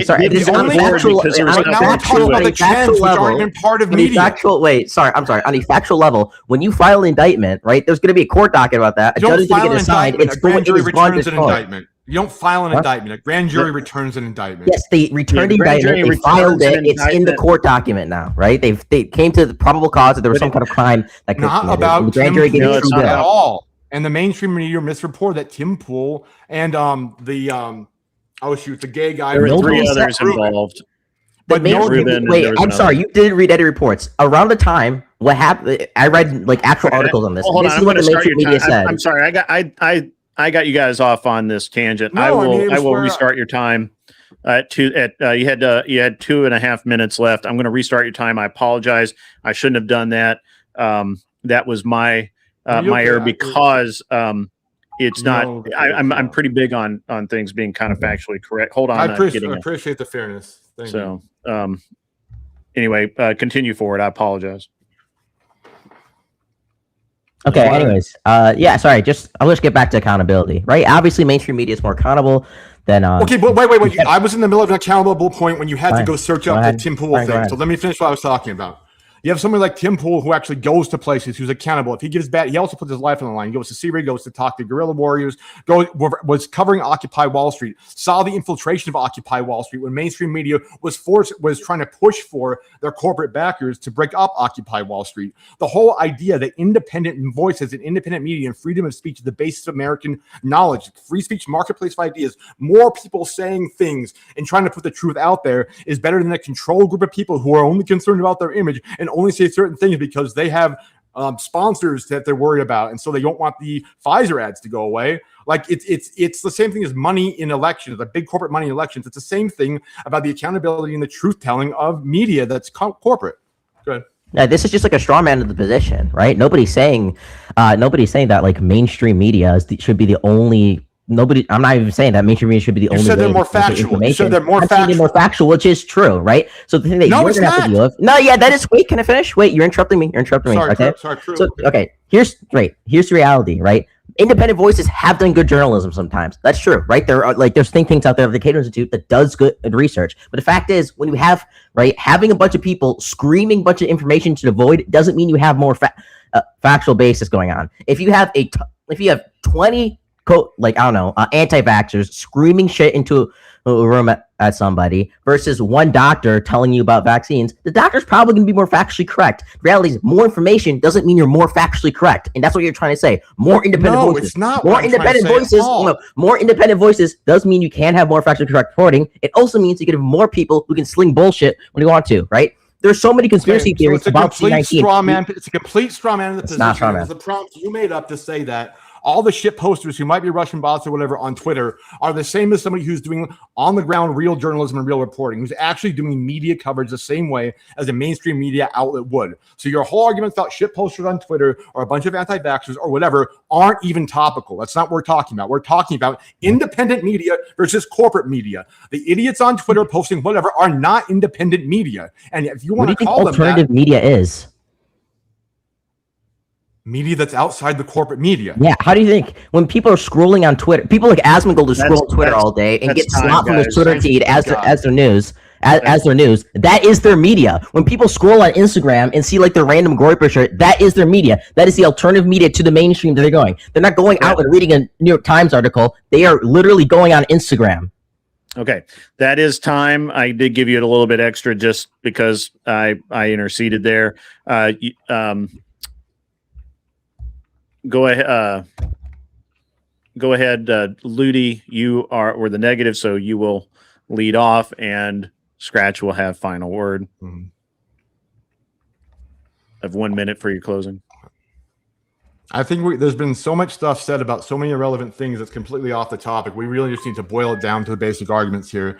The claim that my opponent made in the opening statement was that mainstream media gets the facts right more often. Mainstream media is trustworthy, and then gives rationale for they do it because of accountability. Okay, well, look, what got us into Vietnam, what got us into Iraq War was the mainstream media parroting their military industrial complex, corporate masters, parroting the government's narrative, parroting the CIA implants narrative, parroting the global hegemonic war machines narrative, right? Independent journalists, independent alternative media sources are the only way to fight the corruption and fight the falsity, like the Tim Pool story, like a lot of COVID misinformation that the mainstream media put out, like your girl on MSNBC who said that it was 100% preventing transmission and 100% effective. The reason why is because the independent journalists who are actually doing the research on the ground aren't beholden to corporate masters. And the last thing I'll say is like the people scrolling on Twitter or goon posting on freaking TikTok or whatever, that's not independent media. Those are individuals doing individual things, not a media source. So if that's where you're hanging your hat, I don't think you're in the same debate. That is, look, if my opponent doesn't understand, I think that was his minute. Right. You can go ahead. I'll start the timer when you start talking. If my opponent doesn't understand, the average person, the average person is listening to podcasts, they're scrolling on Twitter, and they're scrolling on Instagram if you're like Gen Z, right? They're not reading full articles. And even if you're listening to a podcast, it's some random, like, look at Joe Rogan, right? Look at the whole Flint Dibble situation. Flint Dibble goes into Joe Rogan, debates this guy, absolutely blows him out. And Joe Rogan, right, who was wrong in all his prior positions when he was talking to this guy, just shits on him. He doesn't concede. Guess what happened to that CNN girl who said, right? Who just said wrong? Who retracted her statement. Guess what happened? Guess what happened when Joe Biden? Wait, guess what happened when Joe Biden came out on? And you're wrong. Guess what happened when Joe Biden came on stage and said that COVID vaccine is 100% effective? CNN made an article the next day criticizing him. So it's very funny how all these people who claim to know everything the mainstream media says is all they support foreign wars. They never go against the mainstream. They do. They criticize Biden. They criticize sometimes the government's narrative because they're actually more accountable to those kinds of things. They are willing to do that. They actually have fact-checking teams. And I know you don't want to say, oh, every single person on Twitter is a media source. They are. People scroll Twitter, they see that. Yeah, okay, that's So, time. Let me bring just a everybody fact back check. up. We'll get Rachel the judges' Maddow, verdict. Rachel Maddow made that statement on MSNBC. She's now their highest paid anchor. The 100% effective. I'm not sure if Trippy still knows he's still here. He's talking. I don't think he knows. Not to us though. I can go first. That was painful. Yeah, go. Whoever wants to go first, go first. So when it comes to the veracity of the mainstream media, anybody who knows to bring up Rachel Maddow's claims about the vaccine is an automatic W from where I sit. That being said, Scratch, you just didn't make the case that the mainstream media is factual. You spent too much time arguing about the alternative media not being factual, and random people on Twitter are not the alternative media. Also, the only example you gave in favor of the mainstream media being factual are the cases in which they had to admit that they were lying. So I just did not find the argument convincing. I got to give this one to Oodle's dad. Okay. All right. Who wants to go? Israel or Abe? I can go. It's not Abe. It was Witchy. Is the third Witchy. I'm judge. sorry. I like Abe as a judge. He's a good judge. So yeah, misogyny. I see that we're picking our winners here with who we agree with more, and like what I really saw in this debate was an overall argument met of standards. This is the standards the media has to hold up to. This is why, and there were concessions. When Scratch was saying multiple times that the media has held to higher standards and giving examples, the rebuttal was, well, they don't have, independent media doesn't have a giant team of lawyers behind it. That to me is a concession saying, yeah, of course you have a higher standard of scrutiny because you have more tools to work with. Like that was a concession to the point, and that was really all I heard of it being addressed in that, like he's saying the mainstream media is bringing on a doctor, whereas when you have independent media with low standards, nobody checking, no corporations overseeing, blah, blah, blah, no PR team, all that. Without that, it's just a fire hose. You might get one independent outlet, and I heard him say this, you might get one independent outlet that does really great reporting, but for one independent outlet, you get 20 Candace Owens who make bullshit up off the top of her head and that she saw in her dreams and use that to make completely false reporting. I wish he would have went a little harder on Tim Pool. Tim Pool hasn't left his compound in like 10 years. He's not an on-the-ground reporter. He's just takes mainstream media stories and regurgitates them. He relies on the mainstream media, and I wish that point was made. But even if I feel like Scratch's main argument wasn't refuted in a way that I thought was needed to take it down, so I gave it to Scratch 6-4. There was just a lot of fear-mongering about things that I just thought were so relevant.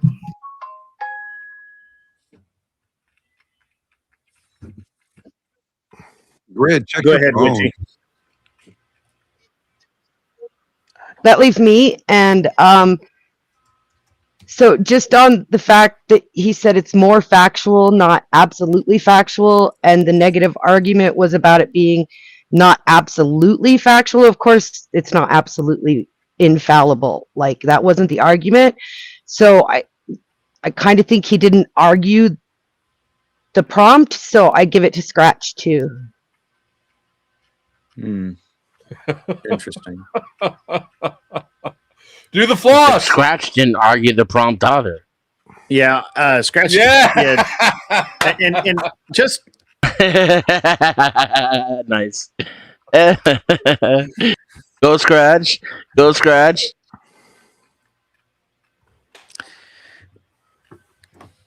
Every time I heard the corporations, I was like, okay, when is the shoe going to drop telling us that the corporations are now bad or infallible for some reason? It was just so much that had to be part of the blame here because.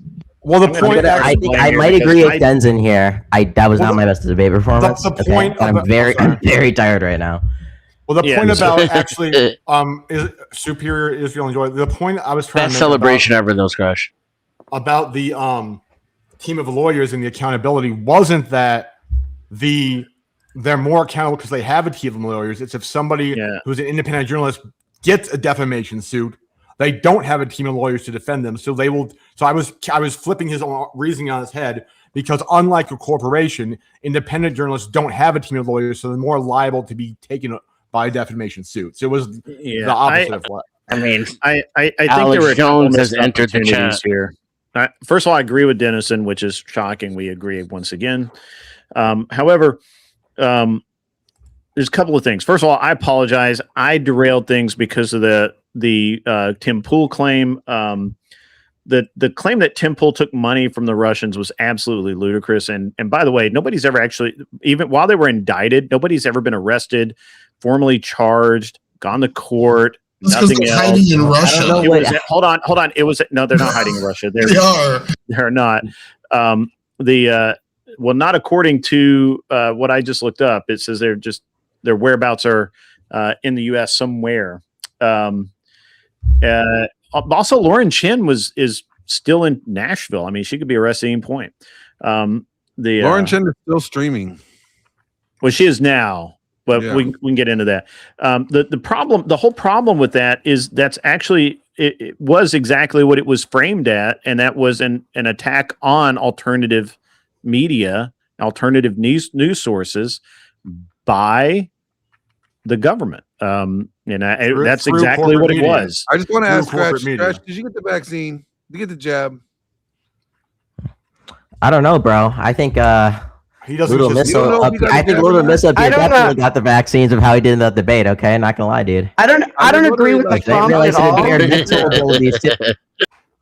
I don't agree with the prompt at all. I just feel like he made a better argument. Like sometimes he didn't make an argument. He did though. He didn't make any argument at all for the veracity of mainstream media. No, he didn't. He literally just said, "It's right because I say it's alternative media is shit." Here's the argument. And then he used a bunch of straw men as examples as to why alternative media was shit. And he came up with the prompt. If the argument is that mainstream media is more factual than alternative media, and I can prove that alternative media is extremely but you were included. But so is the mainstream media. That's the problem with your argument. The mainstream media lies all day, every day, 24/7. That's the problem with you just picking on alternative media. But that wasn't the argument he was up against. That's you arguing in place of the debater. No, it is the argument he was up against. His argument was whether or not the mainstream media is more factual. Yeah, so just saying something else is not factual does not make the case. You have to prove that it's less factual. Just showing that it's not factual, which he didn't do. He just kept saying it over and over again. Doesn't make the affirmative. We're going to have to do this again. This is going to be awesome. Yes, because that's correct. Why would I say something different? Like you haven't addressed my argument or my reasoning, and I'm correct. Yes, I'm addressing it right now. You're just repeating yourself, so you're filibustering. The point is, he did mention those things. Thank you very much, Scratch. It's really good. I'm not filibustering. I stop after I repeat myself. I stop and let you make your point poorly again, and then I repeat my correct point. He did not. That's why he won the debate. You're wrong. I don't entirely disagree with that. I feel like I could have made a better affirmative argument. I can only hear one person at a time. I'm sorry, Scratch. What were you saying? I think that I could have made a better affirmative argument for mainstream media being more factual rather than just attacking alternative media versus saying they're less factual. But I still would disagree with Denz in the sense that attacking alternative media and saying it's less factual, right? That it's extremely unfactual to the point where, you can give some criticism of mainstream media, but compared to this, I do think that's still going towards proving the point. But if that was the prompt you wanted to argue, exactly like mainstream media. But if you got to make up the prompt and that's what you wanted to argue, why didn't you make that the prompt instead of saying you're going to argue that mainstream media is more factual and then just you could have said alternative media is horseshit, and we could argue that prompt. Okay, it wouldn't be a fun It wouldn't be a fun debate if I didn't go a little bit extra, try and push my. Those are effective tactics. Like he's got to just either prove X is dishonorable and Y is honorable, or Y is dishonorable. X, it's fine. Dishonorable. You literally did not pay attention to the prompt, and you're still not paying attention to it. I see a W. I see a W. Looks like a W to me. No, you're fine. I look. Great. Who won? Well, I'm not a judge, so I'm not going to say who won. I'm going to say that I'm not getting into that Vietnam. I personally would not. I personally thought that, first of all, I think that Ludl could have made a much better debate, and I think he could have made better points. So I'm not absolutely. I'm not saying that he made a more effective. The problem is I don't think I don't think Ludl made the right arguments for his position of alternative media, or that mainstream media is less accurate than alternative media, which I don't know that you could prove. I think he took the wrong tactic. I would have come into this with, I can't prove either of those things. I don't understand what you mean by more accurate. Literally, you can't pick up an issue of the New York Times without seeing retractions printed on the back 3 pages, because they literally lie first and then apologize later. That's a known tactic of mainstream media. That's only the shit they admit to lying about. Yes, and that's what they get caught and have to admit about lying about. They literally lie first and then retract later. That's a known tactic. They've admitted When's to the it. last time He should have led with that. Yeah. That's literally like the back 3 pages. When's the last time Tim Pool apologized for saying something wrong? I'm sorry? Candace Owens, too. Apologized for saying something wrong. Well, I'm not defending Tim Pool or Candace Owens. You literally are, though. That's part of the debate, right? If the debate is, well, mainstream media does lie sometimes and makes mistakes sometimes, and they're willing to apologize and correct every time. Unfactual thing they Judges, who won the debate? But really mainstream media is never willing to do it. We already That's did the that. line. Scratch one. Yeah, Scratch one. Moving on. But the prompt wasn't whether or not the mainstream media admits to lying more often than the alternative media. It was that the mainstream media is more accurate than alternative media. No, it was better. Guys, let me finish this out so we can get these guys out of here. Ludi also missed the opportunity because he did not corral Scratch into defining what he was terming as alternative media, and then picking apart that part of the argument. Now, part of it's 5-minute argument, so it's hard to do that. But by saying like Tim Pool actually alternative media? I would argue that he's not, because he doesn't report anything. He makes commentary. That's it. He used to back when he was at Vice, yeah, but you know. But right. But so now the problem is that you allowed him to say that Tim Pool, and I fed into that, unfortunately. What is alternative media? He's not. He's a commentary guy. Candace Owens is not alternative media. She makes commentary. She doesn't report the news. As much as you may want to corral her into that section, she doesn't report the news. When was the last time she made a stock market report? When was the last time she released the housing numbers? When was the last time that she had a crime sheet out or investigated anything? She doesn't do any of that shit. She's technically not alternative media. Hey, Greg, but she didn't. But Ludi, you, I like you. You're a cool dude. But if you're going to go against someone like Scratch, who I've already noticed that he has a very specific style. He makes a crowd argument, and then you have to go in and make him define those terms. And you have to say, and you have to draw the line. You can't say, well, because he was literally saying that I'm alternative media, right? Like he would say that I'm alternative media, but I'm not. I don't report the news. I don't do shit. So you have to say, well, that's not. So you could say the Blaze, okay, that could be alternative media. The Daily Wire, which, by the way, has a better history of being correct than basically anybody else right now. You could say that's alternative media. I would have accepted that. I would have accepted WikiLeaks. WikiLeaks would have been a strong example there. Yeah, that's alternative media.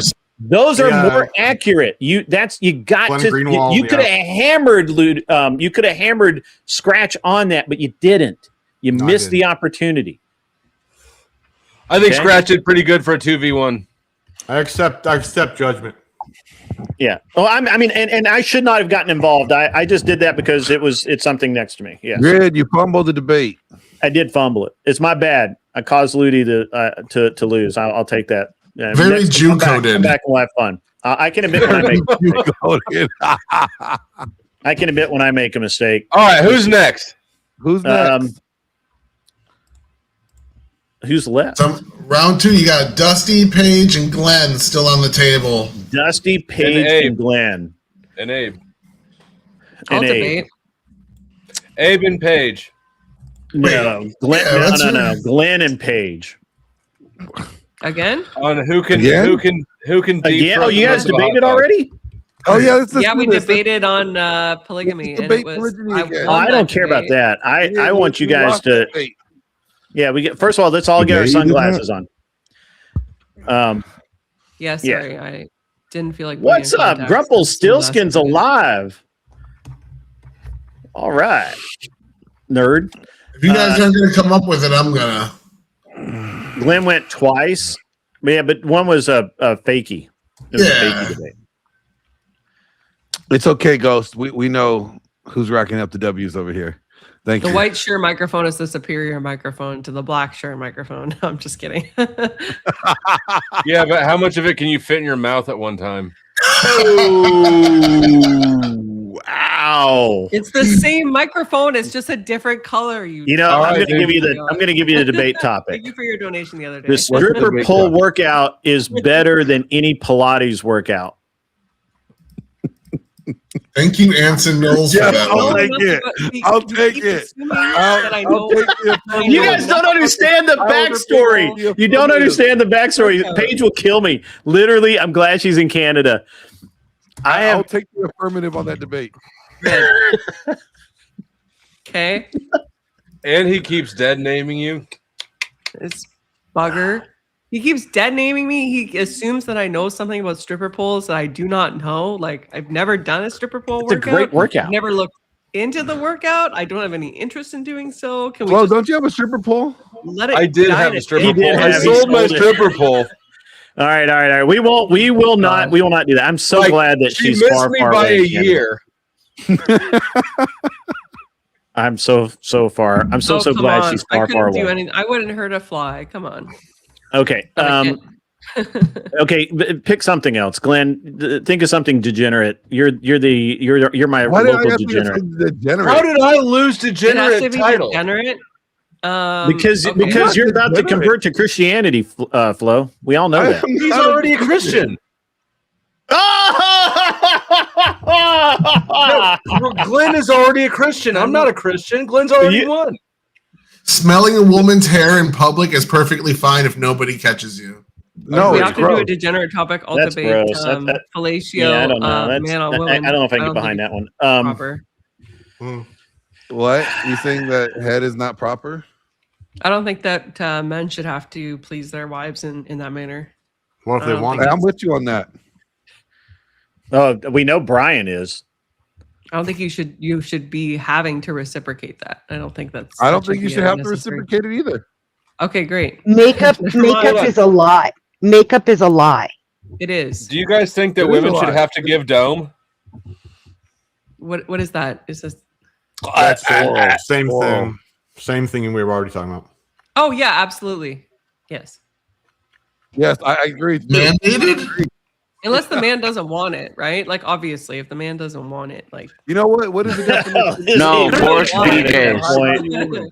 Paige, you know what? AVG is out here husband maxing hard. this is just my belief. These are literally just my beliefs. My father told me no. Now, men does on the this internet. represent? Well, what am I Does this possibly gonna represent do? the Orthodox Church's beliefs? In fact, there is a teaching with respect to connection in a sexual manner. Yep. To my knowledge, so Grid, this is you. You know what? I might convert by the end of the night if you guys keep this shit Oh up. my gosh! On a fucking I Sunday, told you, very we're Sunday. locking you in, Flo. We're locking you in. Hallelujah. I keep telling we're getting closer and closer every day to winning the soul of. Why didn't anybody lead with this? That's All not right, the come leading on, point. Paige. That's not the point of the church. Salvation, It's not smalvation. I don't think I Oh need my salvation. gosh. What I need is some head right now. this is a perversion of the doctrine, but whatever. I'm hardly Hey, surprised based on who's Is initiating it. all right? But is roadhead condoned? Roadhead turns into cul-de-sac head because that's just how it works. How am I getting more viewers for this? This is bad. It's This is true. bad- It's true. Because I said Hold on. Roadhead. Roadhead. Glenn, so bad. back me up here. How fast do you start looking for an exit? Real quick, you're like, I started looking for a boat ramp or somewhere very private. Okay, just don't go safe pull over at a driving. park, Practice safe cop. driving. Yeah. Simple can we and talk- Glenn and Dusty let's over figure here. out a Intel topic. is wild is unsubbing to figure out a all of us, I think. Thank you for the super chat. Distracted driving should have the same penalties as drunk driving. Okay. I mean, that's. I agree. Yeah. Can I offer a debate topic? Go right ahead. Drunk driving shouldn't even be a crime. Boom! Why not? This is why me and Dennison are homies, What? even though he's a commie. Even though he's a filthy commie. He is a filthy commie, but that's Dude, okay. I fucking hate comedy. I'm not a commie. Sorry, He's drunk commie driving adjacent, shouldn't but be you a know what? crime. He's right. Correct. If I get loaded off my ass to where I can barely even talk, and I get in my car and I obey all the traffic laws and all the safety regulations, and I make it home and don't hurt anybody, why is there a crime? Well, it's only a crime when you get pulled over. I don't think it should be a crime. Technicality. You shouldn't be able to be pulled over for it. Well, But you're not It's getting a pulled over huge for fucking drunk technicality. driving. Being pulled over for erratic Swerving through driving. the lanes. Do you know how many people like unalive? That's in that not true. process? Because People get pulled drunk over drive? after they leave the bar all the time. Well, but more Well, people that's die fine. from it every year I than they don't do know. from shooting. They also get pulled over for something like a headlight or something, and then the cop says, "I smell alcohol," so he can do whatever he wants to you. whatever. This You sounds like an excuse to be Ooh, Mel Gibson that on a sounds Saturday like night. Dennison's had an experience. Hey, Mel I don't Gibson. think Look how Gibson no, should be Mel I've Gibson never right been now. convicted Leave of a Mel crime in my alone. life, but you can go fuck I have. yourself. I like how stupid the analogy is in the chat too. That's like saying if you kill somebody and get home and nobody knows, it's not murder. No, it isn't. I'm saying if you don't hurt anyone at all, period, and the Yeah, only molested crime by you a commit cop. is drinking, that shouldn't be a crime. Drinking Hands shouldn't down. be a crime. He got diddled by a cop. If you drive like shit, if you don't obey the laws, if you drive recklessly or you get into an accident, that's a crime. Hey, bro, I'll be laughing hard too. All right. That's a good prompt. Grumple, I agree with no, Dennison on 10 this. is not full. We're not full up here. And actually, technically, Loodle should drop down because he lost his debate. Which, by the way, come back, man. You did well. I mean, I like you. Oh. You're a cool dude. So, Thank you. Yeah, if I had a little more sleep and was a little earlier. When does this happen? I'm sorry to be the newbie Saturday leader. night, I start at 8 Central Standard Time. Perfect. I'll be here next week, Yeah. man. Yeah, man. More Absolutely. dumb shit from the chat too. Who said anything about killing a van full of Mormons? Hey, Bandcamp chick, great job with Ryan and Thank Sean. you. Very well done. Thank you, sir. Yep. I ABG subbed is- to your channel, ABG Little is Dad. actually really cool. Thank you. Hey, Even if Paige. she Okay, doesn't how have about a Scratch. this? Do you have a channel, Scratch? Hoorah, I think- Paige, how about this? Hurrah. Should national service be a Yeah, I do have a prerequisite channel. I do have a channel. To prerequisite to what, Glenn? vote? Yeah, I'll get behind that. Damn. Yes, I just I do debated have the a channel. topic. So Scratch 9258. Yeah, I think the only reason you should be able to vote is if you own property or you served. Ideally, if you're eligible for selective service. Service equals citizenship. I like that. I like Would you like to know All who more? have responsibility. served. I look at it military men and women. responsibility. You know, responsibility is a prerequisite to vote. So you have to Agreed. demonstrate you're responsible with the said right. I got a prompt. A quicker path to citizenship. You'd have to define the would fuck out of solve that. the A quicker path to citizenship would solve the immigration crisis. There's a topic. False. Ew. No. I wouldn't even disagree with that. No.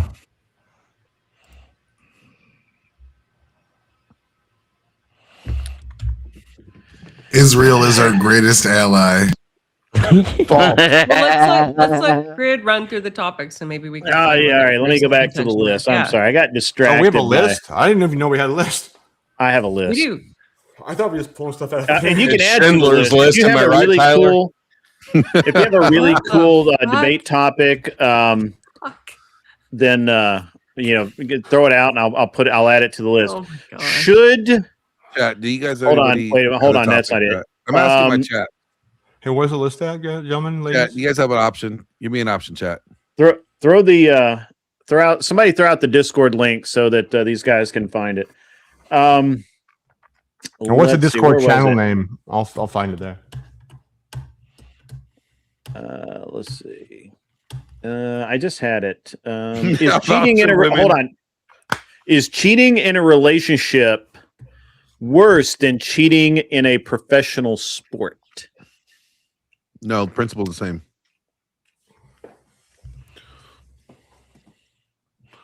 Glenn's in a cheating is cheating. Is it aisle. a Christian? Wait a second. Is it a Christian like marriage sanctified by the church?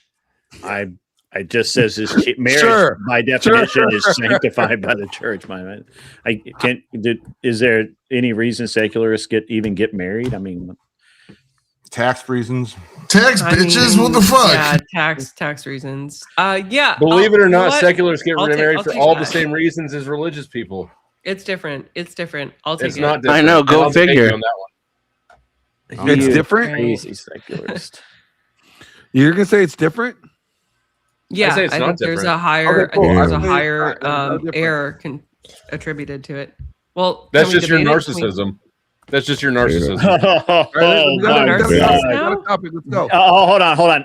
I guess we I all don't are, right? We're think on you the guys are going to go for this, but is it morally worse to ghost someone after a hookup or to fake an orgasm? Which is morally wrong? More to morally ghost wrong. them. To ghost them. I'm ghosting them. I say ghosting them. That's really a better debate topic than whether or not DUI should be a crime. We should ask how old Scratch is before we do this debate, just to make sure. Oh, Scratch. Don't take that from him. Don't take that from the Israeli guy. He's not even Israeli. He's fake. He's a fake Israeli. From Lebanon or was. something. Is it morally? That is. I forgot that was on here. It's literally. Is it morally worse to ghost someone after a hookup, or is it morally worse to fake an orgasm? Yikes! Can you somebody fake the pay to orgasm post a and then prompt, ghost? please? Oops. Can you fake the orgasm and then ghost? I'm sure you can. I don't know. Paige? Does that make it doubly more? Obviously, If you the can guy fake- fakes the obviously you can orgasm, fake Did the it again. orgasm. I'm sorry, AVG. I'm very sorry. Very sorry. If You're the guy really not. fakes the orgasm, you're getting ghosted.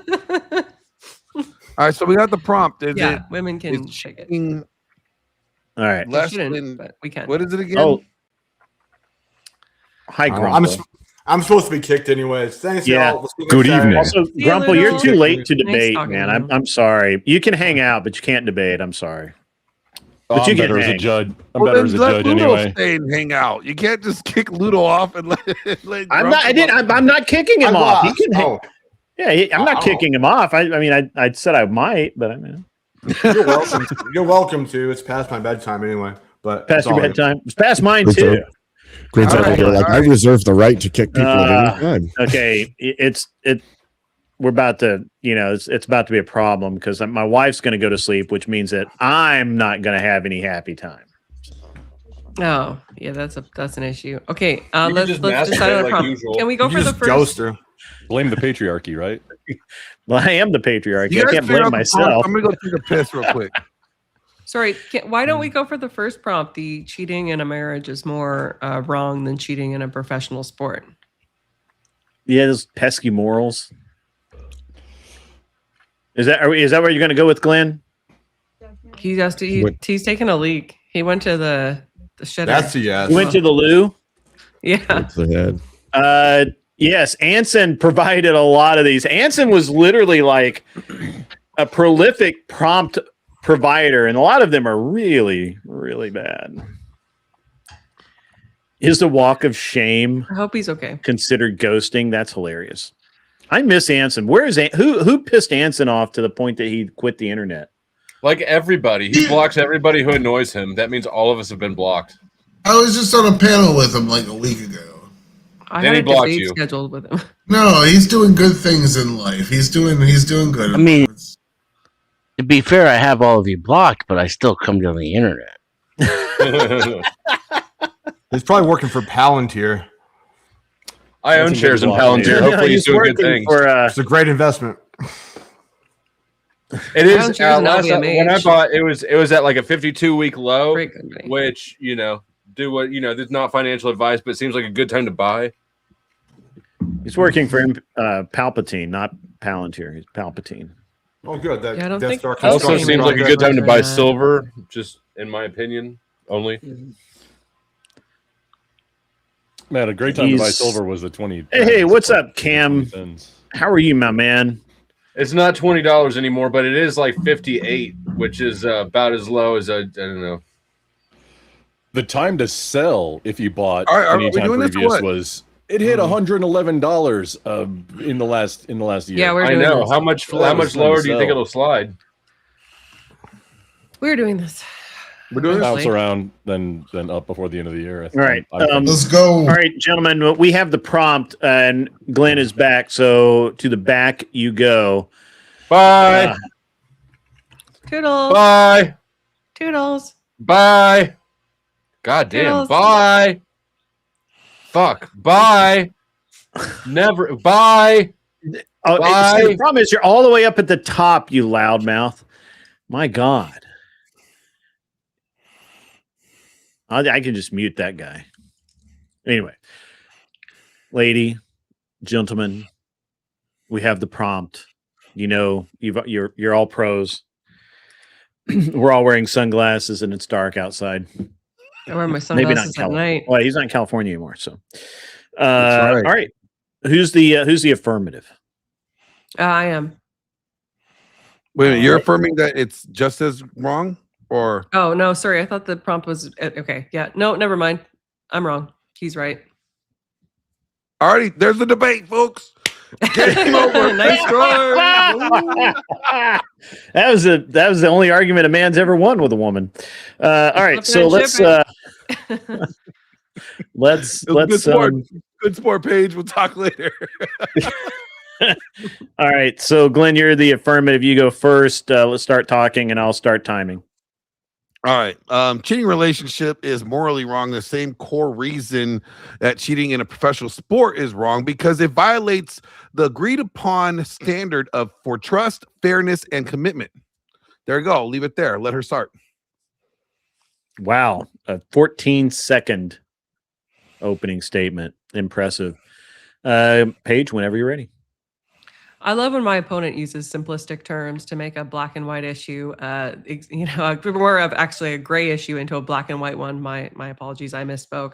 The fact is that the two contracts are inherently different. One is a contract which is entered into with the church and with God, and one is simply a contract of this world. It is simply something that one enters into with an employer. That doesn't mean that it isn't wrong. It just means that it bears a different moral weight. And I challenge my opponent to disprove that fact. With that, I yield. Well, it's the same All right. core principle. Calm down. Calm down. All right. Now, please keep this one clean. It's the same core principle applies to relationships. Okay, when two people enter in a committed relationship, especially monogamous ones, right? They're agreeing on certain guidelines and rules. Loyalty is not optional. Fidelity is not a suggestion. Trust is part of the whole thing, right? So when you are playing in the sport, you are also agreeing on the principle that you guys are going to be fair. That you're going to play by the rules, and you're not going to cheat. All right. By the core principle, cheating in the sports is just as bad as cheating in relationships. Almost like saying, you know what, if you steal 5 cents, it's not as bad as stealing $500. No, the principle is you're a fucking thief. Okay. So if you're a liar, whether you tell a white lie or a grand lie, you're still a liar. The principle is the same. Does the reasoning why you enter into the contract matter at all? For instance, there's a monetary initiative with respect to a professional sports work contract versus when you enter into a marriage contract. You are getting we're entering into a marriage contract and an employment contract for the same reason. Do you love your company? Glenn, are you currently employed? Glenn, are you currently employed with a company? I work for myself. Madam, are you employed with a company? Have you ever worked for a company? Yeah, I work for the military. Okay, great. And if the let's say, are This you in is a not, relationship? this is not a get Married? into Glenn conversation. My whole point is I'm that no, in I'm gonna both cases, demonstrate cheating something. Can you destroys not trust. contend with this? Cheating destroys trust, and in doing so, it Oh my God, you're damages just gonna talk over the me? You're not reputation gonna that answer my people can work question? on. Dude, answer my freaking question, okay? So you've had No. employment with an employer. Woman, Are I'm you not answering your married? question. This is Are not you an married? inquiry. Because you can't, because you know it makes you look like shit. Because No, you it doesn't make know me that look like if you shit. lost a job, you'd be less disappointed than if you lost the love of your life. Everybody I knows was that. It's married. freaking common I've sense, been bro. married. I've been married. Okay. And were you upset when it ended? Yes. Would you I was have been upset when I found equally out she as cheated. upset? I was Would upset you as I have found been out she cheated. She broke the contract. I was Okay, upset. I was right. also upset when my business partner stole money from me. Also upset. The Were you principal, the they same both amount of cheated me out upset? of something. I was Were you the both same upset at amount? both of them.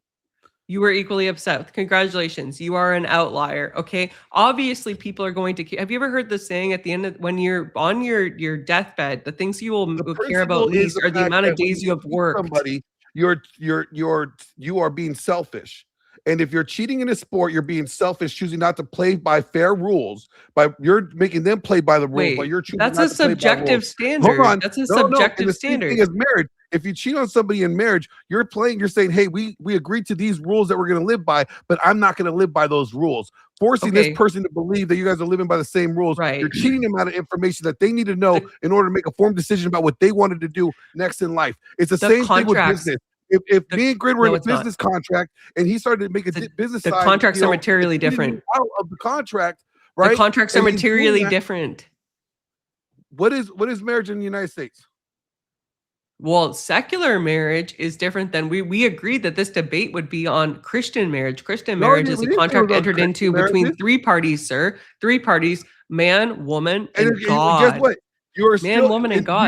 You don't think that if you're cheating in a game, because I believe it says do what you think as if you're doing it unto the Lord. So if you don't think God's involved in the sports industry where that you're cheating is good, it's going to reflect him. Are you deranged? Do you honestly think that God is going to put more weight on you breaking a contract that you entered into with him versus a contract that you entered into on the world? Principle of the cheating. I don't think God cares about the levels of severity of it. I think he cares about the principle. Can we attribute more harm to something that is done? For instance, right? Like, let's say I steal a candy bar. Is cheating in sports just as significant as cheating in a marriage? And the principle says yes. You there a think difference? cheating is on a sliding scale. So cheating for you is on a sliding scale. It's like, a little cheating is okay. Okay. Listen to this. Okay. Theft, right? Is there a difference in terms of the weight that we apply to the theft of a candy bar versus the theft of my elderly grandma's savings? No. I think they should cut both their hands off. Are you for serious right now? I think we should cut both their hands off. If you stole a candy bar, you stole grandma's savings, law? lose both an arm. Did you just advocate for Sharia law when I made a hypothetical about a candy bar versus stealing from the elderly? Dude, the principle what is the same. Actual fuck? What the why are we putting principles on a sliding scale? This is the problem in America, is that we lost our principles. We used to be, our word was our bond. If you were a cheater, you were a cheater. And You've nobody got to trusted be you because you're a joking. cheater. You don't apply weight differently based on the severity of something at all, ever? Like, you're gonna be more pissed? That's time. I'll let Okay. let the answer come through, and then that's time. Okay, no answer. Great. All right, closing statements. AVG, you're first. Yeah, great. So my opponent is clearly living in Delulu land, where he thinks that we don't judge actions based on the nature of the agreement that's entered into and the severity of the breach. He either doesn't understand legal principles or doesn't care to, for the purposes of fashioning his argument in securing a win that he will likely not have. With that, I yield. All I gotta say is that she said I won in the beginning. So there we go. She said Glenn's right. I will take that as a W. We can hear it, we can replay it again. But at the end of the day, when you cheat somebody, the principle of it is that the principle is wrong. If you're saying that we're gonna let somebody get away with a little cheating here, this is not as important as this cheating. No, the principle says if you are a cheater, you're a cheater. If you are a liar, you're not to be trusted, right? If you lie little or lie great, you're still not to be trusted. That's the principle. So to me, the crime is the same. All right. Well, that was lively. Let me bring everybody back up and we will get on with this. All right. Gentlemen, what say you? Can I ask for some clarification as to the judge's responsibility? Is it like in a classic debate where it's who convinced us of their position, or are we only arguing on the merits of the argument, like who argued best? It's more supposed to be like a learning thing where we tell people what they did, how they can do better afterwards. So we generally just judge based on the tactic, how you handled X, Y, or Z, how blah, blah, blah, how you back and forth. Yeah, 5 minutes is not enough time to convince you of anything. It's more about the effectiveness of the argument. I mean, I was convinced in one of the debates to change my mind, but what was the exact prompt on this debate again? I'll read it to you. Wait, I got to scroll down. Thank you, sir. Wow, I got to scroll further than I thought. Well, I closed that Tyler, page. it sounds like you're echoing a little bit, like you might not have the right audio device selected. Just FYI. It does that sometimes with the when I have the screen up. Sorry, I do apologize. Just FYI. I scrolled way far down. All right. Nope, that's not it. That's what happens when I close this sometimes.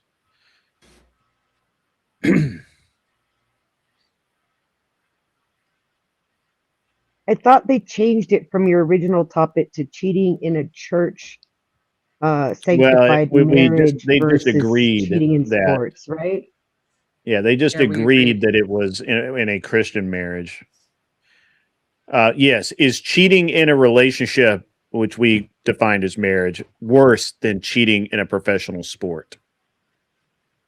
Yeah, I think that it is, right? So I would have in the pre-poll said yes. And then I don't think any arguments convince me to the contrary. But at the same time, I think Glenn completely mocked Paige in this debate. Like the way he was able to argue for something that was so absurd was extremely impressive. So if that's the marker, I'd have to say he won. But I would like to say that Paige held her ground, being that reality was on her side. But unfortunately, she did a lot of arguing out of incredulity, and that just doesn't do it for me, right? He was already in somewhat of an incredulous position, and I think he did a fantastic job making the case for something that's kind of obviously unbalanced, right? Am I totally weirdo, odd man out on that? All right. Israel? Sorry, was that a vote for Glenn or me? Dennison, I believe he voted for Glenn. Am I correct in that, Dennison? Well, you know, I mean, I asked how I'm supposed to vote, and I didn't really get an answer. So, you know, take from what I just said as what you want to. It's a fine scale. If you met Anson, he used to vote based off of like a theme for the evening. Whoever had the best rebuttals and things like that. So it's not a bad scale as long as you know the intent. As long as you're consistent across the board. I think Paige was on the right side, and Glenn could not convince me otherwise. But he gave excellent arguments. He really, really tried as hard as he could. I'm afraid to debate him now because he obviously had the worse off position.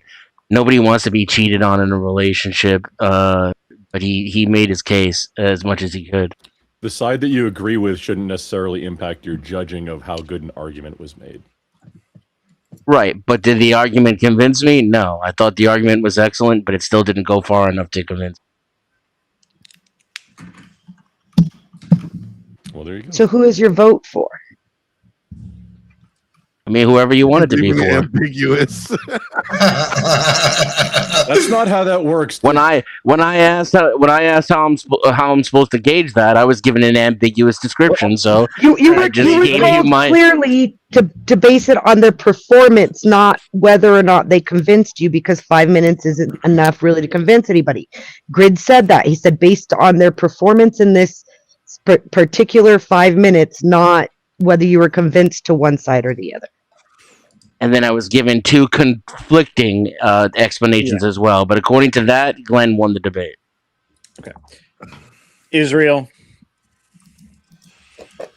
I think that Paige brought up 3 good points. I kind of paraphrased them as gradations, context, and scale. And I feel like the scale answer was answered with pearl clutching. Glenn clutched his pearls during that debate and said, "Oh, it only matters some is fine for you," when she never said anything like that. She was just trying to make a scale-based argument.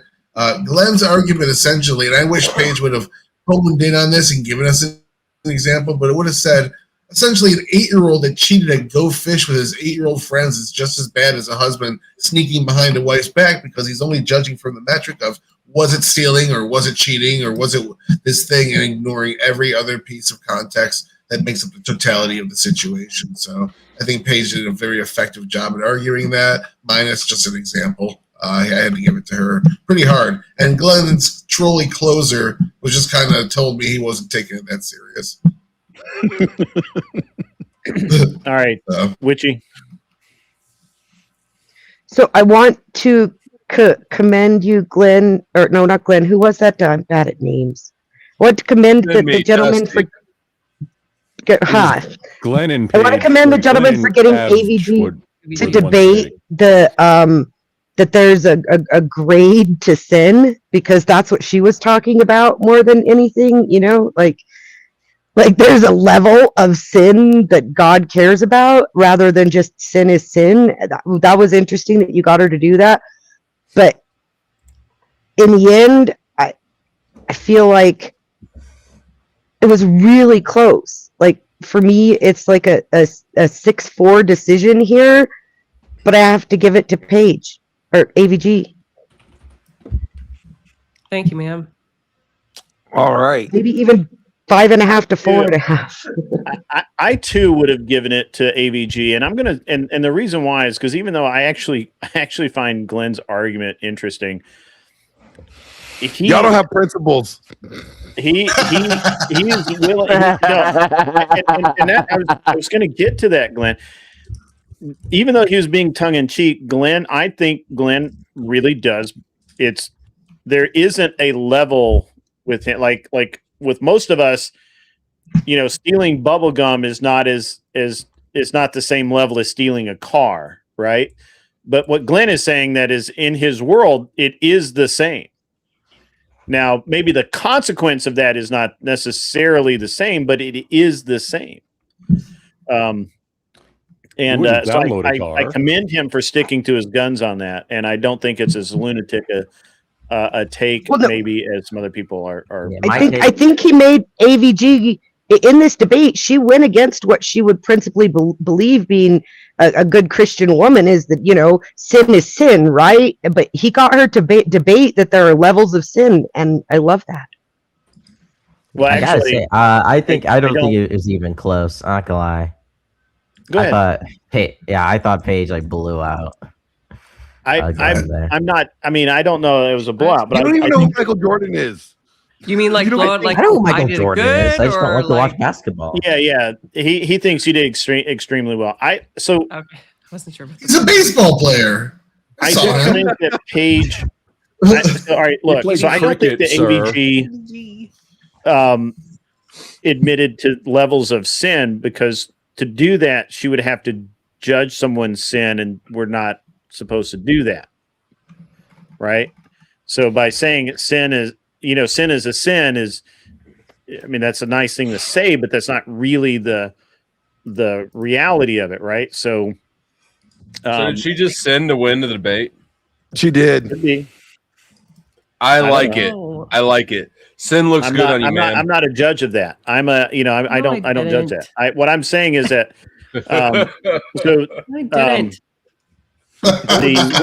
What would the sin have She been? totally Joe? argued for moral relativism. The sin would have been adultery.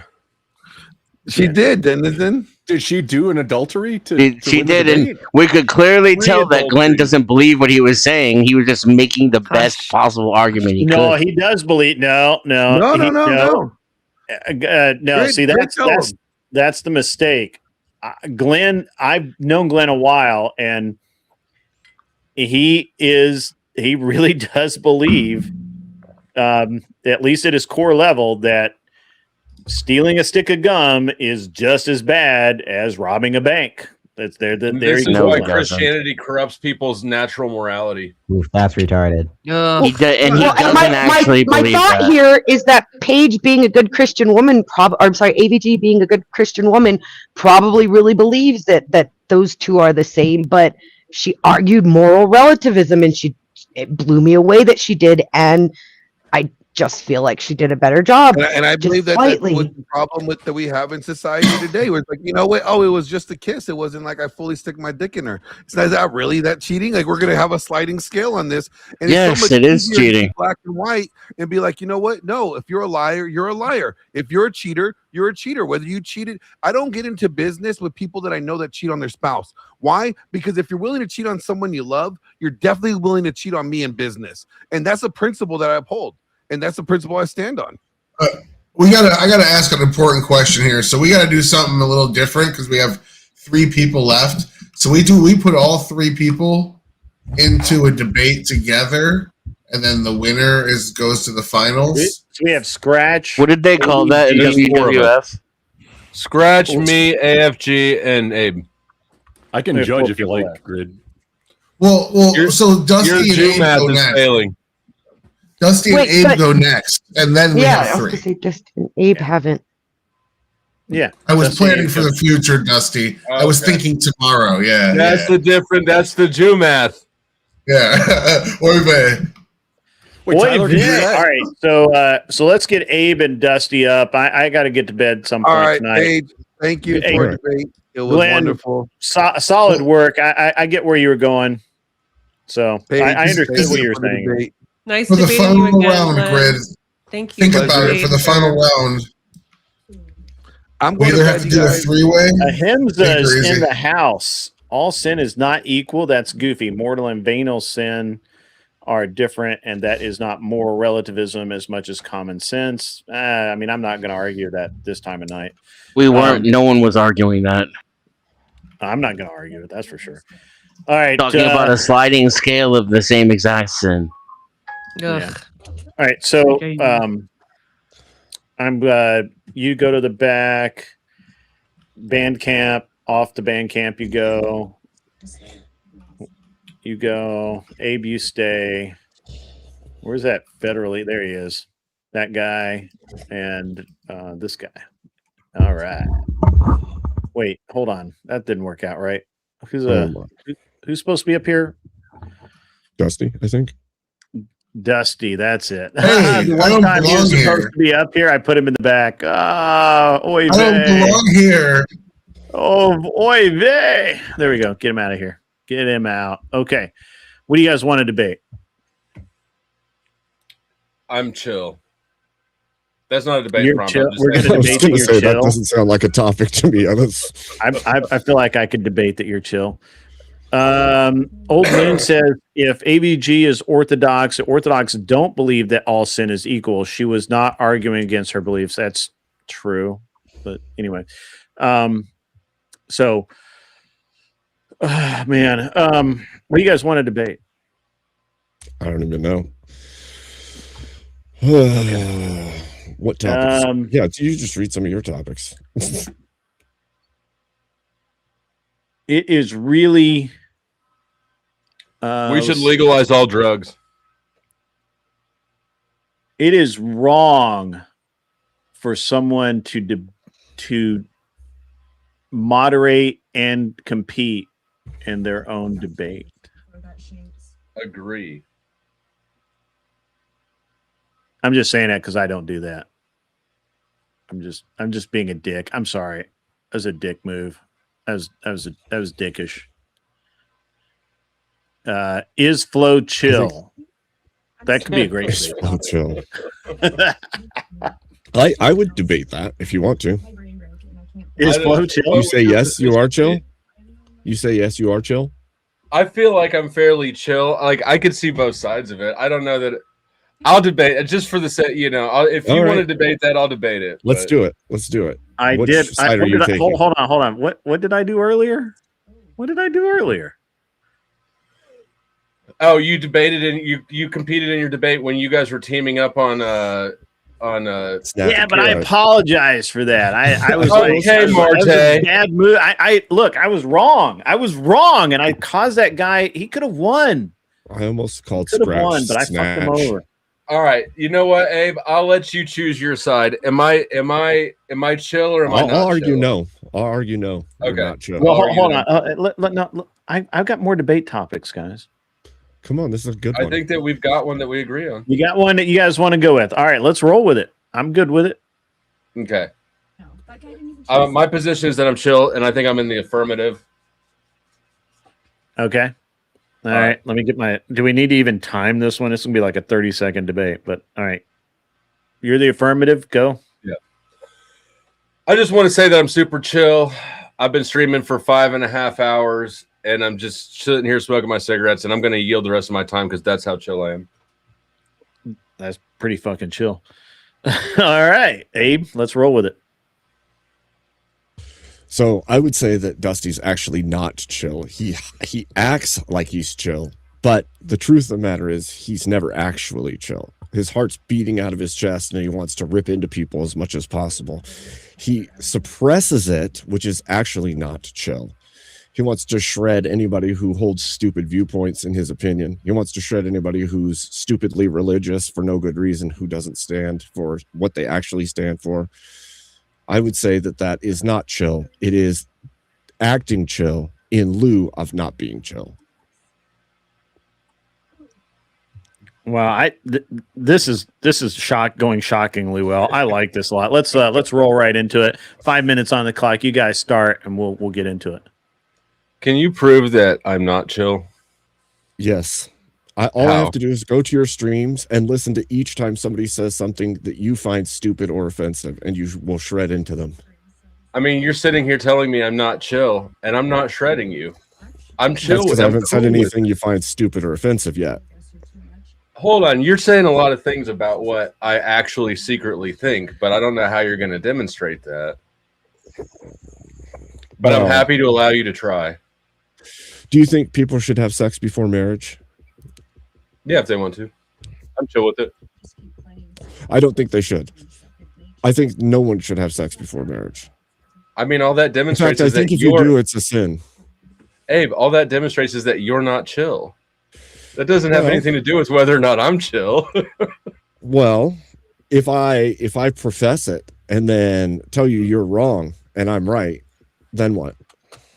I mean, then you got a bad opinion. Lots of people have bad opinions. It's not the end of the world. That doesn't sound very chill. It's telling me I'm wrong. Well, you're wrong, but it's chill. How can I be wrong? You can be wrong, and I can be chill with it. The world is full of wrongness. You know what, Abe? Let me tell you. What sounds like absolute hell to me is perfection. Not only am I cool with you being wrong, I appreciate the wrongness in the world. There is mountains of psychological research that show that people are at their that well-being is maximized when people are making progress on problems in their life. It's not when they've achieved goals, it's when they're making progress. So the existence of problems is necessary for us to reach our maximum well-being. I welcome your wrongness. Do you want things to be less wrong, Dusty? Do you want people to be less wrong? Well, sure. That's part of the progress. To fight for people to be less wrong, Dusty? Have you seen me fight? Well, not fist fight. I'm just asking, like, verbally, are you willing to fight for people to be less wrong?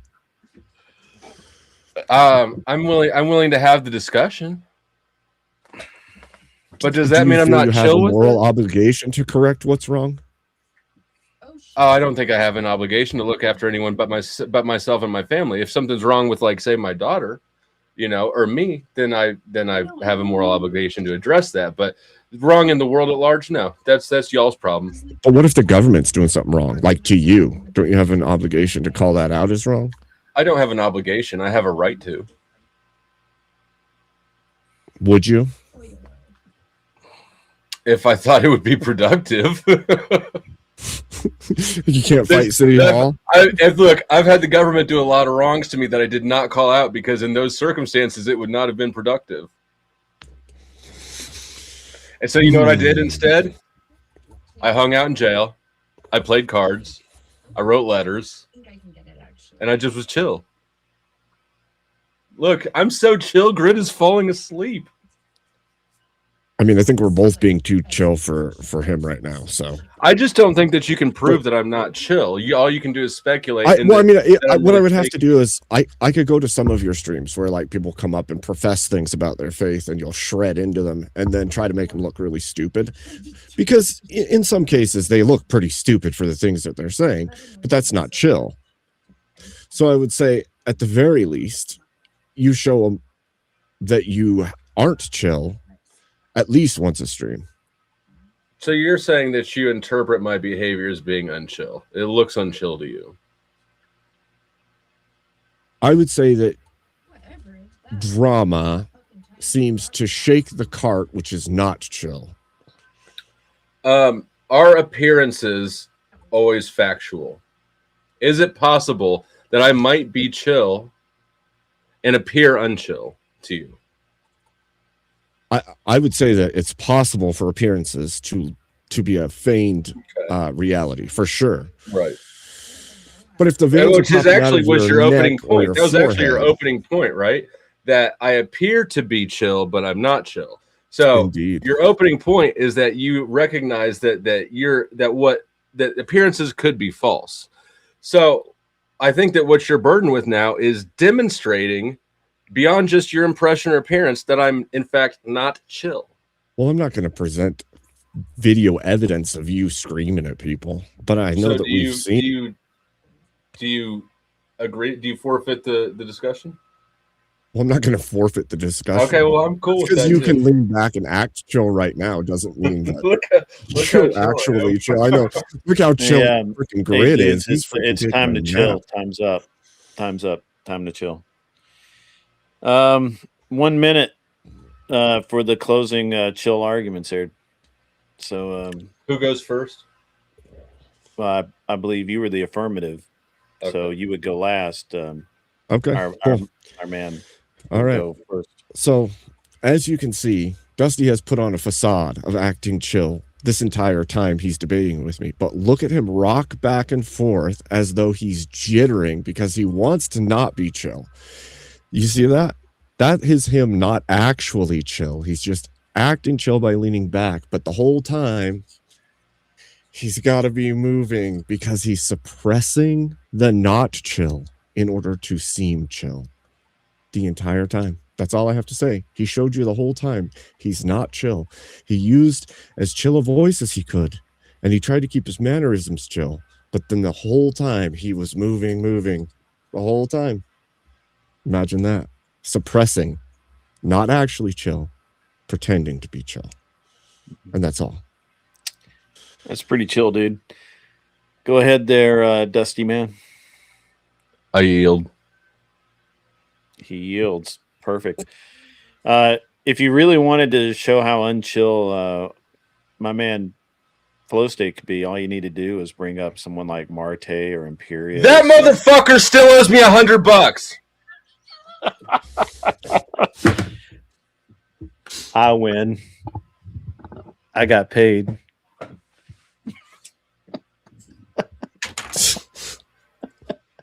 That was awesome. I was chill the whole time though, my lads. Judges, let's roll with it. So I want to go first. Before you get very started, chill. a key point: Abe was not on Flo's show currently. Judges, take that into consideration. Please continue. Okay, can I give my judgment now? Yeah, absolutely. Go ahead. Yeah. Whatever. Okay. So I think they both lost, Page. but since I have ABG. to pick a winner, it's going to be Abe because Dusty is on the affirmative, and it's impossible to prove he's chill or not against his word. So he intentionally took a debate that he really couldn't lose, and for that, I give it to Abe. Chill. Wait, so then I was fucked from the get go. You literally just said that I could not have done anything to win. Yeah, what kind of logic was that? I want to go second. I'm going to vote for Dusty. I'm going to vote for Flo being chill as fuck just to defy Witchy's bullshit. All right. So, all right, Israel, go with it. Be chill, dude. Bro, at the end of the day, can they like both win? That'd be pretty chill. Nah, bro, that's not chill. Nice one, Israel. Nice one. Yeah, I'm honestly but- chill with it. Yeah, if I had to, like, you know, like pick somebody, like, I don't like hierarchies; they're not very chill. But like, I would say that like Dusty, like, really kind of like he like had that like energy. If you think about it, like this is like that episode of Better Call Saul where like they were trying to prove that Chuck had a mental disorder, and I saw Abe try to bait out a little bit of anger, and Dusty just handled it like an absolute unit every time. That closer was dick on the table unitry. Like Dusty fucking the showmanship out of that shit. Absolutely 10 of 10. Abe didn't get a single point because Dusty was such a Chad in that debate. That's all I got.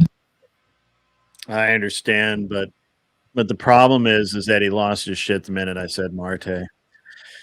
Yeah, but like Hutch owes me $200. I'm pretty chill. That'll piss me off every time someone brings up Hutch. So Yeah, but I didn't lose my shit until after our closing statements. That is true. That is true. But hey, this was a chillest way for Dusty to just not say that he's been on stream too long and he wants to go to fucking bed. I just won though. But yeah, you just won. I mean, you absolutely failed at what you wanted to do, but which is fine. She doesn't know she's not muted. So are we saying goodbye to Abe? Are we saying that's what's happening now? Yep, All right. Well, that's cool, what Abe. Man, hey man, it's been awesome to have you back on the show. It's been a minute. Heck Glad to have you here. But yeah, you should have let off with Marte is chiller than Flo. Even though Shoulda, coulda, woulda. Yeah. Do you want to he would've lost his Abe? shit right there. Do you want to let Abe take over as Big judge? Semper He was Tyrannis. judge to start. That's right. up to Abe. That's right, Denizen. I'm just chill with It's it up all. to you. I don't care. Yeah, that's cool. I'm willing to step away as judge if you want to take it back, Abe. I don't care either way. If you want to keep judging, you can judge. That's how No, chill that's this cool, I'm too. fine with it. We Is can- Abe we can chill? stay That should be away. the debate. Everybody's I just actually too believe chill. Abe is chiller than I am. Abe is chiller than you. That should have been the debate. Abe is just way chiller than you. All right, so do whatever. Who's the next? Do whatever. It's AVG and Scratch. I got that right. Yeah. we have 3 people left Oh, now. shit. So either one person has to take a bye and then debate the other two's winner. And we like everyone maybe picks a number between 1 and 50, and the closest to the number gets to sit out the next debate. I'll just debate the winner. I'll just move to the finals. No, actually, I'm just gonna move to the final two. I had to work 9 hours today, and I need to go to bed. I'm sorry, y'all. Holy shit, bro! Fuck me. So I mean, that's what I'm just giving Grid as I'm really options. I don't. You're, I don't going really, to, you're leaving your son Scratch? Yeah, bro, I'm too tired for this. I'm gonna pass. Okay. out. Well, then we know the finals now. Can you drop your channel in the back? Yeah, you did drop your fantastic, dude. Like you blew the doors off of it.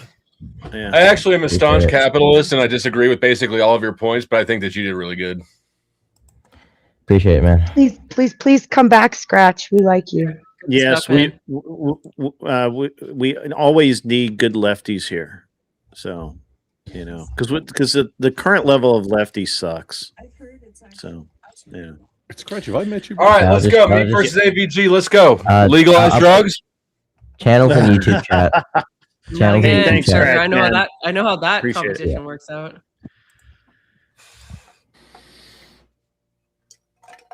All right. Did he put his channel?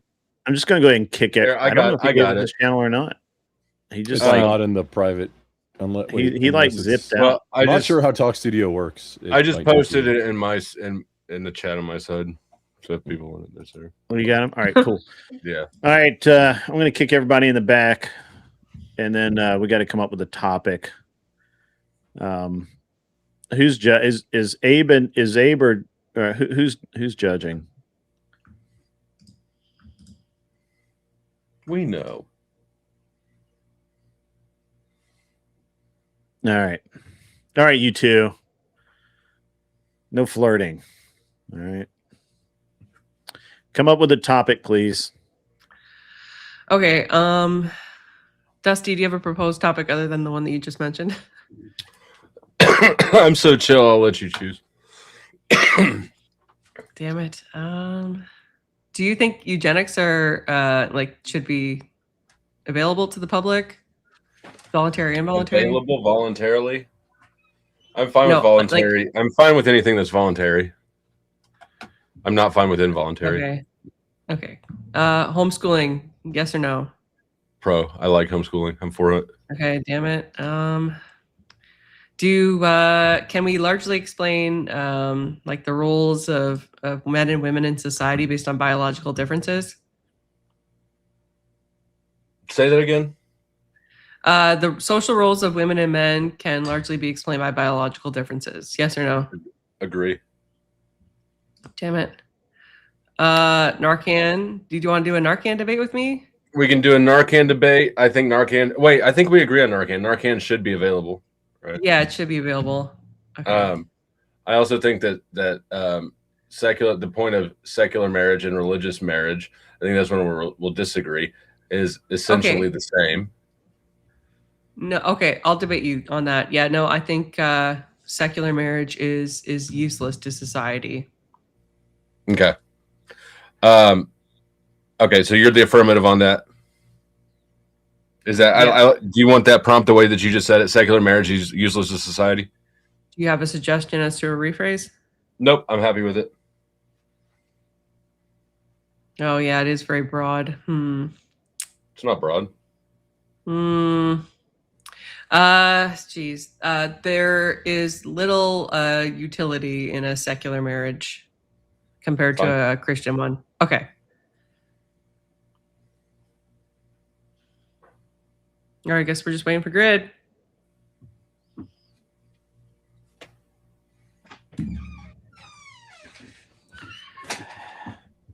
All right, we got something. Yeah. Yeah. All right. Cool. There is little utility in a secular marriage compared to a Christian one. I like the Affirmative. first phrasing of it better because little is subjective, but I'm fine with the second one if you right. insist on it. Cool. Sorry, I had to go piss off my Porsche. I've been sitting here a long time, so. Hold on. Why? What? AVG. I think that the first phrasing was better because little is a subjective measurement, right? But if it's very important to you, I'll accept the second phrasing. Okay. No, wait a sec. I can change it. Christian or religious marriages are the only marriages that should be allowed in society. Okay, I'm fine with that. All right, let's roll with it. Choose the affirmative. I'm the negative. Okay. Then whenever you're ready. Yeah, so obviously we know that, well, no, I guess not obviously, but I know personally that Christian marriages hold a lot more utility than their secular ones. They have a lower rate of failure. They offer securities that secular marriages do not. For instance, you do in an Orthodox marriage, go to your priest to nullify the marriage.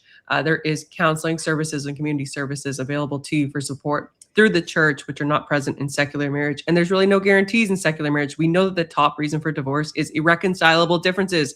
What the fuck is that? That could mean a gazillion things. Christian marriages have the lowest divorce rates, are the most promising, and offer the most security absent the trappings of worldly things. Ergo, they are the best. W, Christian marriages. L, secular ones. Abolish all secular marriages. They offer no utility other than tax purposes. With that, I yield. Okay. All right. Whenever you're ready.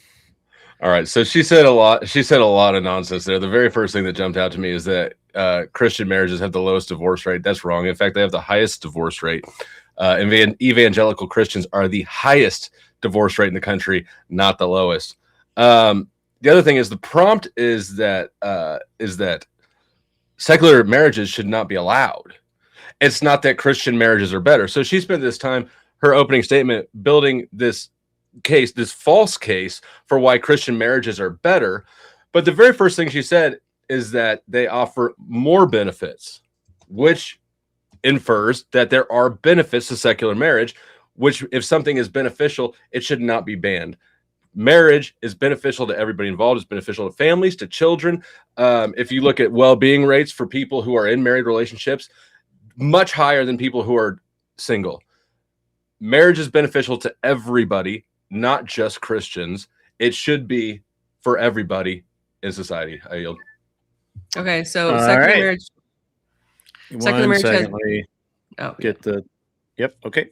Go. Secular marriage offers to my knowledge, as of current rates, 56% divorce rate compared to Orthodox Christianity at 9%, and Catholicism Orthodox at 12%. compared to Orthodox. Yeah, that's a form of Christianity. We're talking. Orthodox a form of It is a form of Christianity, Christianity. You don't get Great, to. You don't thank get to you. pick and choose Thank which you. forms of Christianity you want to count as Christians. Okay, so we need to include them. We need to include them all. We can't use one as an example of how it Correct. works. Correct. You cannot. And You why is cannot pick and that? choose the most conservative. The most conservative. What percentage of Christians in the West are Orthodox Christians? Is that even a representative serving? Well, the Roman Catholic rate is 12. 12 is still No, a no, great no, no, no, marker against 56. no. Don't pivot. Answer. What percentage of What do you people in mean? the I'm not U.S. pivoting. Christians in the U.S. identify as Orthodox? It's a very small percentage, but Roman It's a very small Catholics percentage. So actually why make would up you a choose? significant Why amount would you of the choose the Orthodox. small percentage sample size? Why not look at evangelical Christians, which Right. are a much bigger representation in the West and What have about a the massively statistics? high divorce rate? What about the statistics makes you think they're not per capita? Can I know?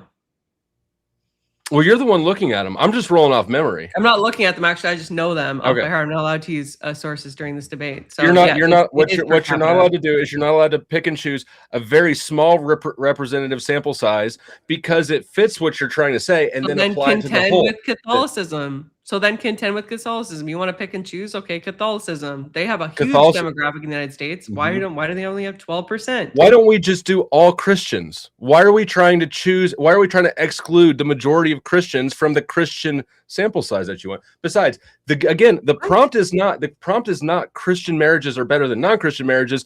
It's that Christian marriages are the only ones that should be allowed. Now, how do you build that case?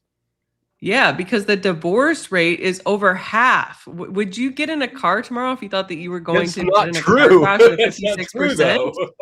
It's That's- 56%, Dusty. The divorce That rate is is- 56% in Right, secular marriages. and most of also, you those are evangelical Christians. Regardless, marriage is still No, that's not included in beneficial. the factor. Marriage is still beneficial to everybody involved in it. A healthy marriage is beneficial to everybody involved in it, regardless of religion. For tax rates.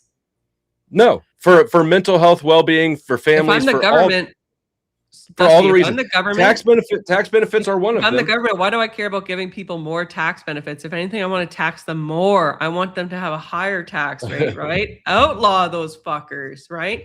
I don't want them to So- get that benefit. Well, you want them to have a healthy functioning. You want to have a healthy functioning population, don't you? You want to have It fewer. doesn't. You want to have There's no fewer. success You want to rate have for this less stuff. less welfare moms, don't you? What would Because that- okay. married families provide for themselves. I provide is for the my major- family. who is Grizz the party that provides for usually his divorces? family. Yes. You And know who W, provides for W. you know who provides? You know who provides for the single mother households that you're espousing? The government. They don't want to pay for that. Okay, so You're that's espousing obviously single an motherhood. You recognize exception, that, not the right? rule. No, by that's an trying exception, not the rule. by trying to prohibit secular marriage, you are espousing single motherhood. That's what you're promoting. Not at all. I'm saying the security that might be offered through a secular marriage is not security at all. There's a 56% divorce rate. Ergo, it makes There's a no logical 56% sense. divorce rate amongst Christians as well. No, there isn't. The statistic for 56% is secular marriages, i.e., non-Christian. Do you understand the definition of secular, sir?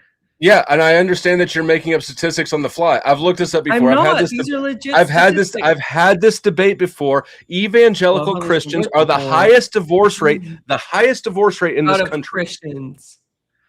The They're 56% Christians. is for Christians. secular marriages, sir. Okay, so you're saying they're not good enough Christians. They're not the right kind of Christians. So you're not actually No, I'm saying arguing they're for. secular, You're not dude. actually arguing for Secular is Christian gonna be marriage. religious. You're arguing for. Oh my gosh. Orthodox Christian marriage. Definitional disability apparently here. Yeah, no, I mean, secular we're gonna have is a moderator. non-religious. He's super chilled, maybe. But regardless, seem very chill right here, now. you know what? You know I think what? you gotta Let me lose this make or this something. interesting. Let me make this interesting. I don't believe this, but I'm going to go ahead and concede. I'm going to tell you, Christian marriages are better than secular marriages. Oh, now, bam. now, There goes the debate. why? That's not the end of the debate. Why do you think that should prohibit secular marriages, which do offer all the same benefits? Because secular marriages don't offer a guarantee of those benefits. Neither sir. do It is a Christian huge- marriages. Yes, They don't they- offer a guarantee. In the Can you in these get texts, divorced? Can you get divorced in the Orthodox Church? not without a priest's consent Can you get divorced in the Orthodox Church? after you receive a dispensation from a priest? Can you? So yes. After you go through that extra Yes, step, you can. Yes, you can. It makes There's it no ultimately harder to guarantee be- there either. And there's no guarantee the priest is going to grant it. Sorry, I was Then muted. what? That's time, guys. I'm sorry. Sorry, I muted myself. debate. I apologize. Okay. Wow, good debate. Okay, so I believe my man Dusty goes first. Thank you. Yeah, I think that throughout this debate was like, let's be real, this was just a slaughter. She was arguing the whole time, trying to use made up statistics to say that Christian divorces are more infrequent. At no point did she make a case for why secular divorces or why secular marriages should not be allowed. She completely ignored that. Also, just real quick, Pew Research shows that in 2023 to 2024, divorced or separated people accounted for 66% of them identified as Christian. So I'll yield. All right. Okay. Go ahead. Yeah, no, for sure. So my opponent couldn't contend with the difference between secular and religious. I did not make up those statistics. Those statistics are ones that I know. I didn't need to look up statistics, something that, to my knowledge, we're not allowed to do, even though Dusty did so in his closing, which would be an automatic disqualifier. And let's not forget about the fact that my opponent conceded that Christian marriages were better. Why on earth would you want to motivate people to not pursue that? If anything, we should be motivating more people to become Christian and convert. The new world order is here, ladies and gentlemen, and this is how you get the benefits of marriage and family and home. And the nuclear family is the cornerstone of modern America. God bless America. With that, I yield. Paige, which one of us has the benefits of a nuclear family right now? Oh, okay. All right, that was fun. I like that one. Judges. Well, I now want to I have take to back ask the. a question. Can I ask a question first? Yes, Is absolutely. fact checking using sources, would that be a disqualifying thing? Because like earlier, the guy I debated had his girlfriend, wife, partner, harem member, whatever, feeding him facts, and you guys let that pass. So I don't know if Dusty fact checking her is a disqualifier. I just read a chat just like Glenn did earlier. Yeah, that's fine. It's just a. I have giant detailed citation documents and shit I use all the time. It was specifically about using AI in a way to help aid your arguments. And I prefer you not do the. I prefer the no notes and that sort of thing during the actual debates, but that's fine. I'm okay with Dusty reading his chat. Although I personally believe that the actual statistics are a little bit different, but statistics are mostly bullshit anyway. I think that was just an excuse for Tyler to say he has a giant D. I just wanted to make sure it wasn't disqualifying before I bothered to vote. It hits the toilet water. It's totally fine for Dusty to read a chat and say that. I would have fact checked him anyway, so. I do. I mean, I do while we're watching this. Anyway, go ahead, guys. So yeah, that was something I think AVG, I'm sorry, keep dead naming you as well. I think the biggest thing that you did this debate happened right before the debate when you agreed to a prompt change that completely undermined your arguments, which were very solid arguments for the previous prompt. But once you said you never gave a positive argument of why we should ban the other. You just said it's better, and because it's better, we shouldn't allow the other one, even though Dusty made compelling arguments as to why secular marriage is a step in the right direction besides secular single. So I, at the end of the day, think that the prompt fucked you there. You shouldn't have accepted that change and argued the original one. I think you would have won it. I gave it to Dusty. Sorry about your revenge. I was rooting for you. It's all good. Dennison. Yeah, I mean, you can't make the argument that marriage is good and that you should deny it to a large percentage of the population at the same time. It just didn't make any sense. I think Paige did an excellent job. She's good at these debates, but the prompt was too much to overcome, much like Israel Enjoyer said. I voted for Flo. Okay. Israel is also too much to overcome. I'll throw in my lame duck vote. I'll throw in my lame duck vote and make it unanimous just because it's the exact same reason I lost earlier. You got caught up in the debate prompt that you wanted and didn't respond to the actual debate prompt. That's just my opinion. So Flo takes it unanimously, in my opinion. Thank you, guys. Appreciate the feedback. I actually, so when you're gonna say things like, the majority of Christian marriages are more successful, I think that it's tough if you just don't really have those facts memorized, and I think that I understand. I mean, I believe that I understand what you meant by that, and that actual Christian marriages, or whatever you want to call them, because most people who claim, or most of the people who claim to be Christian are they just mark that on their marriage license, and they're called self-identifying. And when you actually start boiling down the statistics, you end up finding that that even the evangelicals have a lower divorce rate amongst actual practicing Christians than secularists. But no true Scotsman. You have to. Hey, can I comment on that? Sorry. Yeah. Go ahead. Go ahead. Yeah, on that point, what the data show is that almost everybody considers themselves Christian, and they have the same divorce rates as everybody else. But religious people have better success in marriages. And that means people who go to church regularly, people who don't cohabitate before they get married, people who stay a virgin before they get married, people who are devoted to their local parish, whatever it is, even if it's not necessarily Christian, spiritual and religious practicing people stay together longer and have more successful marriages. And I think that would have been a more effective argument. AVG.